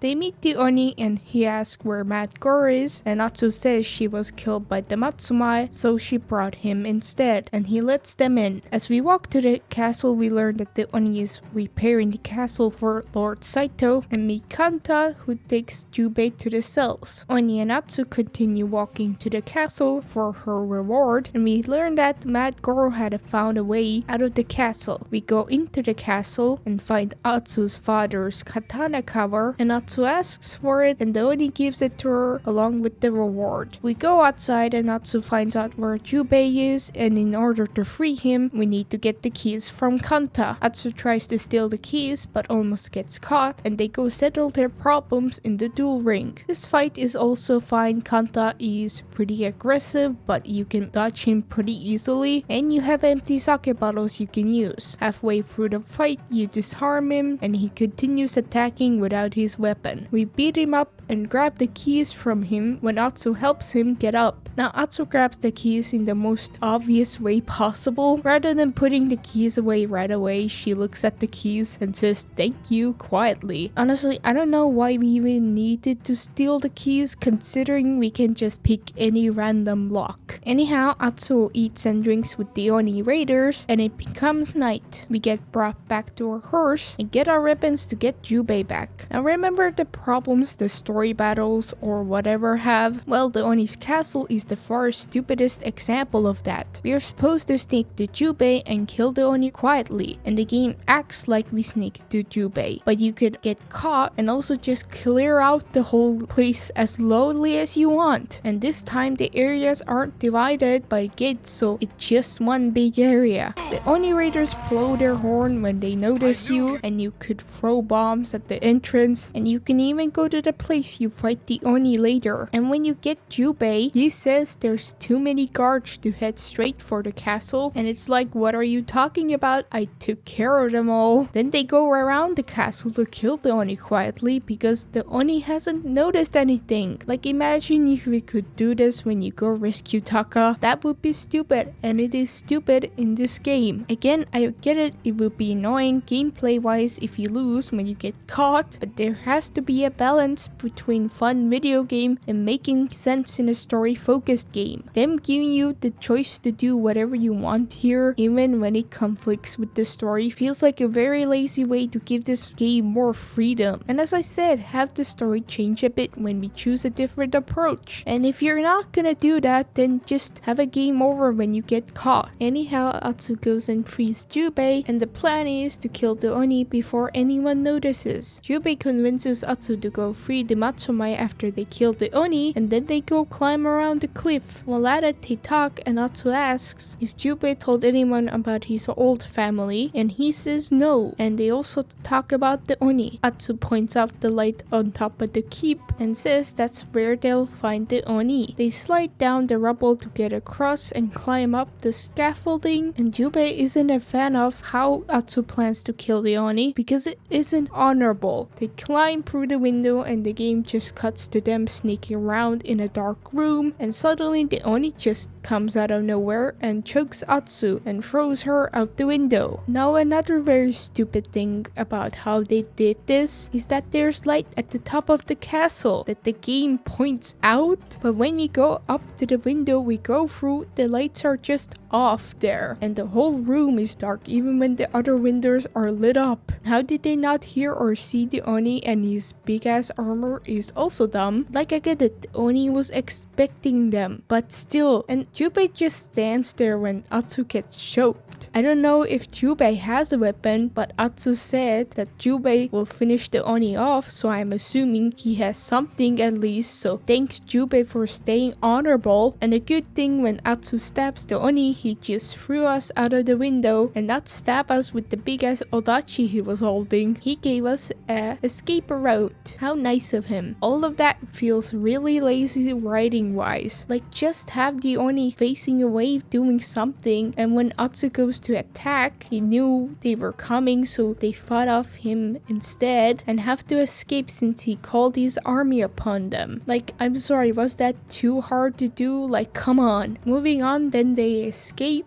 And there is a really awkward part where the scaffolding collapses and it never looks right. I've done this part multiple times and every time it looks like I've done something wrong. Anyway, they get on their horses and ride through the Oni raiders. This is where you unlock your horse charge and they get away from the castle. So here I'm just going to play the whole cutscene instead of describing it because there's a lot to talk about. Let me see. It's fine.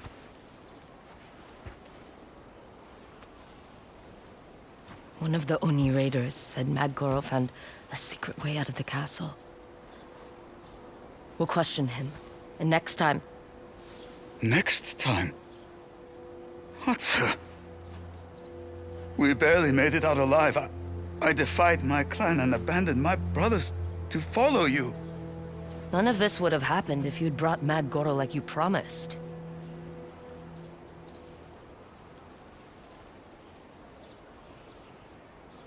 We could have saved dozens of innocent lives tonight. But you chose death. I chose to avenge our father. Our father would want us to fight for the living! Not sacrifice them for revenge! Our family was murdered, and all you care about is playing samurai.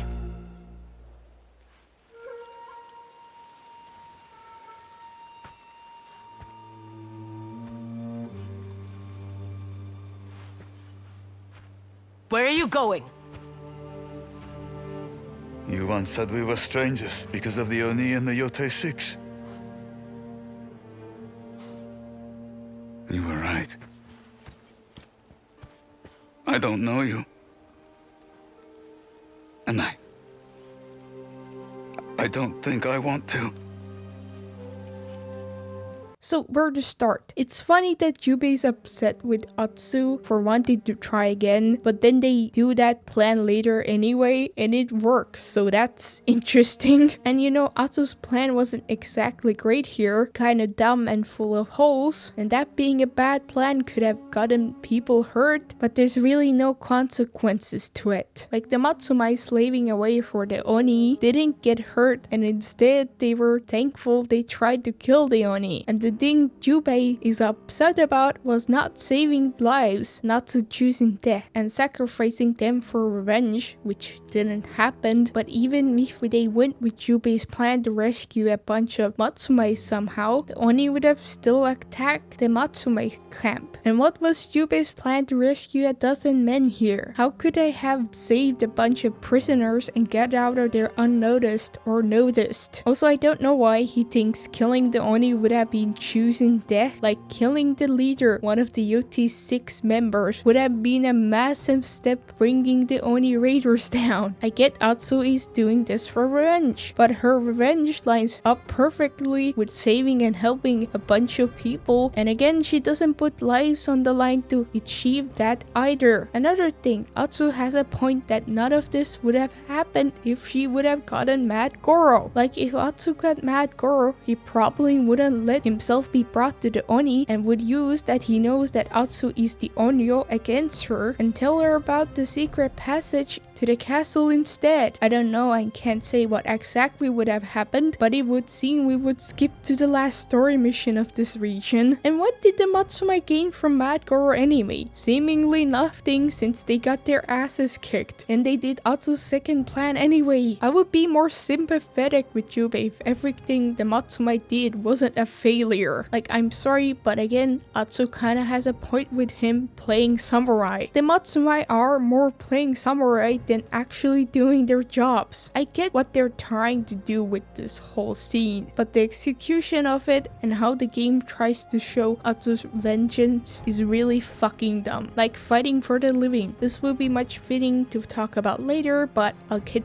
into it now. Like, what do you mean fight for the living? I'm sorry, am I not fighting for the living when I take down Saito's camps, save, rescue, help innocent people, and people who try to take down Saito's camps and who thank me for it? Even if you do the story only, it still doesn't make much sense at all, because I'm killing the Hitler 6, which saves people. Again, I get that Atsu is doing mostly that for her own reasons, but she's saving and freeing Ezo in the process. Fucking even the game is aware of it. Anyway, Jubei leaves because he is mad and doesn't want to get to know Atsu anymore. Man, this would have been such a better scene if the logic behind it wasn't made up dumb bullshit, and the game would be actually brave enough to make Atsu an vengeful killer that gets her revenge no matter what, like the game tries to say she is. One last thing, I wish we could have gotten the Oni's musket from somewhere here in the story. I know the Tanegashima sucks, but we could have actually had time to use it now, but I guess not. We just grab a random musket when we have 10% of the game left. Our next plan is to go free Mad Goro to ask him where the secret passage is to the castle, but unfortunately we are not welcome to the Matsume camp camp, so we very sneakily go through the other gate and climb around to find another way in and wait for their meal time. We go where Mad Goro is held, and again here you can't get caught even if we tried. The gate is fully locked. We talk to Mad Goro and make him a way out, and then get caught by Jubei. They argue, and Jubei wants to take Atsu outside of Ishikari Plain because she infiltrated his camp. We hear that the bridge is almost complete and their plan is to go to battle with the Oni, and Atsu says that'll cause nothing but needless death, which I think she has a very much of a right to say, considering their track record of the Matsumai winning approximately 0 battles without her. Anyway, the Oni raiders attack suddenly. Were there no other Matsumai watching outside of the camp so the Oni raiders couldn't do that? I guess not, and it's not the first time this will happen. So this battle has points where there's an invisible wall with fire that the enemies will come from, and it can be pretty awkward. I had an enemy stuck behind the wall, which thankfully I had a weapon to throw at him. But anyway, they kill some Oni raiders, and then we go fight alone whilst Jubei goes back to the camp. And then we fight some bohiyas. The bridge is on fire and getting attacked, so we go there to help Jubei. We fight with Jubei until the Oni comes here, and Atsu says he left her to burn, and then they shoot the bridge, and Atsu and Jubei fall into the water. They swim to shore, and Jubei is sad about the bridge, and Atsu says they were always going to attack because it was a threat to Saito, and how he gets upset at the wrong things, which she's so right about. They go back to camp. It's destroyed.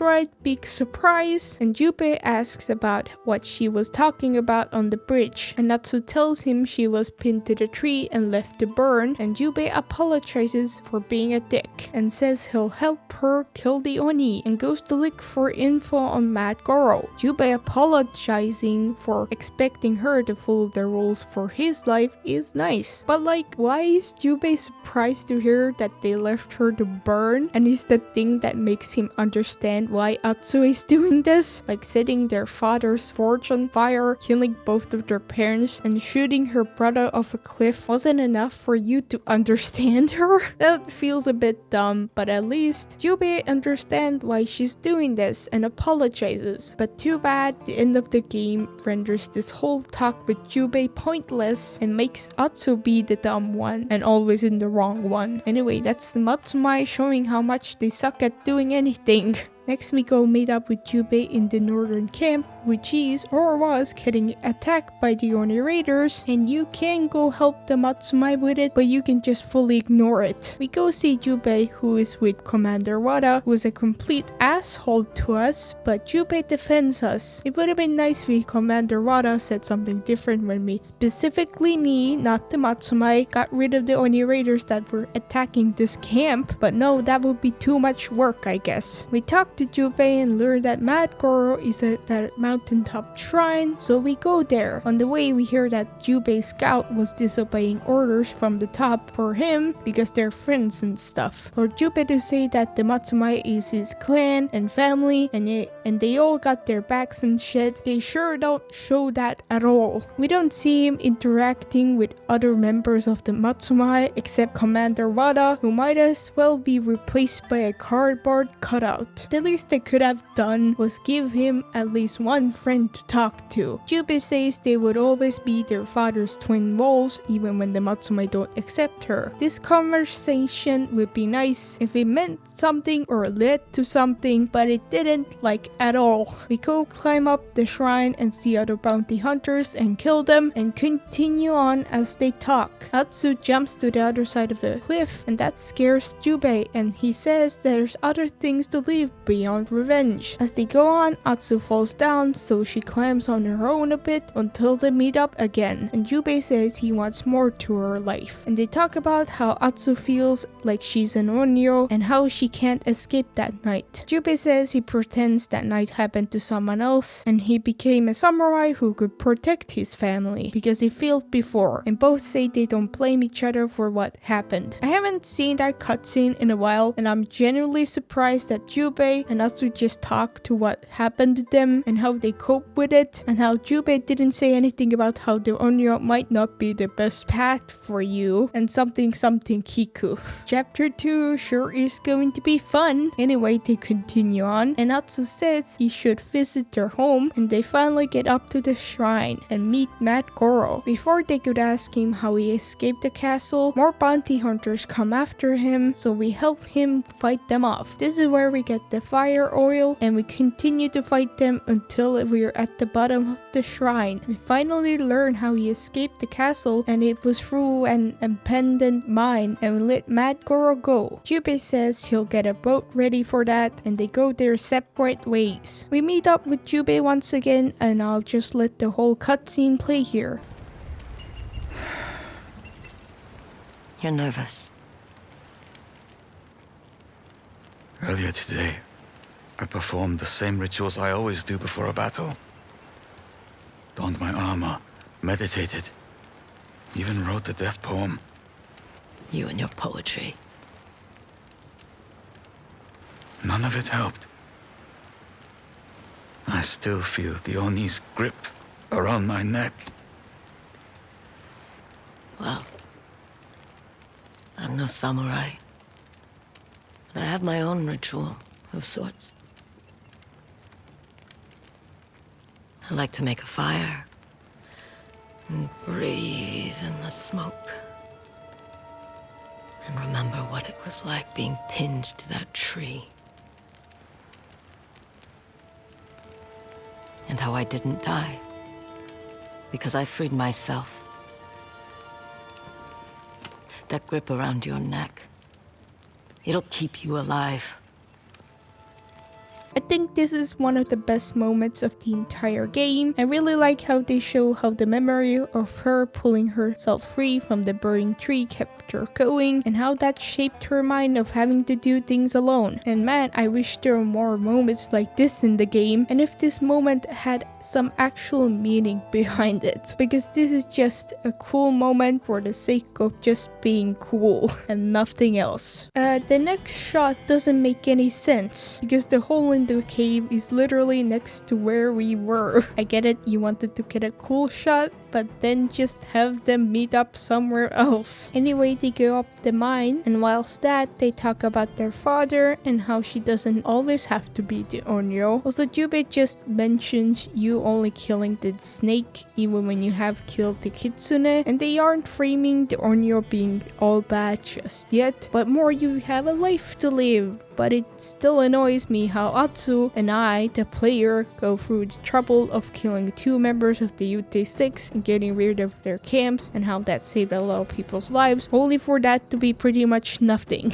I get it, they're talking about how Atsu has more to her life, but can you at least acknowledge that I've done something good and frankly impressive, since the Matsumai haven't done shit against the Yotei 6, even if it was because of revenge. I know I should save all my complaints about that for chapter 2, because that logic becomes 100 times worse. Anyway, they finally reach the Oni's mines and kill the Oni raiders, and have the Matsuma here come help us fight. We run through the mines killing more Oni raiders until we reach outside, and where we part ways with Jubei and go after the Oni alone. We talk to the Oni and he's like, I am a general or something, and then we fight. Honestly, I have to say the Oni is the best boss fight and the one I enjoyed the most in the whole game. His character is kind of whatever, but still was the most fleshed out one, and so is his fight. Not to say it's perfect at all. So the first phase is not that bad at all. The room may be square, but the duel ring is circle. But that isn't much of a problem since the Odachi attacks are easy to figure out how to parry and dodge. Again, on the harder difficulty, he has the 2 red glint swing attack that they'll just not give you enough room to dodge sometimes, but each Yotei 6 boss fight has that problem in some way, and just a lot more worse stuff, so compared to that, it isn't that bad. The reason why I think it's the best boss fight despite those problems is because he's the most consistent boss fight out of the Yotei 6. Anyway, once you get down his first health bar, he chokes you, so we remove his mask and he throws you through the wall again. He lights up his sword and the second phase begins. Now this fight can be quite challenging, but still not too bad. So lighting his sword makes all the blockable attacks Glint, so that can be annoying, but still fine to parry. As I said before, this fight is pretty consistent for the most part, like always starting off with the same attack. After the first clash, he'll most of the time use his sword to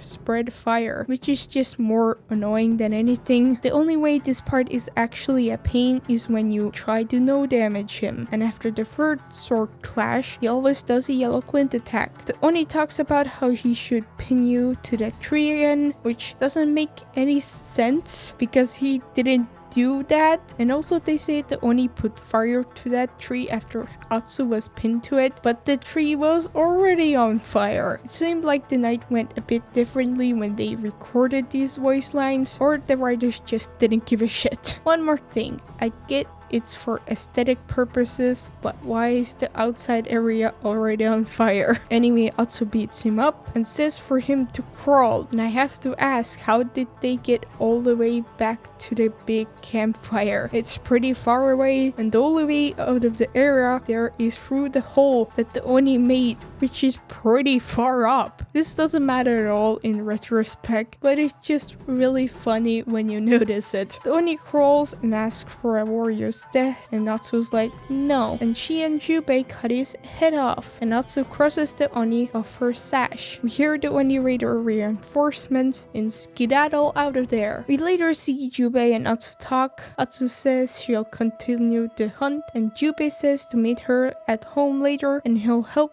to bring their family peace, and they both remind each other that they're not alone. I have to say, it really feels like during the writing of the story in Ishikari Plain, Kiku didn't exist, and the plan for chapter 2 of the game was completely different, or there wasn't a plan at all. Because if the plan was what the current story is, then Jubei would foreshadow Kiku in some way, and they wouldn't make Jubei be framed in being in the wrong and then apologizing for it and understanding and agreeing that taking the Oni down is good and they should kill him. Overall, I have to say, there's stupid shit here, but this is the best the game gets. The Oni is the most fleshed out villain, and also just the entire existence of Mad Goro. I don't know how to describe Jubei in an overall sense here, but I think that Jubei trying to forget what happened to his family and trying to become someone who can protect his family within the Matsumai in concept sounds cool and interesting, but once again, the execution could have been a lot better. Like, they don't show him interacting with anyone in the Matsumai, and the Matsumai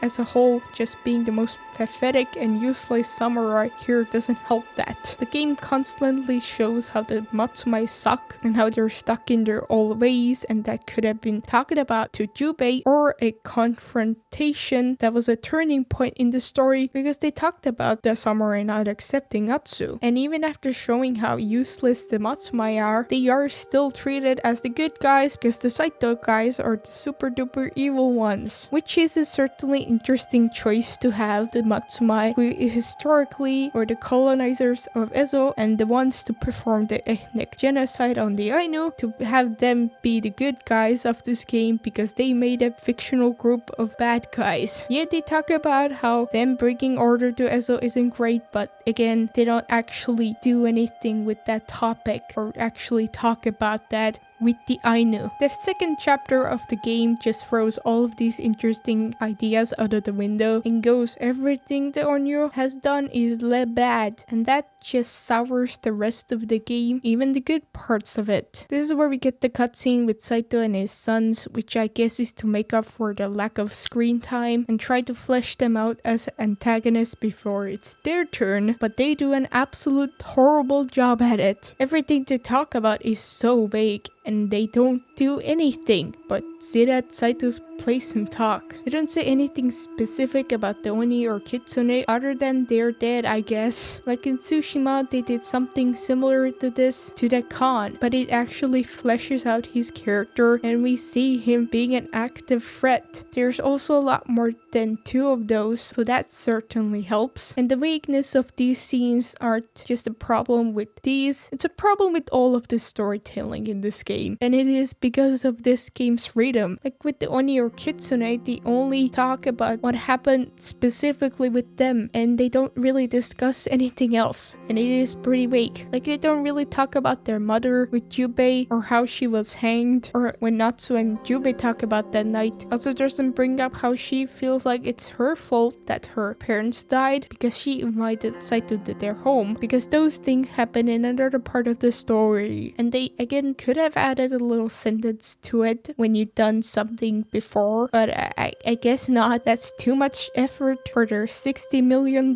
game. Anyway, we close off Ishikari Plain and the Oni, and now it's time to move on to the Kitsune. In order to get to Teshio Ridge, we need to cross the river, so we do that. There's an unskippable cutscene where we ride the boat and talk to Hoichi about stuff that doesn't matter to the story at all. As we continue north, we meet settlers who pay us to ride with them to Teshio Ridge. Whilst riding there, a snowstorm begins and the Nighttails attack. We fight them off until we see the Kitsune, who throws a kunai at us, which is poisoned. Atsu collapses and starts seeing visions of her mother. We then see the Kitsune again, who for some reason doesn't kill us, but everyone else. We later learn that he didn't kill Atsu because he wanted to use her as a test subject for his poison, but why not take the other guys as well? It's not like they're any different really. I know this is an excuse to not kill Atsu, but there could have been a better reason. Anyway, we black out and hear the wolf killing the other Nighttails. We're woken up by our horse and we grab a paper with a symbol of a Nighttail's back, and we slowly walk to a cave where we make a fire and strengthen up.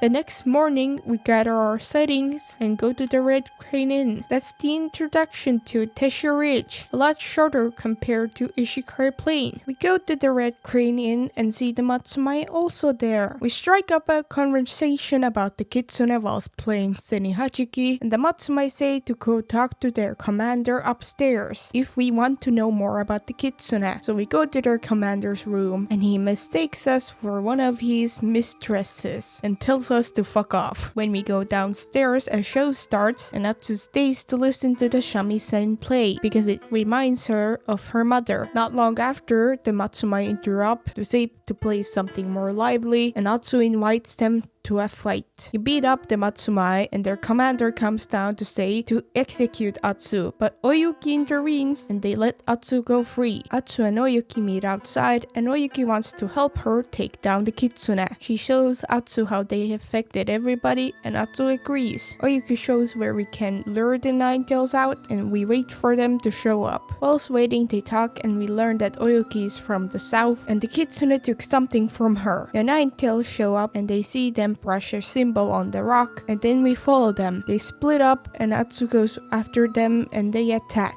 We defeat them and try to ask where the Kitsune is, but they just kill themselves. Oyuki shows up and fights another note with a map on it, and Atsu says Oyuki should head back to the inn and they'll meet up later. So in this section you don't have to quietly follow the Nighttails at all. Once again, there isn't any punishment for getting caught by them or going right instead of left. It'll all play out the same no matter what you do. Anyway, we go to the location on the map and find the Nighttail hideout. We get attacked by a couple of them and find their cipher and armor, and that's that. We return to Oyuki and tell her what we found. She says we should combine what the Matsumai know and what we found, so Oyuki shows us the secret passageway that we used to find out what the Matsumai have found about the Kitsune. We find out about their informant in Nakajima Sake House and go there. While riding there, we talk and Oyuki says the plan is for Atsu to disguise herself as a waitress, and Atsu isn't very fond of that but still agrees. Atsu puts on the kimono and we go inside to the sake house and find the informant, and Oyuki gives us something to slip inside of his sake cup, so we do. He runs outside to throw up and we go after him and ask him about the symbol. He says they found it near a dye house, so we go there and find the Nighttail hideout. We solve a puzzle to get in there and find the Nighttails and prisoners, so we defeat them. The prisoners were the Dai Master and her family, who says the Nine Tails forced her to turn down her customers. Oyuki takes them back up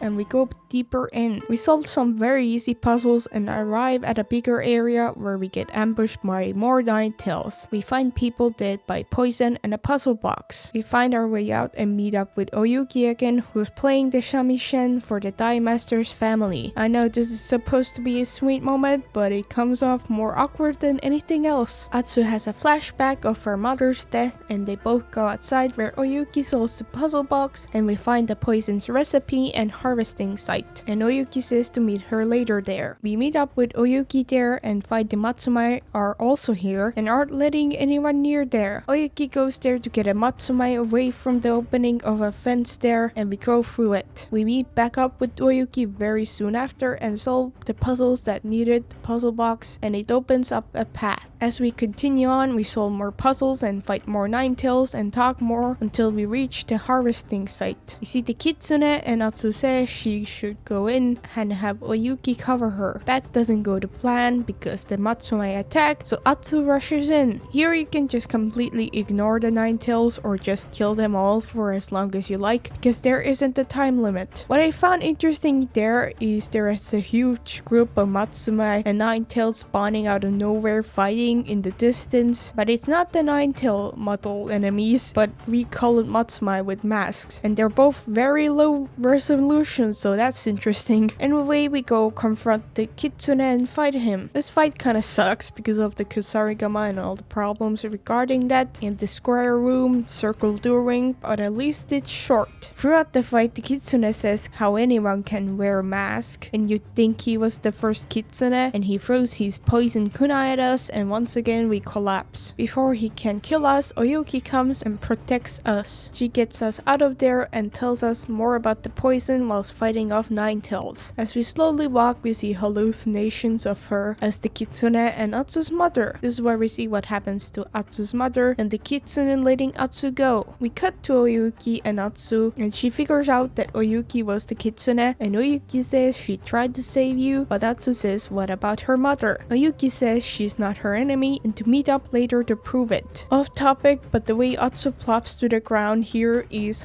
hilarious. And also the clipping of her cape is pretty bad. The twist wasn't exactly unpredictable. It's not like they tried to hide it, and being predictable isn't bad on its own at all. What really matters is how they executed it and handled it. And how does a Yotei handle it? Well, mostly fine, but what I have more of a problem is how they handle the aftermath of the twist and Oyuki. Atsu goes to meet up with Oyuki and Atsu is ready to fight, and Oyuki tries to justify her not helping Atsu's mother and says she doesn't want to fight but help her kill the Yotei 6. Anyway, they fight and during it Oyuki tries to explain herself and gets Atsu to listen to her. They stop halfway and Oyuki says she'll do Saito a favor if she kills her and how she left that part of her life behind, and convinces Atsu to let her teach the Nine-Tail techniques. But Atsu says their fight isn't finished yet. We learn more about the man who replaced her, Dojun, and how he created the symbols to keep her away. Oyuki teaches Atsu the listening ability and we hear why she created the Nine Tails and how she ended up in Ezo. And then she tells us the tale of the Kitsune. We learn that she served Clan Saito until it fell and she followed Lord Saito to Ezo, and that's when she became the Kitsune. She didn't defy Lord Saito by letting Atsu go and serving her, which didn't really save her. Yeah, like she let her go, but they found her anyway and tried to burn her alive. And Oyuki didn't do anything about that. Like if Oyuki didn't let Atsu go and Atsu's plan was to pin her to the tree anyway, then maybe Jubei wouldn't have been shot off a cliff. Or maybe they would have found him anyway, I don't know. Anyway, as punishment for that, she was branded by Saito and forced to train new shinobi for him. After that, for years she was secretly plotting against Saito until she was betrayed by Dojin and the Night Tails casted her out. Atsu was a bit shocked shocked to hear Saito branded her with her father's tools, and the next morning they continue with the training and go right to a nine-tail ambush. Before that, we hear more about Dojin. Next we get the smoke bombs and use them to kill the nine-tails, and continue on to the village where we find more of them and kill them. Fun thing about this is that you have an infinite supply of the smoke bombs, so you can use them as much as you want. They make a fire nearby, and Natsu asks why she chose the kitsune, and she says she liked them as a kid, but now she's tired of hiding behind masks. The next morning she has Atsu counter Dojin's poison by having the whole area be poisoned by smoke and finishing their duel. Atsu doesn't really want to fight anymore, but they fight anyway. This fight can be annoying because of the hallucinations, because you can barely see shit, and that doesn't really go well with the Kusarigama, and the fire around doesn't help that. Also, having to slowly walk during the fight and doing that again every time you die is very annoying. Despite those things, it's not that bad, especially compared to Dojin's fight. We beat Oyuki and she says she's sorry. Natsu forgives her and crosses the kitsune's name of her sash, and they go somewhere, but it just cuts to the next morning. That makes me think there was a different plan for the story when they mocapped this scene, or they just didn't know how to end it. Anyway, they talk about how to get Dojin and they play a song together. In the song, you can choose one line that says "I was too quick to judge," which is kind of a stupid line. I don't think Atsu was quick to judge a former member of the UT6 who kept that from her even when she did change. Anyway, that's the tale of the kitsune, and I have some things to say. Oyuki saving Atsu is supposed to prove her changing her mind, and also how she isn't a bad guy anymore, but it doesn't really feel that way. First, she let Atsu go, but they caught her anyway and pinned her to the tree to be burned to death, but Oyuki didn't do anything about that. She just watched. Like, she could have come back later to help Atsu or see if she's still there. Yeah, she risked her life letting her go, and afterwards started plotting against Saito, but if she supposedly snapped with her letting Atsu go, why couldn't she at least tried to save Atsu the second time? The fact that Atsu doesn't bring this up makes me think this was an oversight from the writers, or they didn't plan for the story to go this route. Second, she tries to justify her not saving or attempting to save Atsu's mother by saying she was gone the moment she had a noose around her neck, which really feels like an excuse, like Atsu escaped after Saito pinned her to the burning tree by herself. And after that, Atsu just doesn't mention her not saving her mother or really questions that. Now, I don't have a problem with Oyuki justifying not saving Atsu's mother and not even attempting to save Atsu the second time, but the story just ignoring that Oyuki's a bit of a coward and a hypocrite. And that's one of the reasons why this whole tale feels weak and frankly boring. The game treats Oyuki fully as a victim, and she's pretty much immediately forgiven, and that makes her and the story feel shallow, especially when they could have taken advantage of Oyuki being a bit of a coward and a hypocrite, and that would have made her much more of an interesting and complex character, and made Atsu gaining her trust a bit more of a challenge. Like, having Oyuki just be a victim of Saito and just straight up a good guy now makes Atsu barely be challenged about killing her. Honestly, it would have been much more interesting if Oyuki didn't quote-unquote save Atsu and changed her mind when she watched the tree burn. Again, that would have been much more thought-provoking to explore with redemption and regret. Another thing that makes this tale feel weak and boring was Atsu changing her mind after like 2 days, and that in turn hurts Atsu's character because she spent 16 years plotting her revenge only to give it up in like 2 days. Like, after she hears Oyuki's story, she immediately changes her mind and they start acting like friends again, and that makes it feel like there isn't any conflict. There's no subtlety with it, and that doesn't make you wonder what's going to happen because it's so obvious about it. Also, the choice of not killing one of the members of the UT6 just makes it feel unsatisfying to have Atsu cross a name of her sash without killing them. I wish they went on with a full-blown revenge story, especially if they wanted to cross off names of her sash. But even if they didn't, there was a lot of ways to make it more interesting, and also have Oyuki be more interesting. Have some difficulties and challenges of Oyuki trying to convince her she's on her side, and don't have Atsu changing her mind and forgiving her in one tale. Or have Atsu accept the help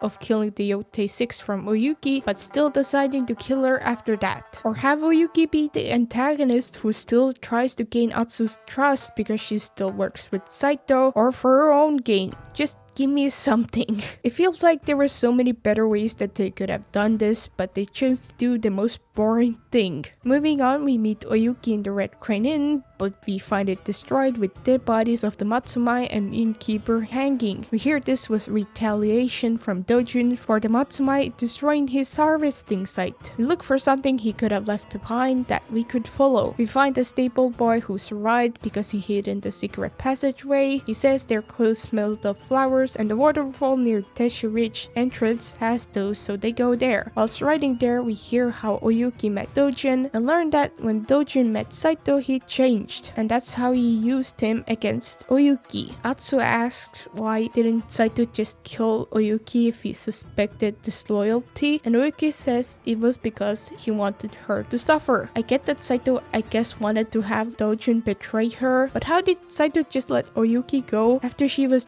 deemed a traitor? Like, Hanbei still has Saito's men go after him like 16 years, and Oyuki's just really be able to be a famous musician without anyone coming after her. Like, how does Saito want to silence her when he seemingly just lets her go? That just doesn't make sense, but anyway, we arrive there and find a hideout and solve a puzzle to get in. We go through there killing more Ninetales, and there's one area where they ambush you, but using the listening ability just doesn't show them. Yeah, sorry, the listening mechanic we introduced to find Ninetales hiding, yeah, sorry, you can't use that here. Like, why? For what reason? Anyway, we continue on and kill more Ninetales and finally meet Dojun face to face. Dojun tries to convince Atsu that Oyuki still works for Saito, but that doesn't work, so they fight. So I just have to say, fuck this boss fight. Honestly, he isn't that bad on normal at all, he's fine, but on harder difficulties when you can die in one hit, Jesus Christ, please put my head in a blender. The very deceptive invisible borders that you can't see through the fog paired with the Kusarigama attacks is an absolute nightmare. Like, you can so easily dodge into a wall when you need to dodge and get hit, and also when he uses a smoke bomb and you have to find him, and he can do a blue or red Glint attack, which you can't rely on them to tell you when you dodge or parry, but the attacks themselves, but you can really see the attacks because of the fog, also paired with the camera just not working right,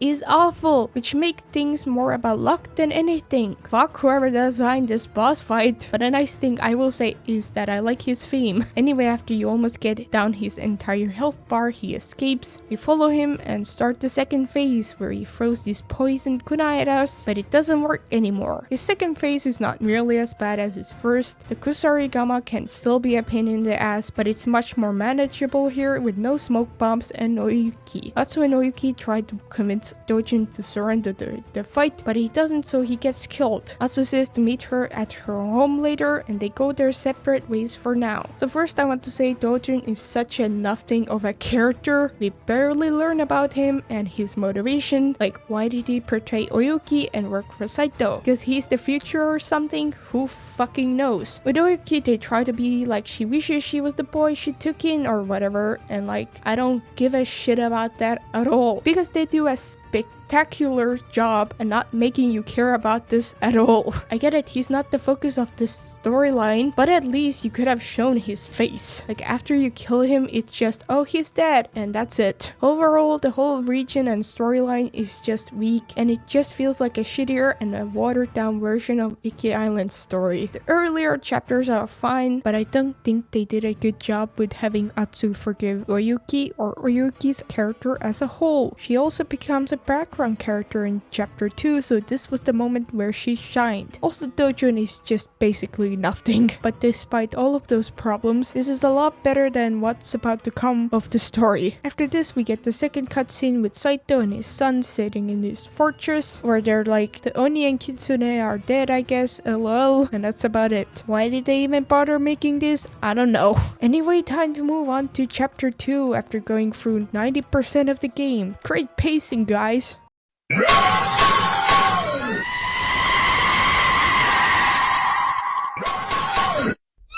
I know this starts in the middle of the next story mission, but I don't care. We return home and find Jubei. They're looking at their parents' grave. Jubei says he wishes he could have helped you bury them, and then they stand there awkwardly. I kinda find that funny since they stand there in the default character model pose. I know other cutscenes also have this kind of, but it's especially noticeable and funny here. Anyway, this is where we see the flashback of Jubei getting shot off a cliff. Atsu tells what happens to her after that, and Jubei says they should talk to others about that night. They go around their home talking about their family and what happened to them at that night. Atsu says they separated them, which isn't what happened. Jubei did run away, which I guess you could say they separated them by killing their father or something. But all these little pieces of dialogue just makes me think there was a different version of the Night of the Burning Tree when they recorded the dialogue. Also, Atsu says she broke away from the kitsune, which she didn't. We literally spent Oyuki's redemption tale about how she let Atsu go and quote-unquote saved her. I guess they wanted Jubei to be super hostile with Oyuki and then bring it up, but they didn't even bring it up in the main story anyway, so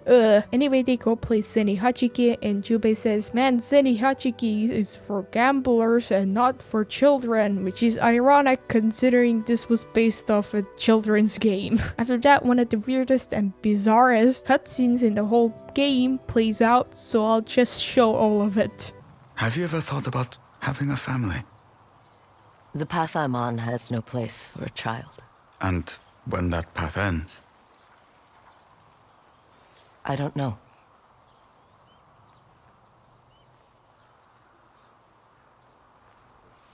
Atsu, there's something I've been meaning to tell you. I didn't expect you to have company.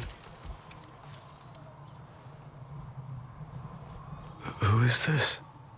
Oyuki, a friend. This is Jubei, my brother. You grew up and became samurai. I feel I would remember if we've met. You knew me as the kitsune.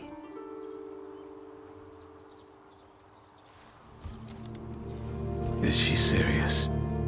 We crossed paths in Teshio Ridge. Oyuki helped me cut down the man who replaced her, Saito's spy master. You invited a member of the Yotei 6 to our home. She's not with them, not anymore. You were willing to sacrifice anything and everyone to kill the Oni. How has this woman, who murdered our parents, earned the Ondio's mercy? She saved my life. That's not enough. Jubei! You're right. It's not enough. What I have taken from you cannot be given back. But what I can give to you is knowledge. Saito and his sons are gathering forces near the Oshima coast. They're planning to attack Kasumatsumae. My home. We'll come with you. No. It's hard enough for me to defend you to my clan.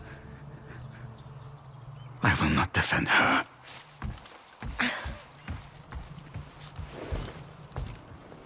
He needs time, Matsu.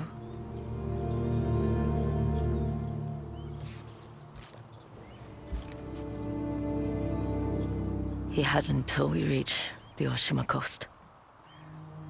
So Jubei asks if Atsu wants to have a family, and then Oyuki appears out of nowhere, and then Atsu introduces them to each other, and Oyuki's like, you've grown up since I helped to murder your family. First of all, she didn't seem very surprised that Jubei is alive, so did the Saito brothers tell nobody that they shot him in the face, or did nobody care about him at all? I don't know, but second of all, why the fuck would you say that? Why? And further of all, why would she and or Atsu think revealing her as the former kitsune would have been a good idea right now? I guess to get that over with right off the bat, so Yuki could share info about the Yotei 6, but the way Atsu tries to convince Jubei she's good now is so fucking dumb. Like, instead of being very vague, like, she saved my life, does Atsu mean when she was a child or when she defended her against Dojun? I don't know. Why wouldn't Atsu say, hey, she's the one who let me go, and that's how we met up that night, which could have led you to getting shot off a cliff, life, but that doesn't matter right now because the game treats it as a good thing and saved my life from the new kitsune, and also she'll help us kill the rest of the Yotei 6. I get that Atsu might not be the best at communicating, but still this just feels like it's very vague on purpose for them to have an argument. And you know, I think Jubei has a very much of a right to be angry here, but how it was communicated and shown was just bad, and his reaction here contradicts the reaction to later stuff in the story. He says that you're willing to sacrifice anything and everyone to kill the Oni. Jubi, what exactly are you talking about? Because if she was willing to sacrifice anything and everyone, she wouldn't have given Mad Goro to you or gone with you when she was caught freeing him. And also the Oni was a fucking monster whose men we saw burning and slaughtering people, whilst Oyuki did work for Saito, but she betrayed him and helped Atsu as a child and now wants to help to kill the Yotei 6. Jubei almost pulls out his sword on her, but Atsu stops him, which again goes against his reaction later in the story, which I'll get into when we get there. Anyway, Oyuki says Saito is gathering forces near Oshima coast. How does she know this? Who knows? Jubei panics and gets out of there, but doesn't want Atsu or Oyuki to come with him, and Atsu is upset about that. Jubei not trusting or liking Oyuki goes nowhere in the story. They don't really show Jubei acknowledging and accepting her or how their relationship develops. He just lets her help and go along with them, and the game ends too early to really do anything with that. I guess this scene shows what the rest of the chapter is going to be like, but seriously, it feels like the writers had a different plan or no plan with the story after chapter 1. So they wrote the entirety of chapter 2 and 3 in like a day, and if this was planned, then that's just embarrassing. Like, did they just stop giving a shit, or did their head get bonked by a hammer? Anyway, you could go talk to Oyuki, but it's completely optional, so I'm just going to skip it. We go to the Oshima Coast gatehouse, only to find dead Matsumai. Atsu and Oyuki open the gate and hear from the last Matsumai standing that the dragon and spider did this. Also, did they seriously only notice them when they were right up close to them? No fucking wonder they're getting their asses kicked constantly. We hear that Saito has been planning a full-scale assault against the Matsumai for years, which no shit. Fun thing about this is that you can steal Oyuki's horse from your home, and if you ride him here, you will see in the title card Atsu riding her horse and Oyuki just running after her, and that is incredibly fucking funny. Anyway, we ride through a village which was destroyed by the Saito brothers and see a lot of dead bodies. We find Jubei and talk to him and try to convince Oyuki is on their side, and then ride into battle. By battle, I mean Oshima Coast getting invaded by Saito's army. Then they ride into it, only for half of the Matsumai that we were riding with to be gunned down. We kill some Saito soldiers, and the rest of the Matsumai die, and then we go look for a better vantage point and see that the gate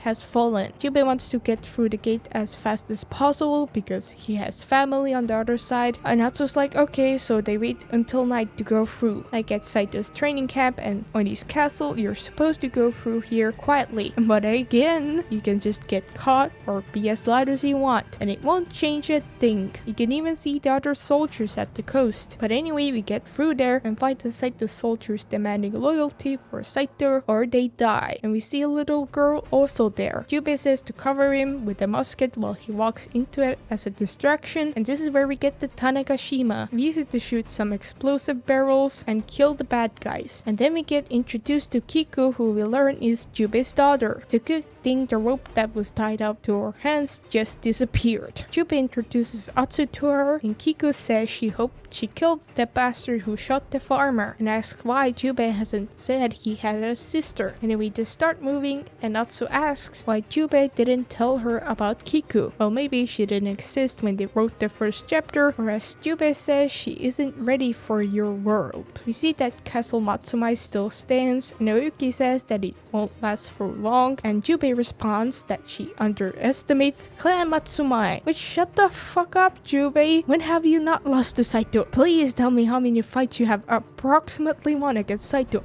without Atsu's help. The story points out that Matsumai are completely arrogant and incompetent, but it isn't relevant to the story at all or to Jubei, when it very much should be. Again, we don't talk to Jubei about any of the failures or bad things that his clan has done, and we just go with them. Anyway, Jubei and Kiku head to the castle, and Atsu and Oyuki talk, and Atsu says she wishes she could kill the dragon and giant spider, which Oyuki's like, that sounds like the Onyo talking. This is where the story starts being very weird about Atsu wanting to kill the dragon and the spider who helped kill her parents and tried to kill her and are still slaughtering and massacring innocent people, which we saw like 20 minutes ago. And it didn't have much of a problem with saying the same thing about the Kitsune or Oni before chapter 2. It's weird, especially here when we saw so many innocent people die and people getting shot right in front of us because of them, and suddenly it's weird and bad to wish we could kill them. What the fuck are you talking about? Like, she tries to make a point about Atsu sacrificing herself and her family to kill them, but she doesn't do that and hasn't shown to do that. Anyway, I'll save my whole talk about this for later because it just gets so much worse. We scout the area and Oyuki says she'll find the Saito brothers and they go their separate ways. And that's the introduction to Oshima Coast. That was just the beginning. Wow. Moving on, Atsu goes to Benten Port where a Matsumai scout is waiting for her to escort her to Jubei. While riding to him, we hear that they stop Saito's forces at the outskirts and Atsu says that they have guns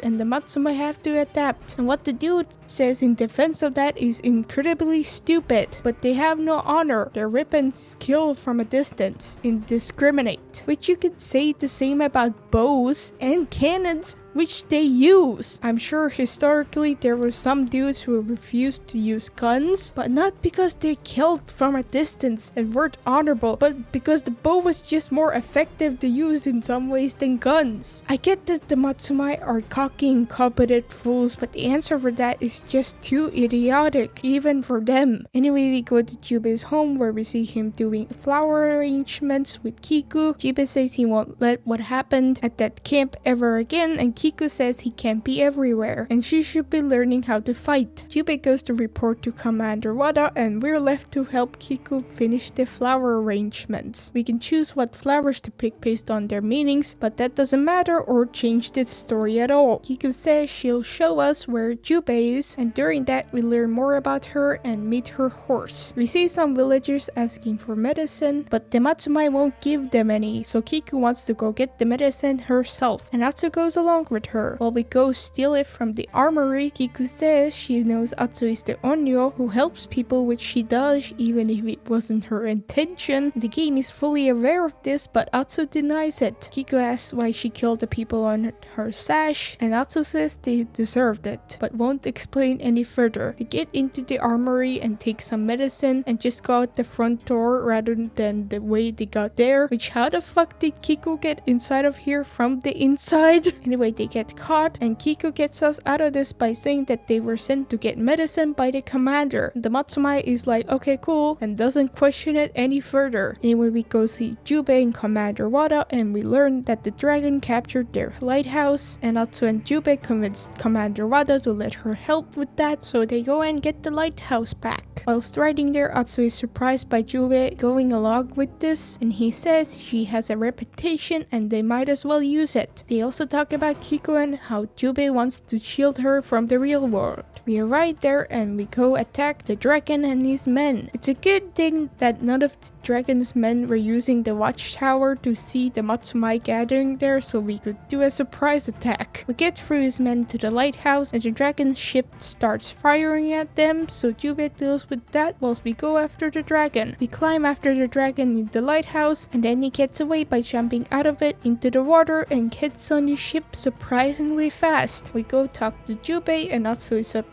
that she didn't get the dragon, and we decide to go after the spider next instead. So we go meet up with Oyuki and Jubei at his house and learn that the spider took over the Tamura estate, and Atsu suggests that they'll use him as bait to lure the dragon with the spider. And this is where the one part of the Odachimasu tale is relevant, but Oyuki already knows that and they could have just told us about that, so I don't know why that mission is mandatory story-wise. Oyuki says that she and Atsu will go get him quietly, and Jubei agrees with that plan. After this, you could go talk to Jubei, which you could easily miss. With Jubei, you talk to him about Oyuki, and this is where Atsu says that Oyuki let her go that night. And also you can talk to Kiku. Anyway, we meet up with Oyuki and learn that the spider is putting on a performance in Tamura's estate. So we go there, and whilst riding there, we learn more about the spider. We talk about how to get in there when Kiku shows up and says she can help them break in because she knows the way in, but Atsu obviously doesn't want her to be here, but they still let her show the way. We scout the area and they come up with a plan to disguise themselves as performers to get close to the spider, and Kiku goes and opens a secret door for them so they can get inside. Atsu tells her to go hide, but Kiku wants to help, so Atsu tells her that Spider's man will die before she'll reach him and that this isn't a game, and Kiku understands and goes and hides. Here, same with the other areas you're supposed to sneak into, you can get caught or kill Saito's men as lovely as you want, but the story acts as if you've gone in quietly. We reach the guest houses and step inside to find a woman who sees we're after the spider and is glad for that, because the spider beat a girl up before her. We also hear that he's performing the Night of the Burning Tree and the woman leaves. Here we finally see how Atsu gets her mask that we see in the cover art, and that comes with the collector's edition. And how does she get it? Well, she just picks it up and is like, cool, and that's it. Do I even need to go into how you got your mask and the ghost armor in Tsushima? I just really wish there was more of a story behind Atsu's outfit and mask rather than she just has it and she just picks that one. Anyway, Atsu is obviously and understandably pissed, and they slowly walk towards the stage, and Oyuki reminds Atsu that they need the spider alive. As we slowly walk towards the spider, who yells the fire needs to be bigger and the screaming needs to be louder, Atsu goes up to him and the spider recognizes her as the swordsmith's daughter. Atsu says that the Night of the Burning Tree deserves a new ending, and we unlock the ghost dance. This fight is incredibly easy because even though you can't use your ranged or some of your quick fire weapons, you kill enemies in 1 or 2 hits, and that quickly refills your ghost meter, which you can use to quickly take down the spider. After that, you get him on his knees, and Atsu threatens him but doesn't kill him. Noyuki says to meet her at the castle later. One thing that's weird is that they thought she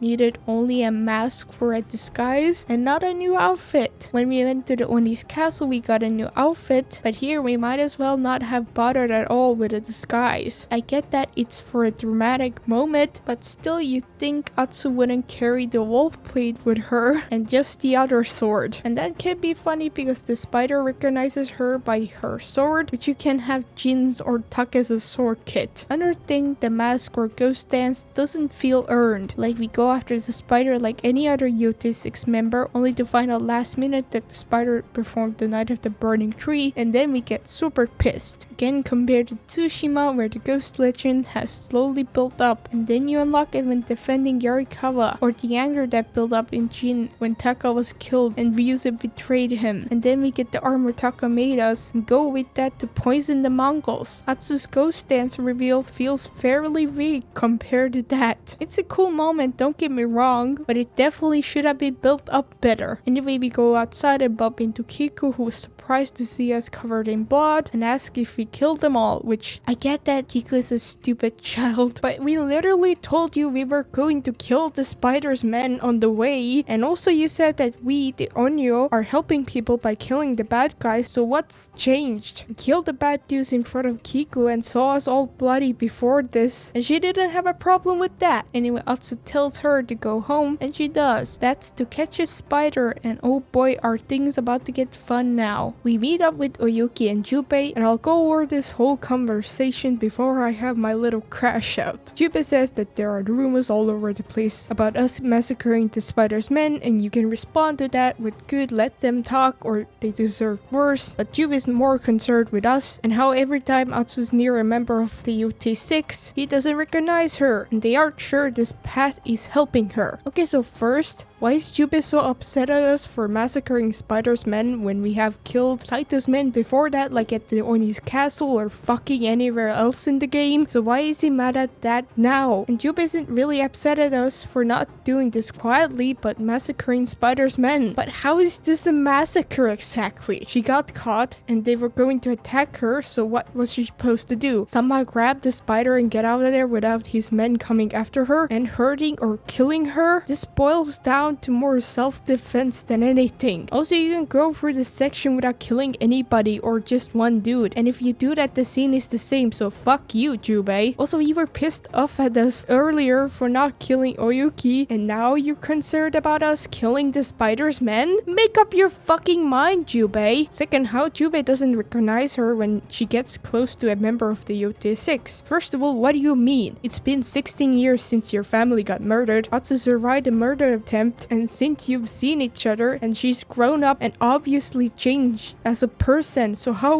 would you know? And it's not like you hanged out so much to get to know each other again, so what the fuck are you talking about? Second of all, no shit. She's angry when she sees the people who murdered her family and tried to murder her. It's a natural reaction to see the people who helped murder her family and are still slaughtering innocent people in mass amounts, and also made a play out of her family's murder to be angry. And it's not like she gets so angry that her rage blinds her and changes her into a different person. She doesn't hurt innocent people to get her revenge, and also let the spider live. So again, what the fuck are you talking about? How is she supposed to react around them? Like, you're telling me Jubei being angry about Saito's men killing his clan's men multiple times is okay, but a woman being angry about his family killers who tried to kill her and made a performance about it and are still murdering and destroying Ezo and its people is just overreacting, and this isn't you, and you should just let it go. For this path isn't helping you, and how the Onya will not bring you peace. This would make sense if Atsu slowly loses her humanity over the story, or she hurts herself or the people around her to get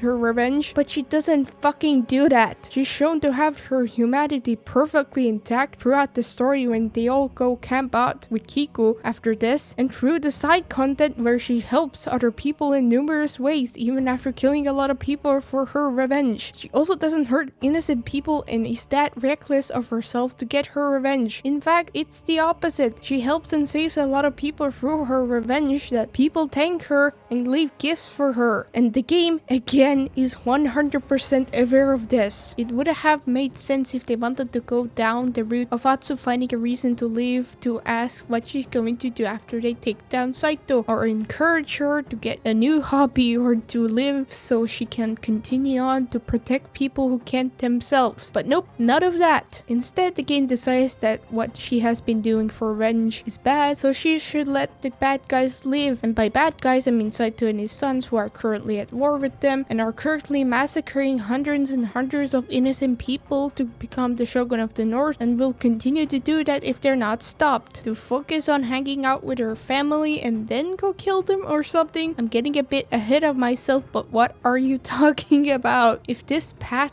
isn't helping, then what will? Like, they plan and need to take Saito down anyway because they're at war with them. So what is Atsu supposed to do? I guess she's supposed to fight for the living instead, but isn't she already doing that through her revenge? Like, why does this game become so adamant after the first chapter saying killing the bad guys for revenge is bad now, when it's shown to be the opposite? The game just decides that revenge is bad now because every other story has shown revenge be bad, but they forgot to show how revenge is actually bad, so instead they just randomly decide that Atsu pursuing revenge is bad, and everything that became of Atsu's revenge is bad without showing why or how. I'm not done ranting yet, but we'll continue when the story goes on, because surprise, it gets worse. The funniest part about all of this is that there's some NPCs talking about Atsu killing the spider's men in Tamuro's estate and seeing one of them stumble into their farm and they let them bleed to death, and the other NPC says good to that. Consistency? What's that? Like, truly, did the writers shoot themselves in the head and continue writing? Like, what is this? Anyway, Jesus Christ, they go to see the spider's men and hear the plan on how to bait the dragon. See Kiku talking to the spider, which, why wasn't there a Matsumai to guard the spider's cell? Or why didn't the Matsumai that was close to it stop Kiku the child from going there? Who knows? We tell Kiku to get out and talk to the spider who taunts them, and they tell him he he's just bait to lure his brother, and he says anything could happen with that. They go outside and Natsu tells Jubei that Kiko helped with breaking into Tamura's estate, and Jubei cuts her off before she could say that Kiko came there herself by telling her that they will discuss this later. They go talk to Kiko and Jubei says it's time to teach Kiko how to fight and prepare her for war. So he tells Atsu to go meet them at the temple. Why didn't they tell Kiko here that she shouldn't just go outside on her own and try to help them in battle like she did? I don't know, but this is an extremely weird moment where the game tells us to go meet somewhere, but Jubei, Oyuki, and Kiko start kind of walking somewhere themselves rather than just cutting to them going there or them standing there like they usually do it. I decided to follow Jubei to see where he goes, and he just jumps over the walls and slowly walks somewhere, and if you bump into him, he'll start running really fast. But he does actually go where we meet, but it does take me meddling with him to actually go there. I also tried to do this with Kiku, but she just disappeared. Anyway, we meet Kiku and Jubei there, and Jubei says Kiku saw her after you massacred the spider's men, and how she has an anger in her which she hides, which no shit, there's a war going on and she saw innocent people getting killed. But Jubei asks how she could protect her without losing her, and one answer is to talk to her, and the other one is to tell him to take her with you and guide her, which seems like a stupid idea in the middle of a war. This might be talking about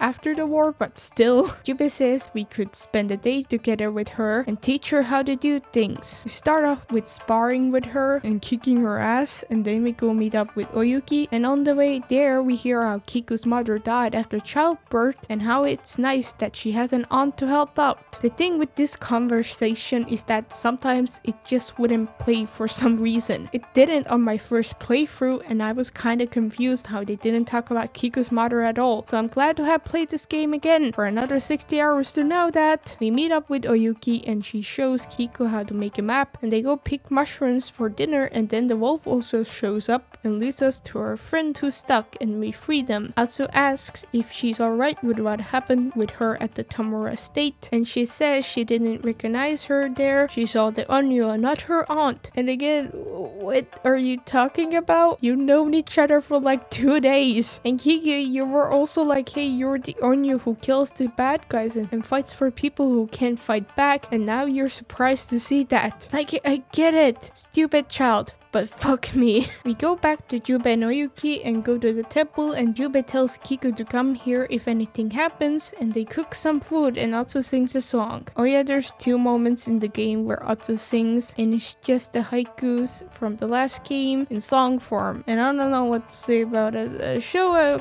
Breaking Bad clip for how I feel about that. Jubei gives Kiku some sake, and they all have a good family bonding time, and the wolf's also here, and that's the wolf pack. This whole tale is supposed to be about you learning to care about these characters by spending a day with Kiku and showing Atsu has a family now or something, but it's too little, too late, too shit. Like, Kiku just comes in the story too late, so there's not enough time to develop a relationship with Atsu and give you time to start caring about her, so to just have Kiku immediately be stoked about getting an aunt and treating her as an aunt, and have Atsu, who's supposed to struggle with connecting people because she's been alone for so long, immediately act as Kiku's aunt just fine. It just feels so cheap and lazy, and also having them just hang out in the middle of a war in an active war zone is kind of funny, especially compared to Taru's side tale, where they try to get into the castle and stumble upon multiple Saito soldiers who try to kill them. But hey, it's not as stupid as what's about to come. We go meet up with Jubei and talk about the plan to use the spider as bait to lure in the dragon, and the next morning we carry out that plan. I'll go over the whole scene before I talk about it, because I have so much to say about it. The next morning we go walk the spider to his execution site. We talk and Kiku comes and sees us, and Jubei tells her to go home. Oyuki joins us and tells the spider she was the kitsune, and then the spider tells us his family's burial ground. Jubei says his soldiers are in position and they see the dragon ship coming, and then we see Saito who shoots off a flare gun and his army start shooting at the castle. the ships are a distraction apparently, and the castle is left undefended somehow, and we see Saito's army march into the castle. Lord Saito and the dragon then show up, and Saito tells the dragon to kill Atsu, and Jubei says Kiku's in danger and they need to go. Atsu says that Saito's here, but Jubei says just to let it go, but Atsu can't. The dragon then shoots through ropes that tied up the spider and frees him, and this is where your fight with the dragon begins. So where the fuck do I start? So first of all, what the actual fuck is this plan? What did they think was going to happen? Did they expect the dragon to come here alone even when they knew he had an army and a fleet that they used to invade Oshima coast with? And that follows up with more questions. Why would they do this next to the castle where Kiku is, where your refugees are, and the small town with also people living in it? Even if the dragon came with a few dudes, that still would have been dangerous and reckless. And what do you mean you're going to ambush them? The Matsuma are executing the spider. What the fuck are you talking about? How did nobody notice that Saito's army was building up right next to the castle? Did they not use any of the watchtowers they had? Or did no Matsuma that were guarding the gates see them? Like, did they seriously bring all their men to the beach, including the ones in the watchtowers? I'm sorry, but does everyone in the Matsuma clan have negative IQ? Next, they say that Saito sent ships only as a distraction, which for what reasons? The distraction lasted for 5 seconds, and the Matsuma still wouldn't have noticed them coming the other way if they didn't use the boats, because apparently they brought their entire army to the beach. Second of all, how this whole thing plays out is incredibly stupid. Why the fuck did they all just stand there and not kill the spider? Why did the Matsuma that were standing next to him not cut his head off? You were planning to kill him anyway, so just quickly stab him. But no, they just stand all there like idiots and let the dragon free his brother. Third of all, why does this game treat this moment where Atsu goes to fight the dragon at a point where she chooses revenge over family and a fundamental mistake she made, when it was the smart and logical thing to do given the circumstances? Like Saito said to the dragon to kill Atsu, so if she went to Kiku with Jubei, then they would have led him right to Kiku. You know what else the dragon had and what he was shown to specialize in? The gun. And what do guns do? Shoot you and possibly kill you from afar. So it would have been fucking dumb to turn your back against him. Also, why does Jubei need Atsu to come check on Kiku? It's not like Jubei or Yuki can't fight at all or are shown to be bad fighters in any means. Yeah, they got kidnapped, but how would Atsu, one fighter, prevent them from getting kidnapped? Like, if Jubei and Oyuki got kidnapped, then Atsu would have gotten alongside them. Why do they treat killing the dragon as an unimportant thing when they did this whole thing to have him be here? Killing the right hand of Saito would have been a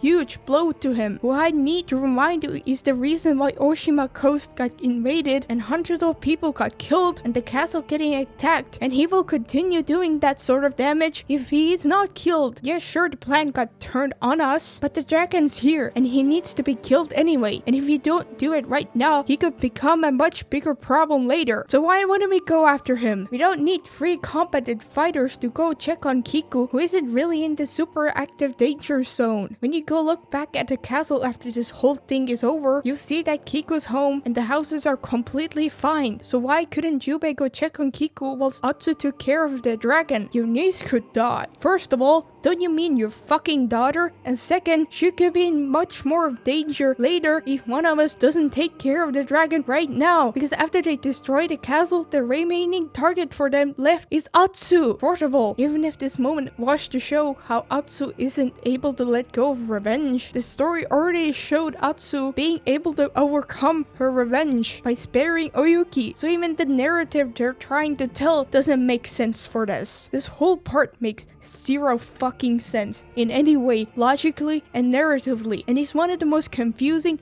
mind-numbing and idiotic parts of the entire game. And for what? Just to force some bullshit down on how revenge is bad without making any sense in any shape or form. Also, I would like to point out how nice it was for the dragon to just stand there and let them talk and not shoot in the gun he's holding, and after they were done talking, he just shoots his brother free instead of shooting Atsu. How nice of him. And also how nice of Atsu to wait for the spider to go to his brother to let him shoot at her. Anyway, the dragon fight. fight. So this is the fight where you can just randomly get hit or killed the most. The spider can shoot you and it's pretty easy to dodge him for the most part. Sometimes I guess you can move right into his shot after you dodge, and also he can shoot the dragon right into his face, which is really funny. Before the second sword clash, he uses a sword and his sword moves are mostly reused from Jin and the default enemies. After the second sword clash, he can switch to his spear, but sometimes he doesn't, and from there on out he'll switch between his spear and sword, and the spear attacks are all blue glint attacks. What's more notable though is that the spider, I guess, can shoot the bohia, and when the explosive lands, the dragon shoots his pistol during it, which he will also do in the middle of his other attack, and there's a good chance he'll just ignore your dodge or won't let you dodge, so you just get hit. That's weird, especially since his gun attack doesn't have that problem before the second sword clash. What you can do here to prevent that is to stun him, or just hope he doesn't pull out his gun, or hope the game just lets you dodge. Really do love how a giant factor in not getting hit randomly is just to get lucky. Great game design. After the third sword clash, he can start kicking the explosive towards you, and I'm gonna be honest, I don't really know how you're supposed to counter that. I guess you're supposed to use a quick fire, but without it, I guess you're supposed to use your focus attack, but you get damage from doing that, so I don't know. Like, dodging that just doesn't work most of the time. The trick to beat that attack is to hope he doesn't do that at all, because even if he does that, you are most likely going to get hit from it. If you ignore the massive bullshit that this fight has with killing you randomly for no reason, then the fight itself isn't actually too bad. Anyway, we kill the dragon, and Natsu crosses his name off her sash, and the spider runs away. We run through the castle, killing more of Saito's soldiers searching for him. We hear that Jubei is somewhere further in and go look for him. We reach the castle itself and fight it destroyed, but no sign of Jubei or Oyuki. I honestly don't know why she's yelling for Kiku when she's presumably at her home, which we don't see getting attacked, and it didn't get attacked. We cut to Saito and the spider with his brother's body, where Saito says, "Man, you suck. Go kill yourself or something." We then see Atsu run up the temple and find Kiku and hear that Jubei told her to run, and she's panicked about Jubei not being with her. Atsu says they have to go, and as they ride along Oshima coast, Kiku believes that Jubei and Oyuki are gone, but Atsu says they aren't. Atsu brings Kiku to her home because everyone thinks it's haunted, so no one will bother us here. This decision is incredibly stupid, and the reason they did this is clearly a fucking excuse to have Kiku be held hostage by Saito at her home later. You could say she wasn't in her right mind exactly, but really? Yeah, let's bring her to one place that Saito knows is connected to you, and since it's abandoned, couldn't Ronin or bandits come here at any moment? And let's not go to Hanbei where we go later too, or just fucking leave her at the temple. Anyway, they go inside, and then Atsu gets woken up by Kiku, who's yelling to kill Saito, and then Atsu explains why she went after the Yotei 6, and in response to that, Kiku says the Onryo only brought death. Having Kiku somehow come to the conclusion that Oyuki and Jubei being captured is somehow Atsu's fault feels really weird and forced. I get that she's angry, and later she apologizes for it, but the game and Atsu decide that she was right and the Onryo did bring only death. We shall go later into why that is plain wrong and an extremely moronic thing for the game to come to the conclusion to. Anyway, Atsu says she'll make things right, and we enter chapter 3, the cost of revenge.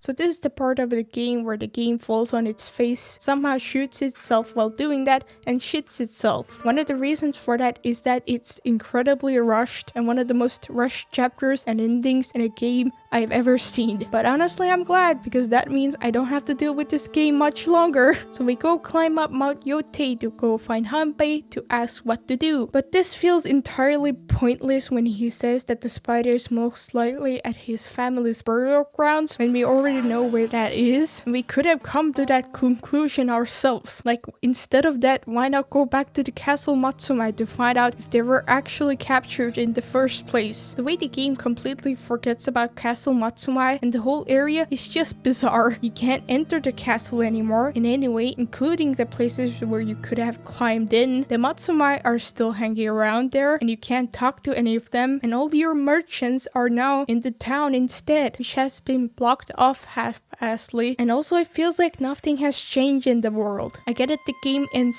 very soon, but there aren't any new enemy types or patrols, and there was a very good opportunity to add one since the only threat that remains for Saito is Atsu, so they could have added some very large enemy patrols. I get that they had like a lunch break to finish the entirety of chapter 3 and the game, but come the fuck on, this is embarrassing. Anyway, we go see Hanbei and tell him everything, and Atsu says Kiku's right, I only bring that. And then Hanbei says, do you really think Saito would ever allow you or your family to live in peace? He cannot let go of any personal slight.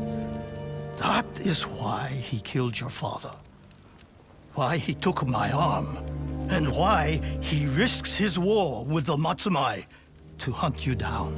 And the conclusion to that would be to kill him, so he can't do that anymore. Nope, it's that his weakness is of revenge, so don't let it be yours. Honestly, I don't understand what he's fully trying to say here. How has revenge been a weakness to Atsu? What the story has shown is Atsu's revenge has been a weakness to Saito, and the reason he's losing and lost. I guess this talk with him is supposed to show Atsu has more to her life than revenge, but it's done in such a stupid way, with it being contrary to what the entire game has shown, that it makes me go insane. Anyway, we figure out where the spider is and go there and wait for him. We talk to him and learn that Jubei and Oyuki are alive and ask where they are, and he's like, why should I tell you? Atsu asks if he lost someone else, and it's his sister, which holy fuck, who gives a shit? Why are they trying to empathize with him and tie this into being like the circle of violence when it doesn't fit into the scenario at all? And then we go chase the spider, where he constantly yells how she's only there for revenge, and Atsu says she'll let him live if he tells where Jubei is. The spider also says, how many have you killed to hunt us down? Which the game treats the enemies we have killed as a bad thing that Atsu did, when in fact Atsu has only killed shitty people and people who were slaughtering and torturing innocent people, and that has saved a lot of people. But anyway, we fight the spider. His fight is very annoying, but not that hard, except when you no damage him, where the dirt throw does damage to you and has horrible hitboxes, which makes dodging that a gamble which you have to do, so it makes this fight one of the worst fights in the game. Also, all of his moves are reused from other enemies. Great stuff. After you finish the fight, they both stand around and the spider says, kill me, and Atsu does a little slash to him to cross his name off her sash and tells him she has a new family now. So the spider then just tells her where they are and says he'll take her to them, and that's that. I'm glad that the spider changed his mind after trying to kill us like 20 times, and have Atsu spare him, because revenge is bad even when the person you're killing for revenge is horrible and a psycho who has shown to murder innocent people in masses and beat women, and made a play out of him helping to murder a whole family just a few days ago. And killing him now would be just justice. But sorry, killing all people now is bad. Also, how the fuck does he shoot his gun in the rain? Who cares at this point, because the game has thrown all logic out of the window. I'll move on a bit before I continue ranting about this whole spider ordeal, because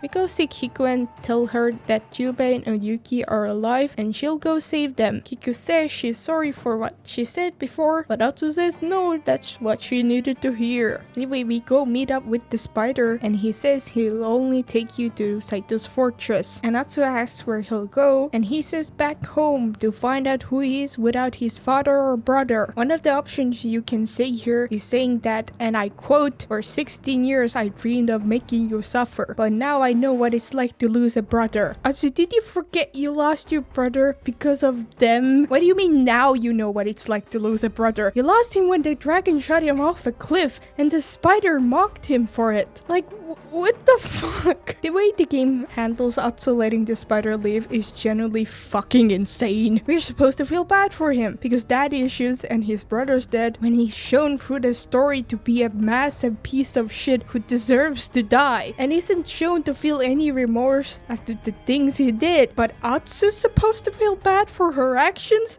that did good and killing the dragon who also was a mass murderer and the spider's not?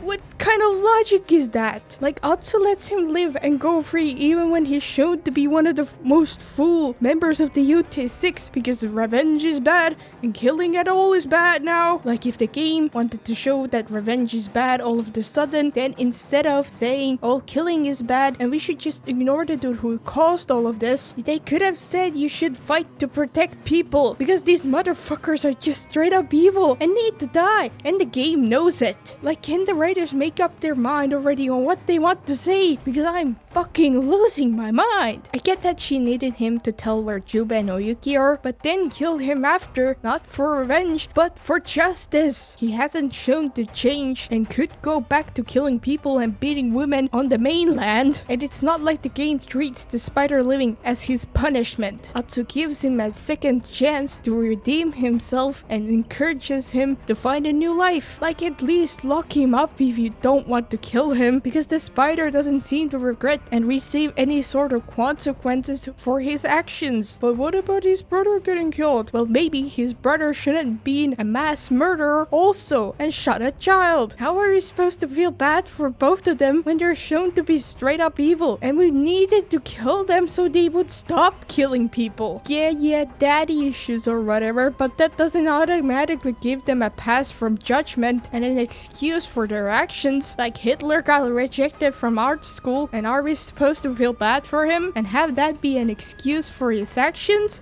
No! One thing I noticed about Atsu sparing the two members of the Yotei 6 is that the two of them didn't have any active involvement in hurting her family, which if that was one of the reasons for sparing them, especially the spider, then that's completely idiotic. Like, the spider mocked Jubei for getting shot and he's still actively a piece of shit. Also, I'm sure the people who the spider hurt and ruined the lives of and killed are happy to know that the spider gets to live without any sort of punishment or consequences for his actions. I'm sure they're very happy about that. I don't understand why they decided to take the story this way. For who and what reason? I genuinely don't get it and don't know. But we're not done with this bullshit yet. Anyway, we cut to Saito in his fortress asking beat up Jubei and Oyuki where Atsu is, and they're like, I'll never tell you. And then Saito's like, we'll have fun getting executed, and for Oyuki, he has something special planned. I just have to say that Saito kidnapping them to ask where Atsu is doesn't make sense at all. Like, how does Saito think they know where she is? They don't know where Atsu is, and how are they supposed to know? Even if they did, somehow she's shown to constantly move around, so she's probably not there anymore. I get it, it is just an excuse to not kill Oyuki and Jubei, but my bad to expect this story to make logically sense. Also, Oyuki doesn't have a scratch on her for some reason, because showing women getting hurt is bad, I guess. We cut to this tale's title, and Atsu climbing up the mountain where Saito's fortress is, and you know what's really funny and just straight up pathetic about this? If you decide to climb down, you just fall off and die, because the climbing trail just starts out of nowhere. I get that they had like 2 minutes to finish the game before it launched, but really? You couldn't add a little ledge so you wouldn't just fucking die? You couldn't do that for your €80 AAA PS5 exclusive game that cost $60 million to make? There is no excuse for this. This is just embarrassing. Anyway, we climb up the mountain somehow and arrive to Saito's fortress. Before we go in, isn't it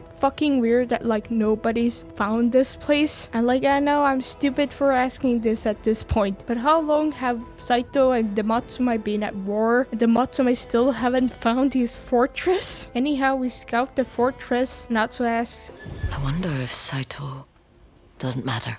He's not why you're here. What the fuck are you talking about? You should wonder what Saito is doing right now, because he's a massive threat. When Atsu's at the fortress, everyone in this game becomes so dismissive of the idea of going after Saito, and nobody has any interest in killing Saito anymore, when he's the reason this is all happening in the first place. And if you don't kill him now, he'll come after you until you're dead. Like if Saito didn't go to Atsu's home later and remained here and they leave without killing him, then what? You think you can just ignore him now? You can't! Atsu has a fucking bounty on her, and he's the only thing standing in his way, so he'll use everything he has to go after her. Like, have we learned nothing from fucking Hanbei? Also, if they don't kill him now, he'll be a much bigger threat to Kiku. Where the fuck is the logic in any of this? Where did it go? One last thing before we move forward. Remember the whole thing with the spider and how from that Atsu supposedly learns that killing people is bad and the Ronja is bad, and shows that by sparing the spider? Well, anyway, we go to Saito's fortress and kill a lot of his henchmen in order to get to Junpei and Oyuki, whilst the game forces you to use the ghost dance and teaches you that chopping off leaders' heads fills your ghost dance. Truly next-gen storytelling right here. Man, maybe they shouldn't have gone with the lesson on how killing is bad generally when the main gameplay loop is killing people, specifically bad people who hurt others. And if you say, well, now she's fighting for the living, I'll explain how that makes no fucking sense in just a bit. So we head inside, and this place has the same problems from the other story battles, but way worse, because we can't fully do this section in stealth, and you need to kill the enemies in order to progress. Like halfway through, we are forced to do this loudly, and somehow the enemies just don't hear anything from the other side of the wall. Boy, I'm glad none of the watchtowers have people in them, and you and the enemies can be as loud as you want and not alert the rest of the fortress. You only alert the rest of the fortress when you're already killed half of the place. But fucking anyway, we find Junpei and use the ghost dance to kill the enemies, and then we take our time to talk to Junpei like we aren't in heavy enemy territory. And I'll just play this whole scene. I'm sorry. I should have come with you instead of fighting the dragon. Saito is here. The Onryo will have her revenge. I don't care about that. About him. I wish that were true. It is. Junpei, I came here for you and Oyuki. Kiku is waiting at home. I promised I would save you both. I want to believe you. But when it comes to Saito,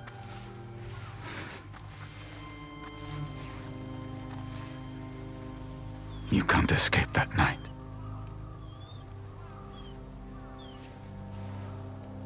I'm trying.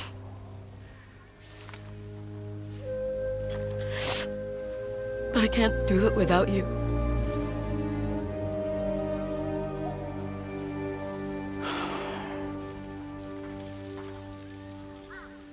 Saito said he had something special planned for Oyuki. We must hurry. So this scene is so stupid and shit. So first, again, why is the game treating like hearing about Saito and wanting him dead is a bad thing when he's fucking terrorizing Ezo and its people, and he's the reason that it is happening in the first place? Legitimately, what the fuck are we doing here? How did the writers write this in, have it mocap, animated it, rendered it into the game, and thought this was okay? How does Junpei not give a shit about Saito dying when he's the reason his family is dead and he got shot, and why the Matsumai castle fell? Like, what the fuck? I'm at a loss for words for this bullshit. Second, how does Junpei have the audacity to adopt Atsu and act this way? Motherfucker, we just saved your life moments before you were shot, and if you used the one brain cell out of your 2 brain cells, you will realize if Atsu only cared about revenge, she wouldn't have fucking saved your life. And God, I wish we didn't, because you act like an ungrateful little bitch. Third, why the fuck isn't the first thing he asked Atsu if Kiku is okay, or at least if Atsu went to check on her, and later he's so hesitant to ask if she's okay? Don't you have just a little bit of interest to know if your daughter's okay? Just fuck me, dude. Anyhow, we slip through a fence and Jubei shows where Oyuki is and they start going there. I'll once again play the whole conversation here because this is the part of the game where I became fed up with its bullshit. How did you know we were here? The spider. Another name crossed off your sash. I let him go. Mercy for the spider. I thought by killing the Yotei 6, I was bringing our family peace, but I only brought death. I never thought I'd hear you say that. Kiku said it first. She's like you when she's angry. Her words cut deep and true. Is she all right? She will be, once she sees you.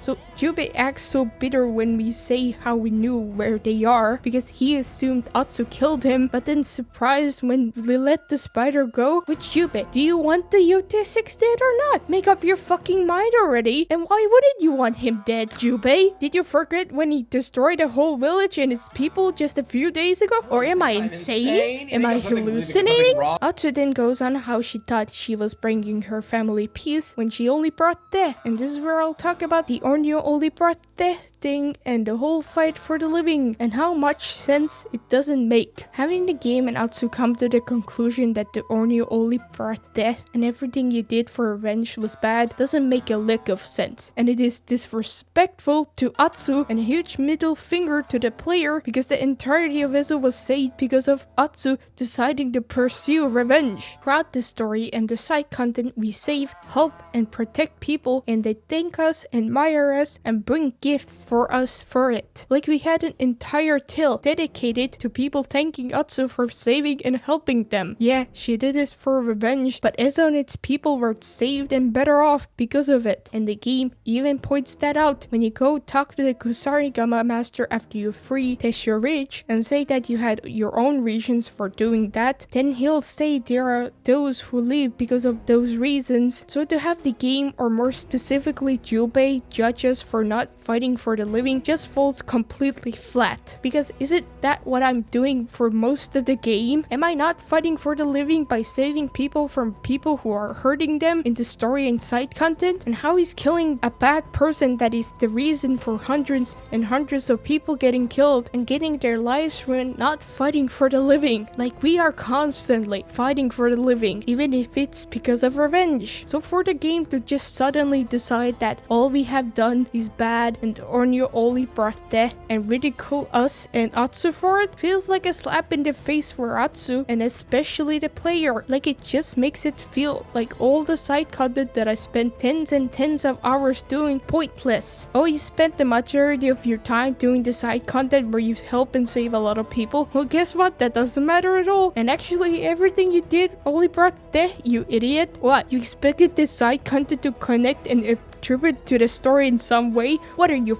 fucking stupid? Go kill yourself! There is such a stark contrast with what the story says and the side content says that is just insane. Like in chapter 3 you have a gift to get and when you get it, Tara and the bounty dude give you a mask for the Onryo and tell her to kill Saito. And then Atsu's like, well actually I'm not what people think I am. And then they're like, shut up and just take the cool mask. It's like the writers know this whole thing with the Onryo only bringing death doesn't make sense, so why did they do this? They didn't need to take the story this direction. Even if they wanted to say revenge is bad, for what reason did they decide to take the story this way? I'll never understand. And I'm sorry for over explaining myself and repeating myself, but there is just no logic or consistency in anything, like the character reactions or the narrative, nothing. Like the game just cannot make up its mind on what the story is doing. Like it just flip-flops between the Onryo helped and saved Ezo and the Yotei 6 are very evil people, to killing the spider's men was bad, to the spider is a huge piece of shit we're going to execute and kill his brother too, to the Onryo's bad because she quote-unquote sacrificed her family for revenge, to actually just killing the spider's brother was bad and we don't kill the spider because of killing all people bad, to we go rescue Jubei and Oyuki and are forced to kill people on the way, but we don't want to kill Saito and we shouldn't care about him at all. And it's like, brother, make up your fucking mind already. The gun's in my mouth. I can't take this any longer. What makes this whole conversation worse is that I can't skip it and I have to hear it every time I have to do this section, which makes me want to break this game's disc in half and use the my throat. Anyway, let's resume. We go fight some more Saito soldiers and they set off the alarm. We reach Oyuki and are able to surprise the Saito soldiers because they somehow didn't hear the alarm going off. We talk to Yuki and hear that Saito went to Atsu's home to avenge his sons. But Kiko's there, so we start skedaddling out of there. The entire fortress is on alert now and start boyheaing them. So they slide down a big rubble path and they fight through more enemies and get on horses to charge through a big row of gunmen, and that works. They slowly ride towards the exit as like a jillion gunmen shoot at them, but they all miss somehow. They get stopped by another bajillion gunmen, but a good thing there were like a quadruple bajillion explosive barrels next to them, so Atsu just shoots at those to get rid of them. They get out and we see the Saito fortress is somehow on fire, which is funny because if you look at it when you're riding out of there, it's not, but in the next shot it is. What else I find funny is how Jubei says that we can't go into the Oni's castle alone, and that would be suicide, but we do that here and come out alive and just fine, so maybe we should have done that. Anyhow, they ride back home and Atsu is upset that she didn't make the right decision on the beach and this wouldn't have happened, and Jubei says make the right decision now and lay the Onyo to rest. Well, maybe Jubei, if you didn't make the decision of doing the most retarded plan in history, maybe then all of this wouldn't be happening in the first place. I know Atsu came up with the idea, but I think she and nobody thought that the execution of this plan would have been this fucking stupid. Anyway, you'll see Saito, who's holding Kiko hostage. Saito says he'll let her go if he gets to fight Atsu alone, and the others leave, and they do as he says. Saito just lets Kiko go and run to Atsu and have their moment, and then Jubei, Oyuki, and Kiko leave. So some things I have to say and ask. First, why did Saito make the decision to leave his fortress where his bajillion gunmen are and come here completely alone without a single bodyguard or anything? Second, why didn't he just kill Kiko? Like, if Saito is so full of vengeance and revenge and likes to take things personally or whatever, why wouldn't he just pin Kiko on the tree and set it on fire? And what's Atsu going to do if he did that? Not fight him? Third, why doesn't Atsu, Jubei, and Oyuki just gang up on him after he lets Kiko go? Like, the moment he lets Kiko go, get his ass. Oyuki even has her Kusarigama floating off her back, and that's great to use from a distance, so get him. Like, why does he expect Atsu to comply to have one-on-one fight with him? And why does Atsu, Jubei, and Oyuki just comply with him? If Saito had someone with him to hold Kiko hostage, make sure they comply, then it would have made more sense, but he doesn't have anyone else there, so fucking gang up on him. I know I shouldn't expect the game to have any sort of logic anymore, but sorry, I can't help it,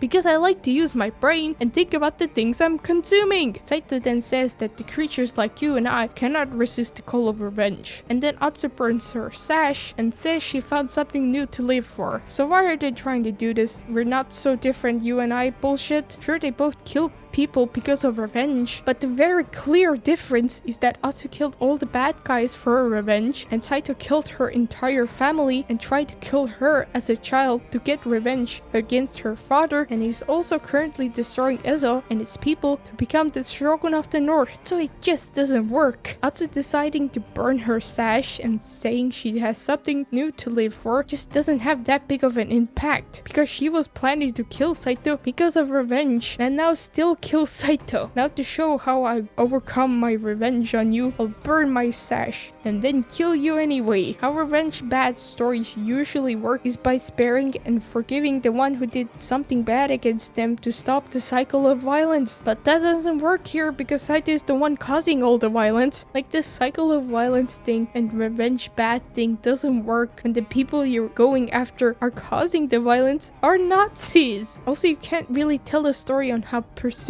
revenge is destructive and bad when pursuing revenge you help and save a bunch of people, because the person you are pursuing revenge against again is Hitler. Like, the writers wanted to say that revenge is bad and show how she found a new reason to live, but still want to kill Saito, who we're going to kill for revenge anyway, so it just ends up in a mess and feeling unsatisfying for the player and Atsu. Like, if they actually wanted the message of the story to be revenge bad, then they should have had Atsu Atsu spare Saito. But that just doesn't work here because he'll just kill Atsu and continue terrorizing Ezo. And also this is a video game and you have to have a boss fight. Like you can't show how Atsu or the Onyo frees Ezo from the bad guys and have people of Ezo thank her for that and at the same time say how the Onyo only brought death. Like you just can't have it both ways. Anyway, we fight Saito, and the first thing I want to talk about how they get rid of the ability to use the ghost dance in the new update for some goddamn reason, which really pisses me off because that was my strategy to get rid of a good chunk of his health in my cannon run, and that I specifically saved up my ghost dance for this fight only to fight it not being able to do it anymore. Like why? So we don't cut off his dialogue? But the dialogue doesn't even play after you die a few times, so what the fuck was the point other than fuck you specifically to me? Thank god I found that I could cheese the ghost dance prior to this, otherwise I would have been 10 times more pissed about that. Also never mind to that whole rant, they fixed this in the new update, but I'm still leaving this in because why the fuck would you change that? What, and change it back? What the fuck are you doing? And also just because the amount of pain it caused me to have in my canon legend run, so fuck you. Speaking of the dialogue at the beginning of the fight, why can't you start fighting him until he finishes his dialogue? That's just dumb. And the thing is, you can by spamming the attack button at the beginning of the fight, but he'll just shoot you if you do that. The fight itself is pretty difficult, but mainly because of its own bullshit tied in with the game's combat problems. As I already talked about, the dual ring isn't clear and marked, the Odachi attack can sometimes not give you enough room to dodge, the Kusarigama, all the spear attacks are blue glint attacks, parry timings, yada yada yada. He can switch to all of his weapons and does that after you break his guard, or if it just feels like it. Also fun fact, you can shoot his shield off his back and that acts like you broke his guard. But the problem with that is you have to shoot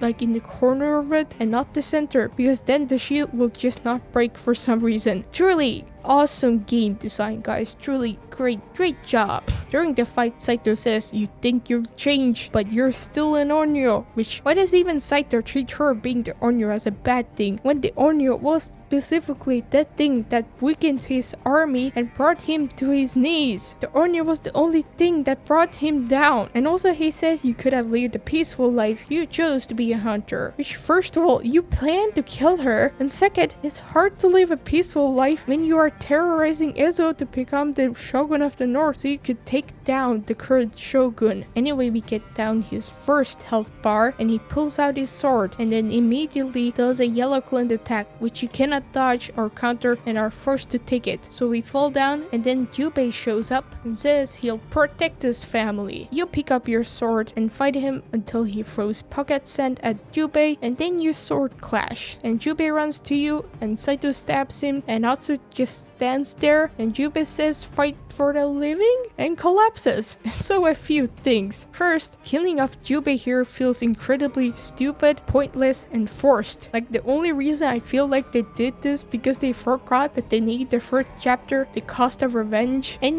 forgot to have an actual cost to Atsu's revenge, so they just killed Jubei off here. But it doesn't make any sense to have that be the cost of her revenge because she already understood that revenge is bad and overcame her revenge and was fighting for her family now. So I have to ask, what cost? It wasn't Jubei because she already overcame her revenge, or her humanity, or the people of Ezo because she still showed to be perfectly fine at communicating and helping people. So again, I have to ask, what cost? Because there isn't any, and the writers realized that too late, so they just half-assedly killed Jubei off to say actually there was a cost. Definitely don't think about it though. Don't think about it though. What's worse about it is how they killed Jubei off. After Saito takes his sword out, he immediately clocks Atsu by forcing you to lose. Like, why is Saito a fucking superhuman? Then Jubei decides to come back alone, not with Uyuki to gang up on him because she had to watch Kiku for some reason. What's even more ridiculous about this is that Saito can take very little damage here, and as long as you don't use your sword, he won't throw pocket sand at Jubei, so you can shoot him with your bows and guns, disarm his weapon, throw bombs at him, and have Jubei do damage to him as long as you like. And you can actually take his health bar down, but nothing happens because sorry, that's not how the story goes. It's only when you heal and hit him, he'll throw pocket sand at Jubei and you clash swords. And then he stabs Jubei, who says to fight for the living when we already are. Like his death is more funny than anything when he comes back to help Atsu, only to immediately fucking die. His death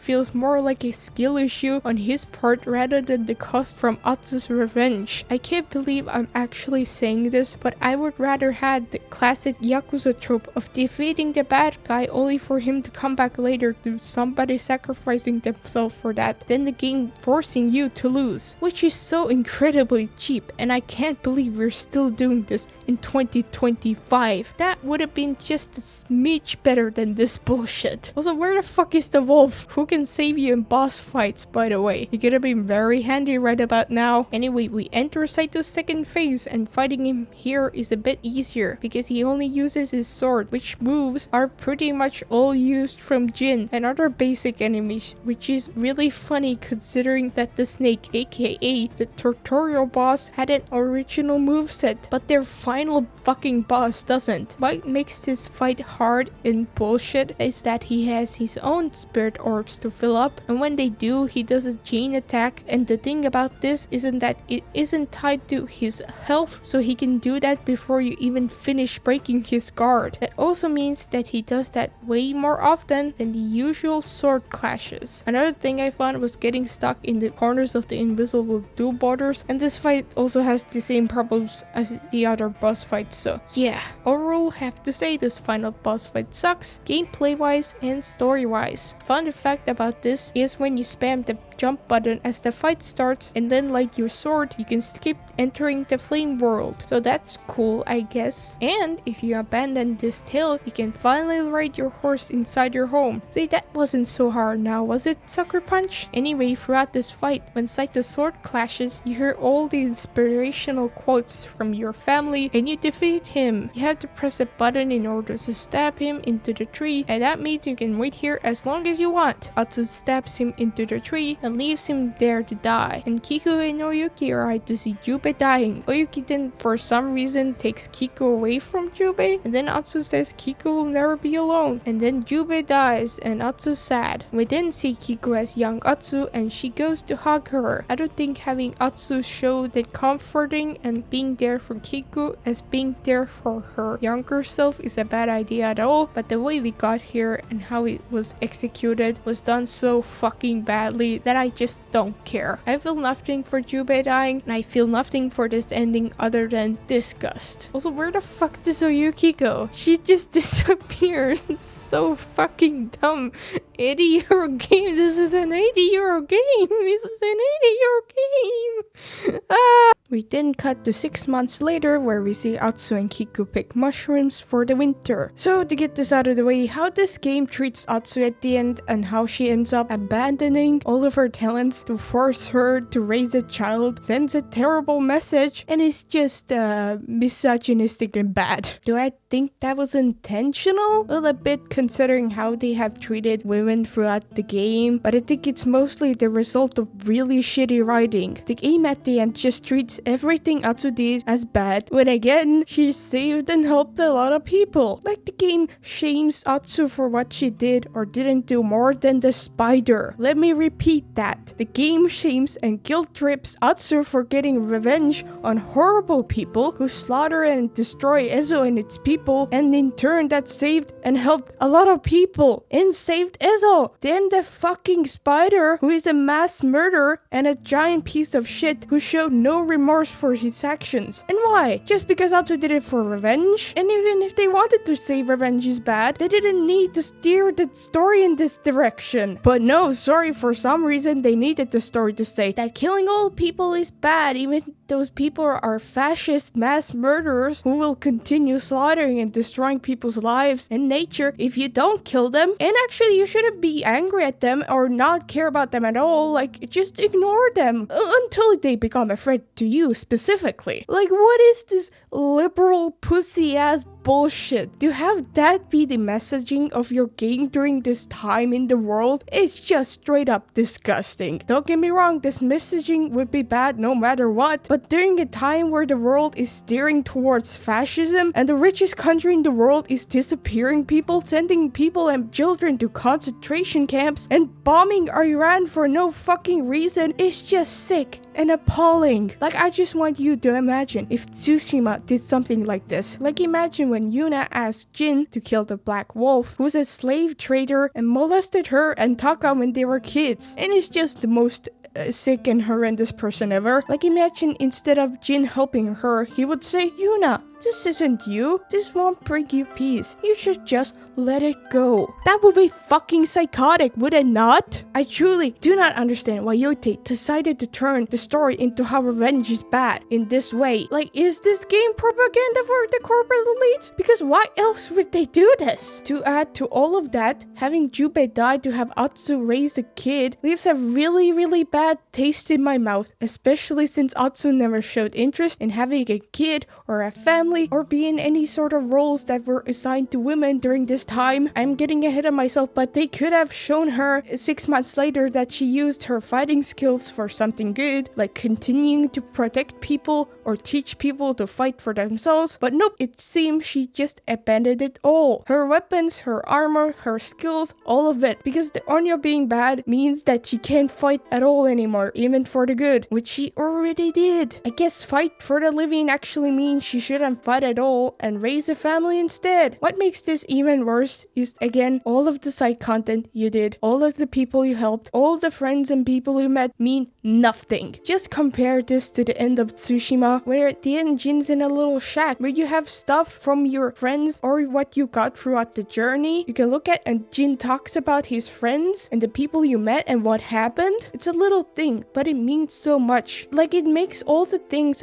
I did feel like it actually mattered. Like that compared to this game where you overcome your revenge to fight for the living and a whole Wolfpack page in the menu and then have none of them matter and have nothing to show for it feels like a slap in the face. Like, if they wanted Atsu to leave fighting behind for raising a family, then the least they could have shown Atsu having a new job or a thing to do. Like, they could have shown she followed her father's footsteps of becoming a blacksmith like Jubei suggested, or work with horses like she said she wanted when she was little. But instead she's shown to just raise Kiku now. I know this isn't exactly a fair thing to judge because we don't really see much with how her life is now, but if they wanted to show that she continued fighting, they could have shown that through dialogue or at least have her carrying her sword. But they didn't. They showed her shamisen and Kiku learning to play the shamisen but not learning how to fight. Also, I want to make it clear that there is nothing wrong with a woman having a family or raising a kid, but why I do have a problem with it here is because Atsu's never shown wanting a kid or raising a family, but seemingly just abandons all of her skill that she helped and saved people with to raise Kiku, because the writers decided to kill Jubei off for the dumbest reason possible, and how this game just generally treats women with how they treated their female characters compared to how they treated their other male characters. Anyway, we heard that the Matsumae are rebuilding their castle, and people hope that the Onyo will hunt down what's left of Clan Saito, and Kiku doesn't want this to do that because she'll be left alone, so Atsu doesn't. Okay, there are just so many questions that are left unanswered, and frankly things that don't make sense. Like, what happened to Saito? Wouldn't rest of Saito's army come after Atsu after they found out Saito's dead? Wouldn't Atsu still have a bounty on her because there are still dudes left of Saito's army? So how are they able to live peacefully? What happened to the Matsumae? Do they know or care that Jubei's dead? Also, since there is still something left of Saito's army, wouldn't Atsu have at least one sword on her in case they attack her? And what's even more funny about that is that you can have enemies spawn near your home here who go, Saito gave us a mission, so maybe you should have your sword with you, Atsu. And also, like, fuck the Ainu. They're not getting their land back. No, that's Matsuma's now. And also doesn't seemingly give a shit about this at all because the writers don't give a shit about the Ainu and just forgot about them. There are just so many things that are left unclear and that we'll probably never get an answer to. A fun thing you can do here is just run ahead and go to your home where you can go back in time, and instead of young Atsu, you're invisible with only your shamisen showing. And if you haven't done anything here, you can do some of the memory things, which now are very entertaining to do. This is such a simple thing you can do, and how they miss this is just beyond me. Moving on, they go back home, and Kiku and Oyuki go play the shamisen together, and Atsu brings flowers to Jubei. The wolf shows up, and Atsu tells her the hunt is over, and she leaves. But Atsu, I thought the wolf pack should stick together. I thought the wolf needed her pack, Atsu. Atsu, I thought the wolf in the wolf pack needs their wolf pack, Atsu. Anyway, Atsu walks to Kiku and Oyuki, and the camera pans out. And that's the end. And wow, can I just get this off my chest? What a genuine piece of shit of a fucking video game. What a pathetic and embarrassment of an excuse of an 80-euro PS5 exclusive video game.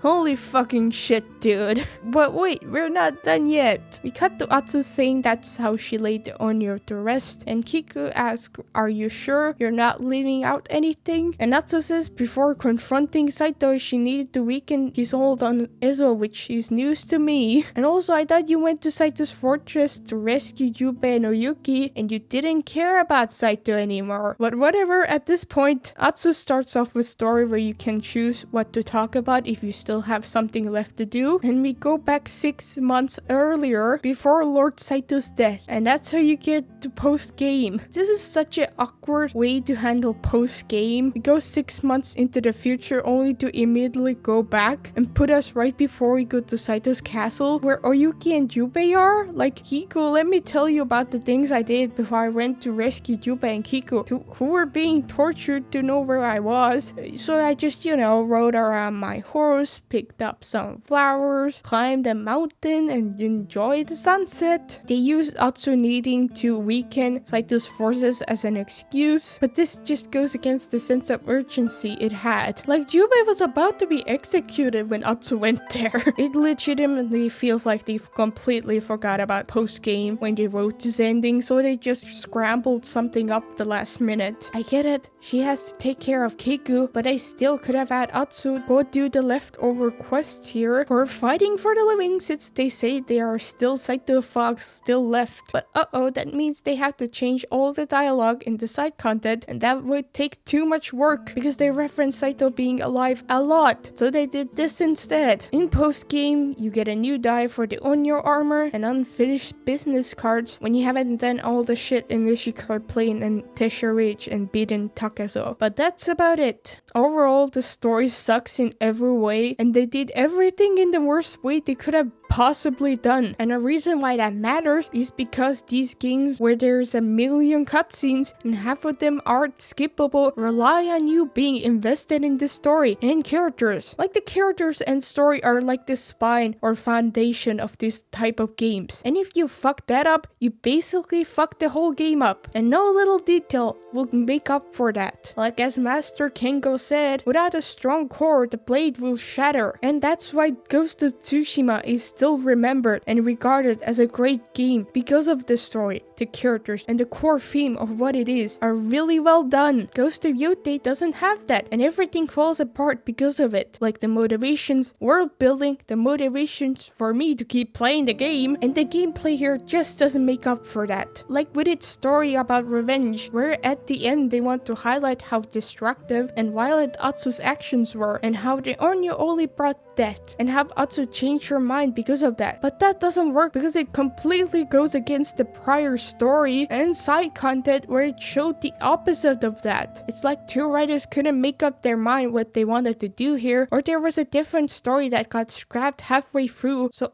all of it ended up in a hot mess. There were so many ways they could have done this in a good way if they just focused and committed to one thing, like Atsu's revenge that is destructive to her and the people around her, or Atsu's the savior and hope of Ezo. But instead they chose to do everything in the shittiest way possible and have none of that feel satisfying. You know what game did the revenge story that Yotei was trying to tell well? Fucking Masaka's story from Tsushima. It isn't exactly the same story as Yotei's, but it actually did what Yotei was trying to say. Masaka's whole family gets killed and then they go help her and kill whoever did, and throughout the story she gets more angry and gets blinded by her rage that she tries to kill Jin. I'm not saying it's perfect, but at least it has the balls to do what it says. I would rather had this game not exist at all or have gone in a completely new direction with its story, but if they wanted to tell a story about revenge, then they should have gone out on a full-blown revenge story. Why? Because Sucker Punch, you are making a video game where the main gameplay loop is killing people and the gameplay mechanics are finding and upgrading things to kill people better as you play the game, and that doesn't work with a story where Atsu gets over revenge and killing people and focuses on family instead. The story's message about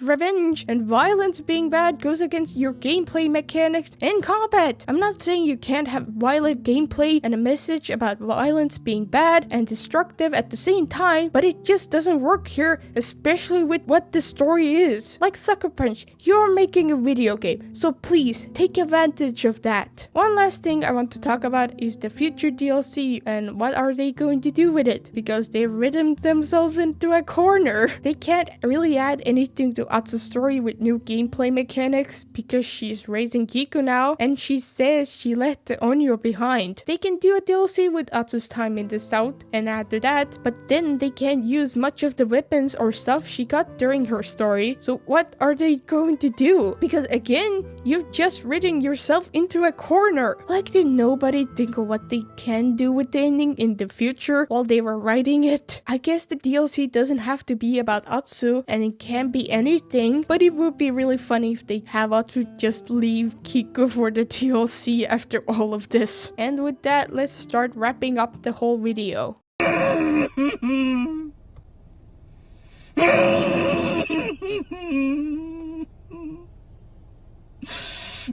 It's hard to put all of this game's problems into one word because you really can't. But I think there is one word that describes one part of every issue it has, and that is it's so two-dimensional. Everything is so two-dimensional, and the two biggest examples of that is the game's title, Ghost of Yotei, and just Mount Yotei and its role in general. Why is this game called the Ghost of Yotei and Atsu called the Ghost of Yotei? It's not like it actually plays a role in the story, and Atsu doesn't do anything on Mount Yotei or even Yotei grasslands to warrant her being called the Ghost of Yotei. Like, why shouldn't she call the Ghost of Ezo? Like, why are the Yotei 6 called the Yotei 6? How did Mount Yotei play a part in getting their name? Yeah, Mount Yotei is called the Heart of Ezo, but that isn't enough. And in the story, Atsu only goes to Mount Yotei to find Hanbei, but that doesn't matter because he could have lived on any other mountain. Mount Yotei could have been replaced by any other mountain here, and it would have changed nothing. And that really sucks because it feels like such a missed opportunity. Why wouldn't you have a big mountain to be fully explorable part of your open world game? Like, let me ask you, what would have been a more interesting place to explore in a video game? A big ass mountain or a field? And that really pisses me off because that would have been such a cool and unique place to explore. The real answer to why the game is called the Ghost of Yotei because it just sounds cooler and more interesting than Ghost of Ezo. And that's it, and that sucks. Overall, what do I have left to say about Yotei? It feels like one step forward and two big steps backwards. Everything in the story is plain bad, and the good moments and the gameplay just doesn't make up for that. It doesn't do anything interesting or creative or innovative with its open world design, new gameplay mechanics, and actually takes steps backward in some aspects. And I seriously don't understand how they can say this is the most freedom that they've given given in a game they made. Like, some of the things in this game have potential, but it never used it. And that makes me wonder, and I'm sorry to say this, where all the money and time went into. Because this doesn't feel like it took like 4 or 5 years to make, especially when they didn't make this game from scratch. I understand Tsushima took 6 years to make, but they had and reused a lot of assets from Tsushima, so where did all of the time and money go? I know this is just me kind of coping on how there's no way these people are the same people who made Tsushima, but it just feels like there was another concept and plan that they had for the game that got scrapped halfway through, so they didn't have the time to flesh things out. Otherwise, how the fuck is chapter 3 so fucking rushed? Or it could be just a simple answer of they didn't know what to do and they didn't give a shit. I will say this game is far from being one of the worst games out there, but I cannot call this a good game. The amount of times I've been fucked over this game's combat and just how many hours of my life was wasted by that. And just thinking about this story gives me a headache, which sucks, and I don't want to say that because this game has great things about it, like the soundtrack.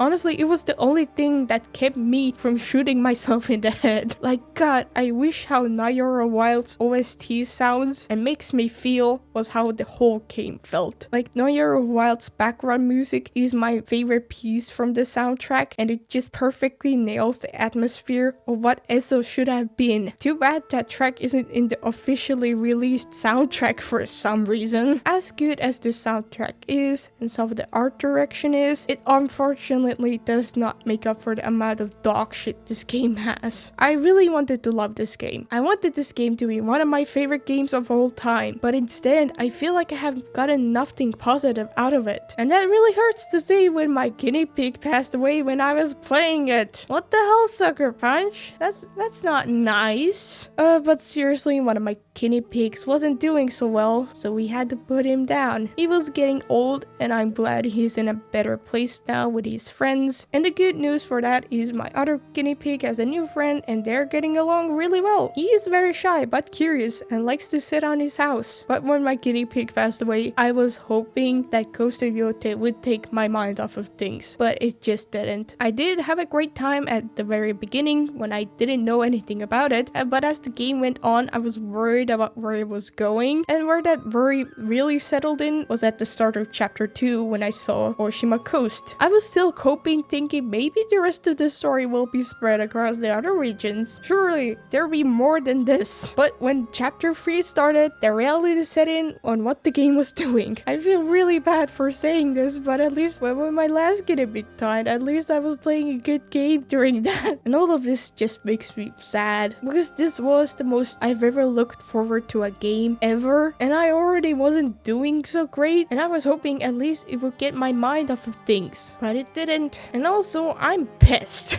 because I feel like I've wasted a lot of time that I could have put into things that I actually enjoyed. Like, why would I have ever played this game or go back to this game when there are games that just do stuff Yotei does 10 times better? You want a game that does the open world well? Play Red Dead 2. You want a game that has fun side activities set in ancient Japan? Play Ryuga Gotoku Ishin or Kenzan. You want a game that has a great story and open world set in ancient Japan? Play fucking Ghost of Tsushima. Why would I ever go back to this game when I just have 100 times better version of it? I got more of a positive experience platinuming Ishin, and that shit made me cry out of frustration. But 100% I would rather do that again than play this game ever again. Even more for the fact that I can use this game for references, I would have sold it in a heartbeat. I just really hate this game. I hate what it tries to do, and I hate what it tries to say. I'm sick of it.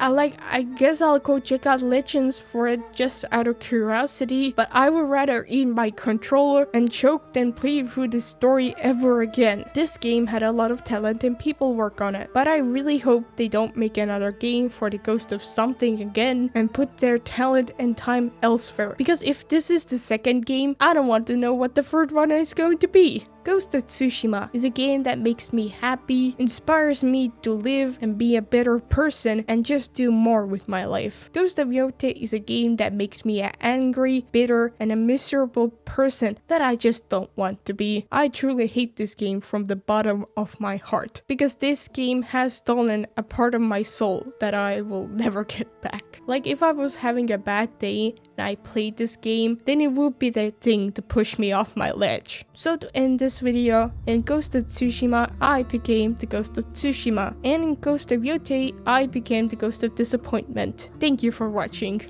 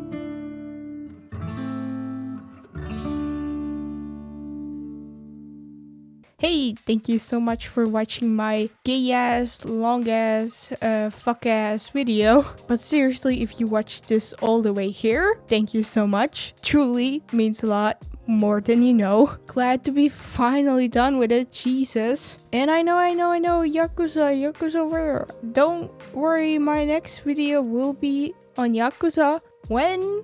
I don't know, because I need a break to get my shit together. Alright, do you have any idea how much I've neglected in my life to get this shitty video done? So, who knows how long that's gonna take. But yeah, I'm gonna go do something I enjoy and get my shit together. And yeah, so I hope you have a good night or day. And I'll hopefully see you soon.